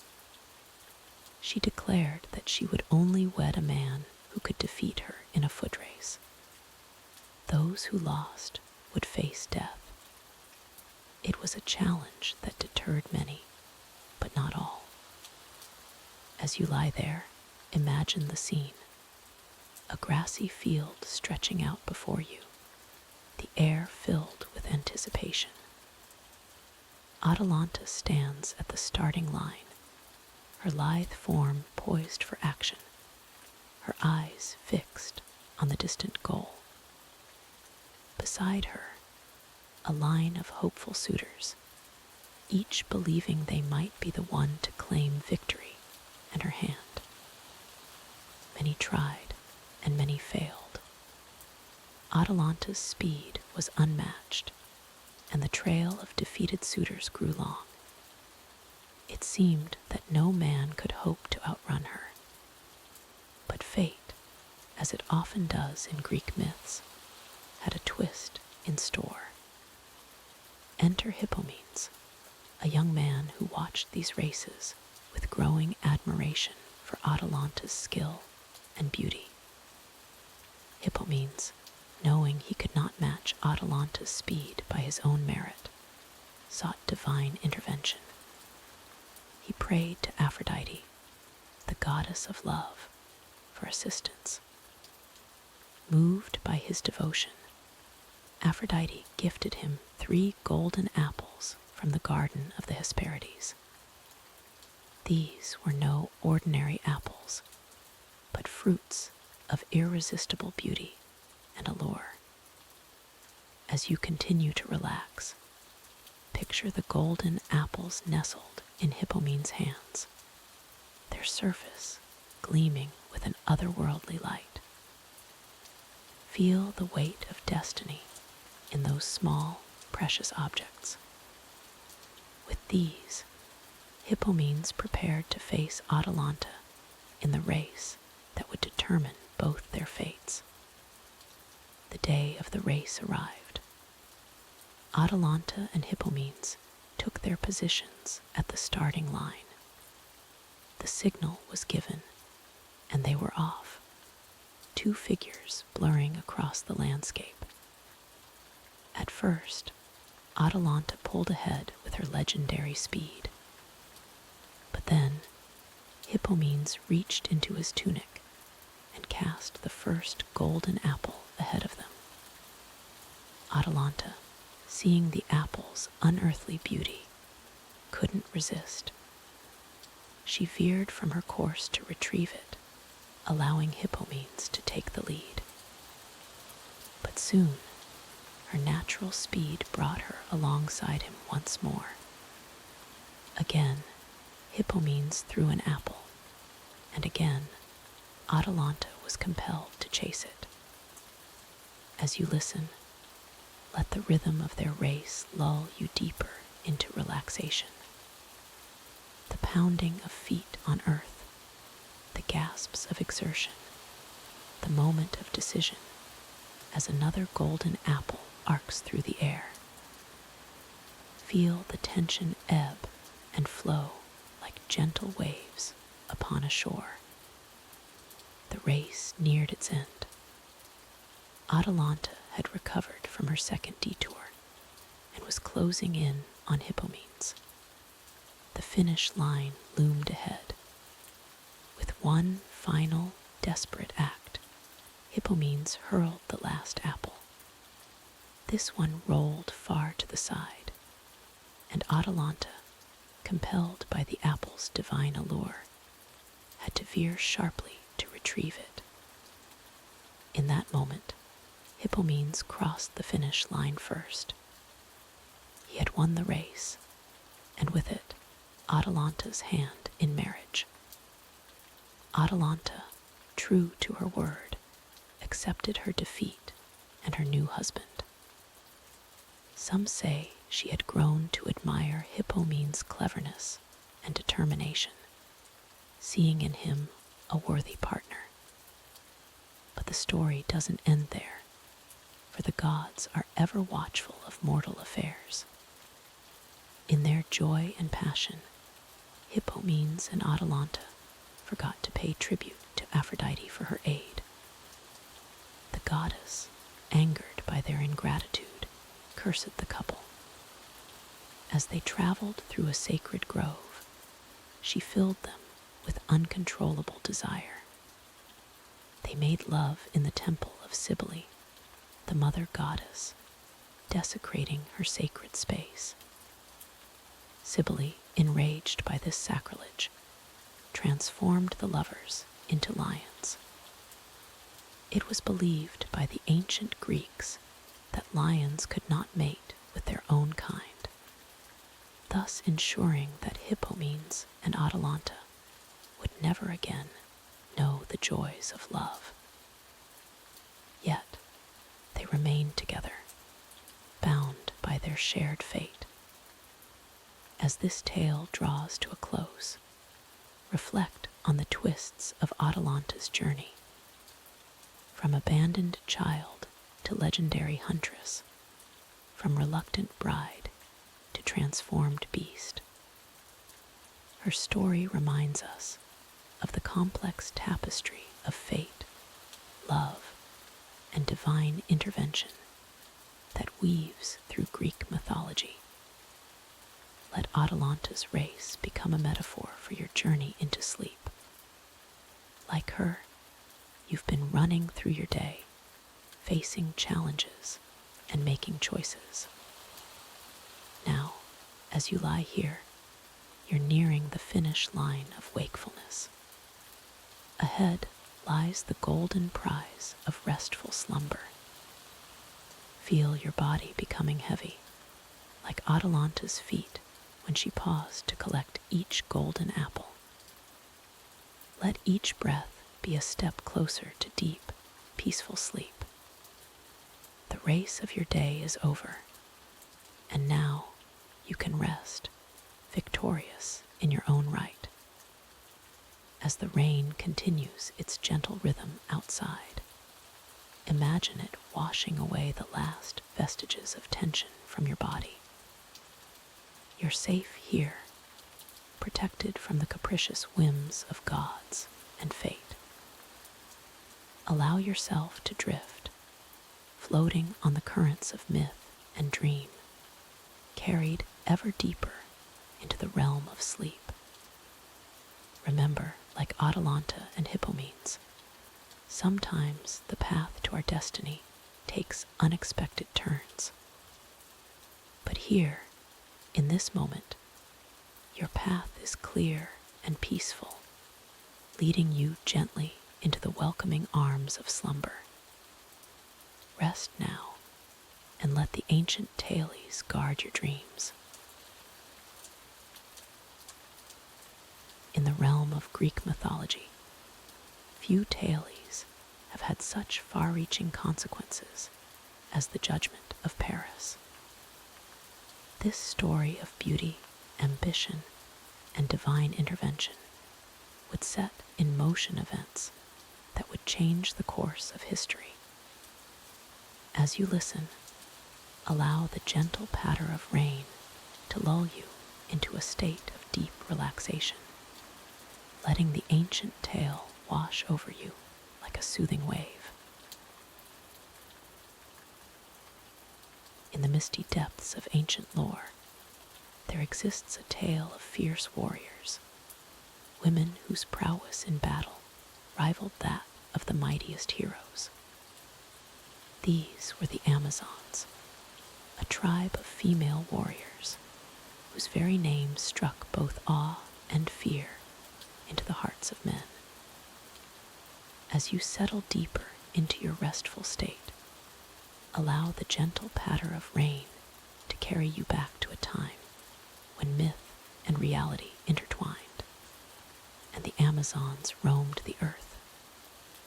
The origins of the Amazons are shrouded in mystery, lost in the hazy borderlands between history and legend.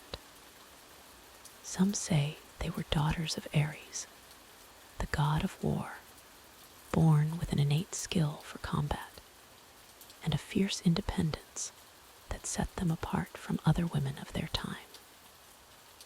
Others claim they were descended from the Scythians, nomadic horse riders of the steppes, who raised their daughters to be as skilled with bow and spear as any man. Imagine, if you will, a society where women ruled supreme, where strength and skill in battle were prized above all else. This was the world of the Amazons. Their kingdom was said to lie beyond the north wind, in a land of rolling plains and dense forests. Here, in this realm untouched by the laws of men, the Amazons built their own civilization, one where the traditional roles of Greek society were reversed.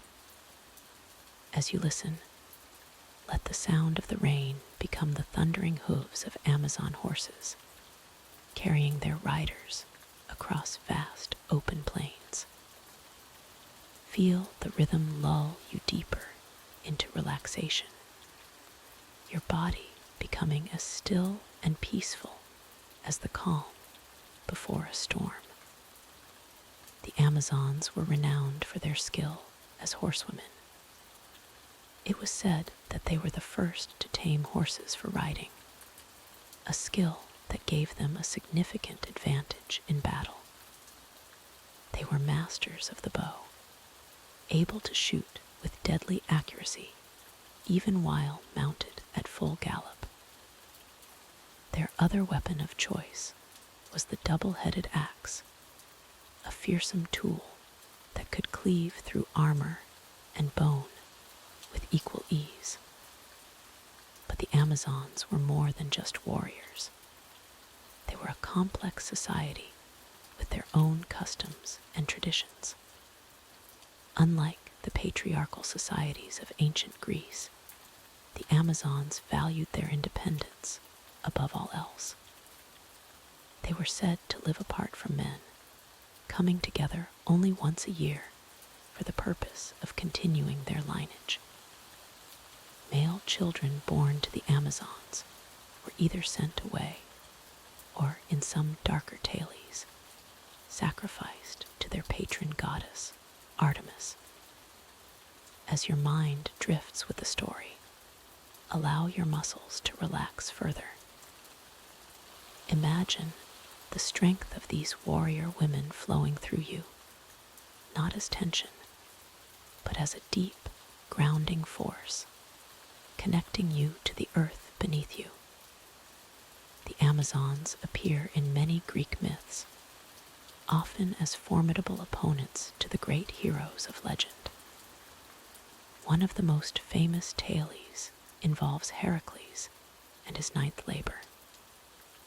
The hero was tasked with obtaining the girdle of Hippolyta, the Amazon queen. This magical belt was a gift from Ares and symbolized Hippolyta's authority as ruler of the Amazons. Heracles sailed to the land of the Amazons, where he was initially welcomed by Hippolyta. The queen, impressed by the hero's reputation, agreed to give him the girdle. However, Hera, ever jealous of Zeus's offspring, disguised herself as an Amazon and spread a rumor that Heracles intended to abduct their queen. The Amazons, enraged, attacked Heracles' ship.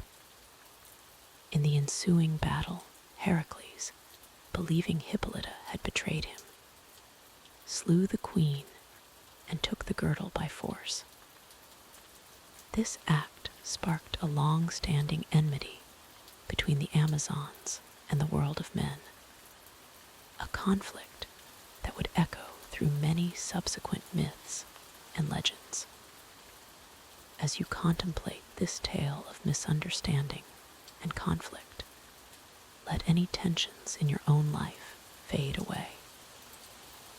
Like the rain outside, let these concerns wash over you and disappear, leaving you in a state of tranquil acceptance. Another famous encounter with the Amazons involves the hero Theseus. In some versions of the myth, Theseus abducted the Amazon Antiope, or Hippolyta, in other versions, and took her back to Athens as his bride. This act led to a great invasion of Attica by the Amazons, determined to rescue their sister. The Amazons besieged Athens, and a great battle ensued. The conflict lasted many months, with neither side gaining a clear advantage. In the end, the Amazons were defeated, but not before they had proven their valor and skill in battle, earning the respect of even their enemies. This battle was often depicted in ancient Greek art, symbolizing the conflict between civilization and perceived barbarism, order, and chaos. Yet, in many ways, the Amazons represented qualities that the Greeks themselves admired: courage, independence, and martial prowess.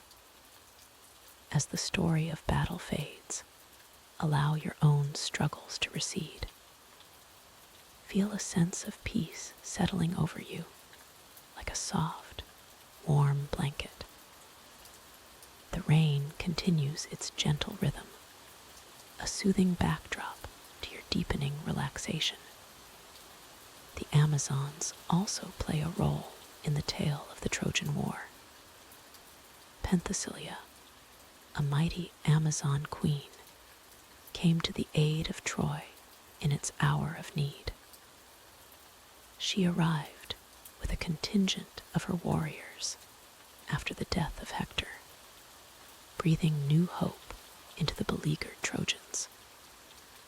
Penthesilea fought valiantly, slaying many Greek warriors. But fate had decreed that she would meet her match in Achilles, the greatest of the Greek heroes. Their duel was said to be a sight to behold, two supreme warriors testing their skills against each other. In the end, Achilles prevailed, striking a fatal blow to Penthesilea. But as he removed her helmet and saw her face, he was struck by her beauty and bravery. It was said that Achilles fell in love with Penthesilea at the moment of her death, a tragic tale of what might have been. This story reminds us of the complexity of human emotions, how admiration can arise even between enemies. As you reflect on this, let any conflicting emotions within you find harmony. Like the rain blending with the earth, allow your thoughts to merge into a peaceful whole. The legacy of the Amazons lived on long after the Age of Heroes. Their society represented an alternative to the male-dominated world of ancient Greece, a reminder that women too could be strong, independent, and worthy of respect. The Amazons challenged the established order, forcing Greek society to confront its assumptions about gender roles and the nature of strength. In later times, the Amazons became symbols of female empowerment and independence. Their story inspired countless tales and works of art, each generation finding new meaning in these ancient warrior women. As our tale of the Amazons draws to a close, take a moment to reflect on their strength and independence. Let their courage inspire you not to battle, but to face your own challenges with determination and grace. Feel the strength of the Amazons flowing through you, grounding you, connecting you to a lineage of powerful women that stretches back into the mists of time. The rain continues its gentle patter, a timeless sound that could be the distant hoofbeats of Amazon horses, or simply the soothing rhythm of the night. Allow this sound to carry you deeper into relaxation, your body heavy and comfortable, your mind drifting peacefully in the realm between waking and sleep. Remember, like the Amazons, you too have reserves of strength within you. But now is the time for rest, for allowing that strength to replenish itself as you sink deeper into slumber. Let the stories of these ancient warriors guard your dreams, standing watch through the night as you journey through the peaceful realms of sleep. In the realm of Greek mythology, there are tales of gods and mortals, of heroes and monsters. But perhaps no story is as poignant and thought-provoking as the myth of Sisyphus. As you settle deeper into your comfortable position, allow the gentle patter of rain to wash away your cares, and let us journey together to ancient Greece, where the fate of one man would become a timeless metaphor for the human condition. Sisyphus was once a king of Corinth, a city renowned for its wealth and strategic location. He was known far and wide for his quick wit and clever mind, traits that would both serve him well and ultimately lead to his downfall. In the early days of his rule, Sisyphus was beloved by his people, for he brought prosperity to Corinth through his shrewd negotiations and cunning diplomacy. However, as is often the case with those gifted with great intelligence, Sisyphus began to believe that his cleverness could outsmart even the gods themselves. This hubris would set in motion a chain of events that would echo through eternity. As you listen to this tale, allow yourself to sink deeper into relaxation, feeling the weight of your body melting into your bed, just as Sisyphus's actions would weigh heavily upon him. One day, Sisyphus witnessed Zeus, the king of the gods, abducting the river nymph Aegina. Seizing an opportunity to gain favor with Aegina's father, the river god Asopus, Sisyphus revealed Zeus's actions in exchange for a spring of never-ending water for his city.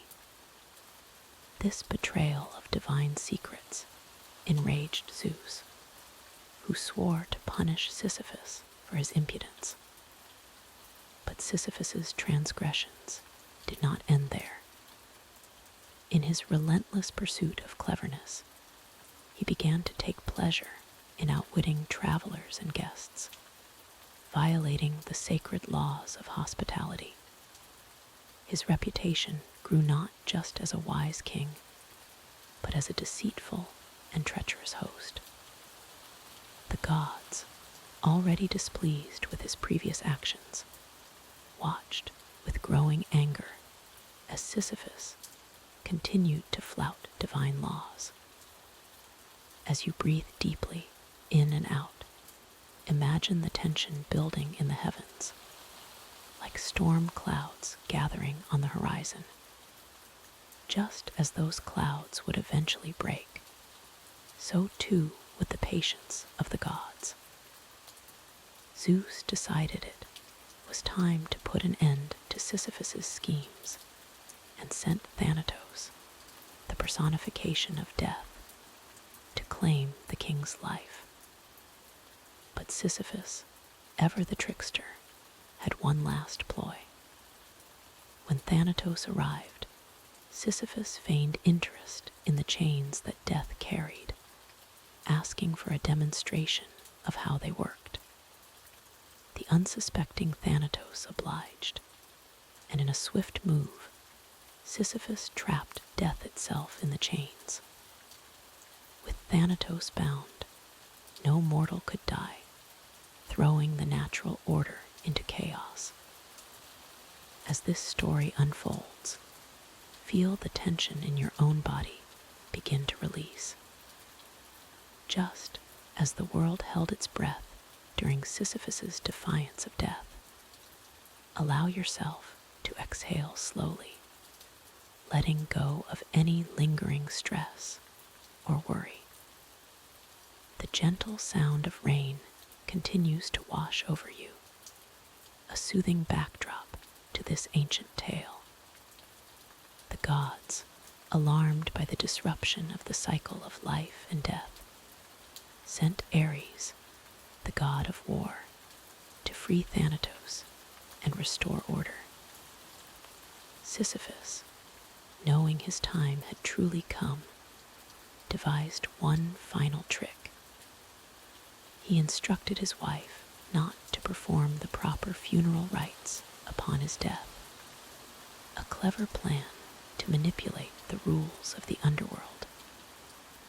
when Sisyphus arrived in the realm of Hades, he pleaded with Persephone, queen of the underworld, claiming that his improper burial was an insult to the gods of the dead.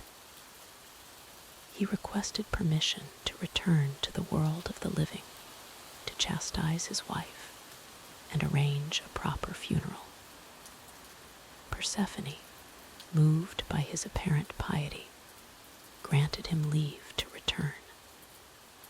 Once back in the world of the living, Sisyphus, true to his nature, refused to return to the underworld. He lived on, cheating death once again, reveling in the warmth of the sun and the joys of life that he had so cleverly reclaimed. But the gods are not so easily fooled, and their patience with Sisyphus had finally run out. As you lie here, drifting closer to the realm of sleep, imagine the weight of the gods' judgment settling over Sisyphus, much as a comfortable blanket now rests upon you. The difference, of course, is that while you find comfort in this weight, Sisyphus would soon find only eternal struggle. Hermes, the messenger of the gods, was sent to retrieve Sisyphus and return him to the underworld. This time, there would be no tricks, no escapes.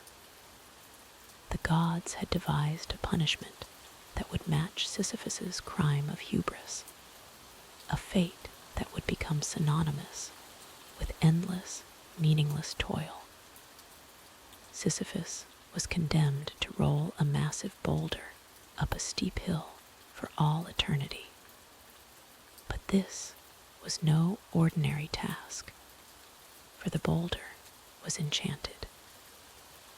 Each time Sisyphus neared the top of the hill, the boulder would slip from his grasp and roll back down to the bottom, forcing him to begin his labor anew. As you visualize Sisyphus beginning his eternal task, feel the rhythm of his struggle merge with the steady patter of rain outside. Up and down, push and fall, an endless cycle much like the soothing rise and fall of your own breath as you relax deeper and deeper. Day after day, year after year, century after century, Sisyphus would push his boulder up the hill, only to watch it roll back down. The gods believed this punishment most fitting for a man who had thought himself clever enough to cheat death and defy the natural order. In this ceaseless, fruitless labor, Sisyphus would have eternity to contemplate the folly of his hubris. Yet, as is often the case with myths, the story of Sisyphus has taken on deeper meanings over time. Philosophers and thinkers have seen in Sisyphus's plight a metaphor for the human condition itself. In the face of a seemingly meaningless and repetitive existence, how does one find purpose and contentment? The French philosopher Albert Camus famously explored this idea in his essay, The Myth of Sisyphus. Camus suggested that we must imagine Sisyphus happy, finding meaning in the very act of his struggle, in embracing his fate and continuing to push forward despite the futility of his task. Sisyphus becomes a hero of absurdism, finding purpose in perseverance itself. As you ponder this interpretation, allow your mind to drift, much like Sisyphus's boulder rolling gently down the hill. There is no need to grasp at thoughts or ideas. Simply let them flow through you, carried away by the soothing sound of rain. In our own lives, we often face tasks that seem Sisyphean, endless, repetitive, perhaps even futile. Yet, like Sisyphus, we persist. We wake each day, we go about our routines, we face our challenges. And in this persistence, this choice to continue despite the odds, we find our own heroism. The myth of Sisyphus reminds us that the journey itself, the act of striving, can be meaningful even when the goal seems unattainable. As you lie here, drifting closer to sleep, consider the hills you climb in your own life. Perhaps, like Sisyphus, you can find joy in the climb itself, in the strength of your resolve, in the simple act of moving forward. Let the steady rhythm of the rain mirror the eternal rhythm of Sisyphus's task. Up and down, in and out, each drop a tiny Sisyphus falling and rising again. As your breathing slows and deepens, imagine each exhale as a release, letting go of the boulders you carry, if only for this moment of rest. In the end, the myth of Sisyphus is not just a tale of punishment, but a profound meditation on the nature of existence. It challenges us to find meaning in our struggles, to embrace our fate with open eyes and resolute hearts. As you drift towards sleep, carry with you the image of Sisyphus, not as a cursed soul, but as a symbol of human resilience and the unquenchable spirit that drives us ever onward. And so, dear listener, as you teeter on the edge of slumber, remember Sisyphus. In your dreams, may you find the strength to face your own hills, to push your own boulders, and to find joy in the journey, no matter how long or challenging it may be. Sleep now and awaken renewed, ready to embrace your own heroic struggle with a light heart and an indomitable spirit. In the annals of Greek mythology, few stories are as haunting and cautionary as the tale of Tantalus.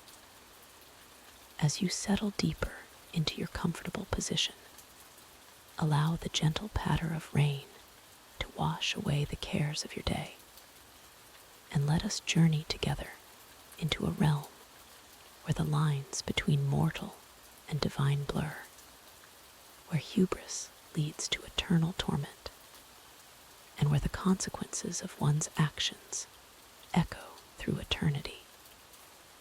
Tantalus was a man of extraordinary privilege, born as the son of Zeus himself and the nymph Plauto. His lineage granted him a coveted place among both gods and men, a position that many would have cherished with reverence and humility. But Tantalus was not one for such virtues. Instead, his heart harbored an insatiable appetite for more power, more prestige, more of the divine nectar that flowed through his veins. As you listen to this tale, allow your body to sink deeper into relaxation. Feel the weight of your limbs growing heavier, much like the burden of Tantalus's ambitions. Let each breath draw you further into a state of tranquil repose, where the boundaries between waking and dreaming begin to blur, much as they did for our ill-fated protagonist. Tantalus's home was a marvel, a palace that rivaled the splendor of Mount Olympus itself. Its halls echoed with laughter and music, as gods and goddesses frequently graced his banquet table. It was a life of luxury beyond mortal comprehension, a continuous feast of ambrosia and nectar. Yet, for Tantalus, it was never enough. The more he tasted of divinity, the more he craved it. Picture, if you will, a grand feast laid out before you. Golden platters piled high with succulent fruits, fragrant meats, and sweet delicacies. The air is heavy with the scent of roasted meats and honeyed wine. As you imagine this scene, feel your own body growing more comfortable, sinking deeper into restfulness, much as Tantalus's guests would have reclined at his legendary banquets. It was at one such banquet that Tantalus's fate began to unravel. In a moment of supreme arrogance, he decided to test the omniscience of the gods. Some say he stole ambrosia and nectar from the divine table to share with his mortal friends. Others claim a far darker deed, that he murdered his own son, Pelops, and served him as a gruesome dish to the unsuspecting deities. As you ponder the weight of such a decision, let your own worries and decisions melt away. Feel the tension in your muscles dissolving, like mist under the morning sun. Your breath becomes slower, deeper, more rhythmic, carrying you gently towards the shores of sleep. The gods, of course, were not fooled. Zeus, in his infinite wisdom, saw through the deception immediately. The other Olympians recoiled in horror, refusing to touch the macabre offering. All except Demeter, who, distracted by grief for her missing daughter Persephone, absent-mindedly ate a small portion of the shoulder. Imagine the sudden hush falling over the banquet hall, the air growing thick with tension. As you visualize this scene, allow that same stillness to settle over your own body. Let each exhalation carry away any remaining tension, leaving you in a state of profound calm. The wrath of the gods was swift and terrible. Tantalus was cast into the depths of Tartarus, the lowest region of the underworld, reserved for the greatest sinners and most wicked souls. But for Tantalus, a simple eternity in darkness was not punishment enough. The gods devised a torment that would match the magnitude of his crime, a punishment that would echo his own insatiable nature. In Tartarus, Tantalus was condemned to stand forever in a pool of water, beneath a fruit tree heavy with ripe, luscious fruit. When he bends to drink, the water recedes beyond his reach. When he stretches for the fruit, the branches lift away from his grasping fingers. Eternally hungry, eternally thirsty, forever denied the satisfaction of his most basic needs. As you contemplate Tantalus's eternal struggle, feel gratitude for the comfort that surrounds you now. The softness beneath you, the warmth around you, the peacefulness of this moment. Unlike Tantalus, you can find rest and satisfaction. Let that feeling of contentment spread through your body, from the tips of your toes to the crown of your head. But the tale of Tantalus does not end with his own punishment. The gods, in their righteousness, extended the curse to his entire bloodline. His children and their descendants became known as the House of Atreus, a lineage marked by a series of terrible tragedies and brutal acts. Pelops, the son Tantalus had sacrificed, was restored to life by the gods. Demeter crafted a new shoulder of ivory to replace the one she had consumed. Yet, even this divine intervention could not erase the stain of his father's crime.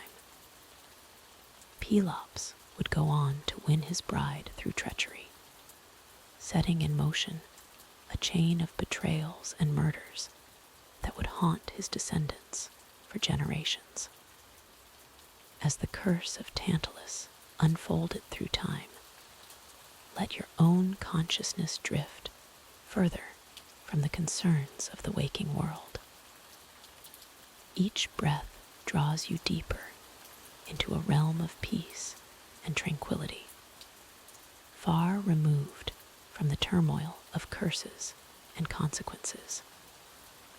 Agamemnon and Menelaus, great-grandsons of Tantalus, would lead the Greek forces in the Trojan War. Agamemnon's decision to sacrifice his daughter Iphigenia for favorable winds echoed his ancestors' terrible choice. His wife Clytemnestra's subsequent revenge, and the further bloodshed it sparked, were seen as the curse of Tantalus playing out once more.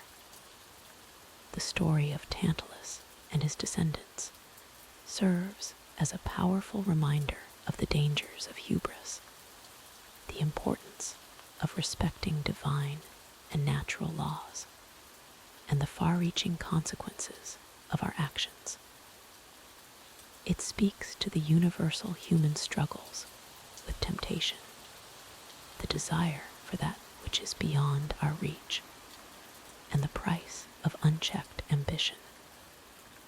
As we near the end of our tale, allow these ancient wisdoms to settle gently in your mind. Like seeds planted in fertile soil, they may grow into insights that enrich your life. But for now, let them rest as you rest, free from the need to analyze or understand. In Greek mythology, the rivers of the underworld were said to have special properties. The river Lethe, in particular, was known as the river of forgetfulness. Those who drank from its waters would forget their earthly lives, washing away old pains and regrets. As you lie here, imagine the gentle rain you hear is like the waters of Lethe, washing away the cares of your day, leaving you in a state of perfect, peaceful forgetfulness. Tantalus, forever reaching for that which remains just beyond his grasp, serves as a final, poignant image as we conclude our story. Unlike him, you can find contentment in this moment. You can quench your thirst for rest, satisfy your hunger for peace. As you drift towards sleep, know that you are far from the punishments of Tartarus. You are safe, comfortable, and free to find the deep, restful slumber that forever eludes Tantalus. May your dreams be sweet, your rest profound, and may you wake refreshed, carrying with you not the curse of Tantalus, but the blessings of wisdom and contentment. Sleep well, dear listener, sleep well.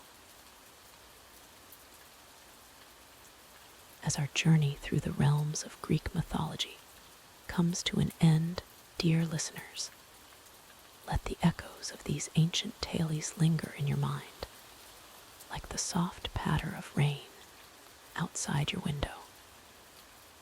Each story we've shared tonight, from the creation of the cosmos to the heroic deeds of mortals and gods alike, carries within it the wisdom of ages past. Remember the strength of Zeus as he established order in the chaotic world, the depths of Poseidon's vast oceans, and the courage of heroes like Heracles and Perseus. These myths, passed down through generations, remind us of the eternal human struggle against forces beyond our control and the triumph of spirit over adversity. As you drift closer to the realm of dreams, consider how these ancient stories reflect our own lives. Like Odysseus on his long journey home, we too face challenges and temptations. Like Persephone's cycle of rebirth, we experience times of darkness and light. And like the gods themselves, we grapple with our own power and responsibility. The beauty of mythology lies not just in its fantastic creatures and epic battles, but in its ability to illuminate the human condition. These stories teach us about love, loss, ambition, and the consequences of our actions. They remind us that even in our darkest moments, there is hope for redemption and renewal. As your breathing slows and your body relaxes deeper into comfort, let the timeless wisdom of these myths settle into your subconscious. May the bravery of Perseus facing Medusa inspire you to confront your own fears.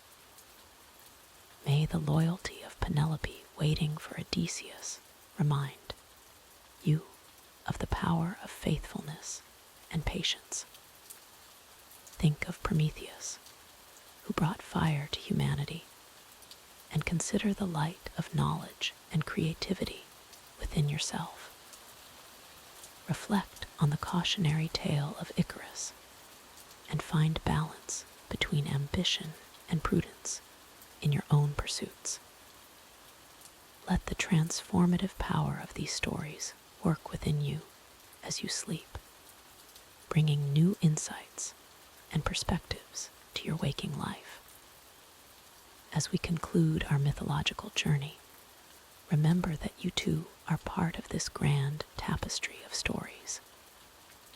Your life, with its triumphs and challenges, joys and sorrows, is a myth in the making. Like the heroes of old, you have the power to shape your destiny, to face your own monsters, and to discover the divine spark within you.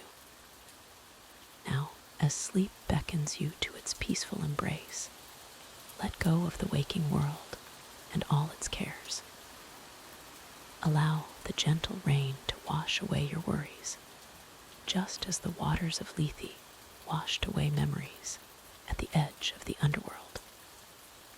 Sink into the soft darkness, knowing that you carry within you the strength of Heracles, the wisdom of Athena, and the enduring spirit of all those who came before. May your dreams be filled with the wonder of Mount Olympus, the serenity of Elysian fields, and the infinite possibilities that mythology presents to us. Rest now, dear listener, and let the ancient stories work their magic as you drift into a deep and rejuvenating sleep. Good night, and may the gods watch over your slumber. 634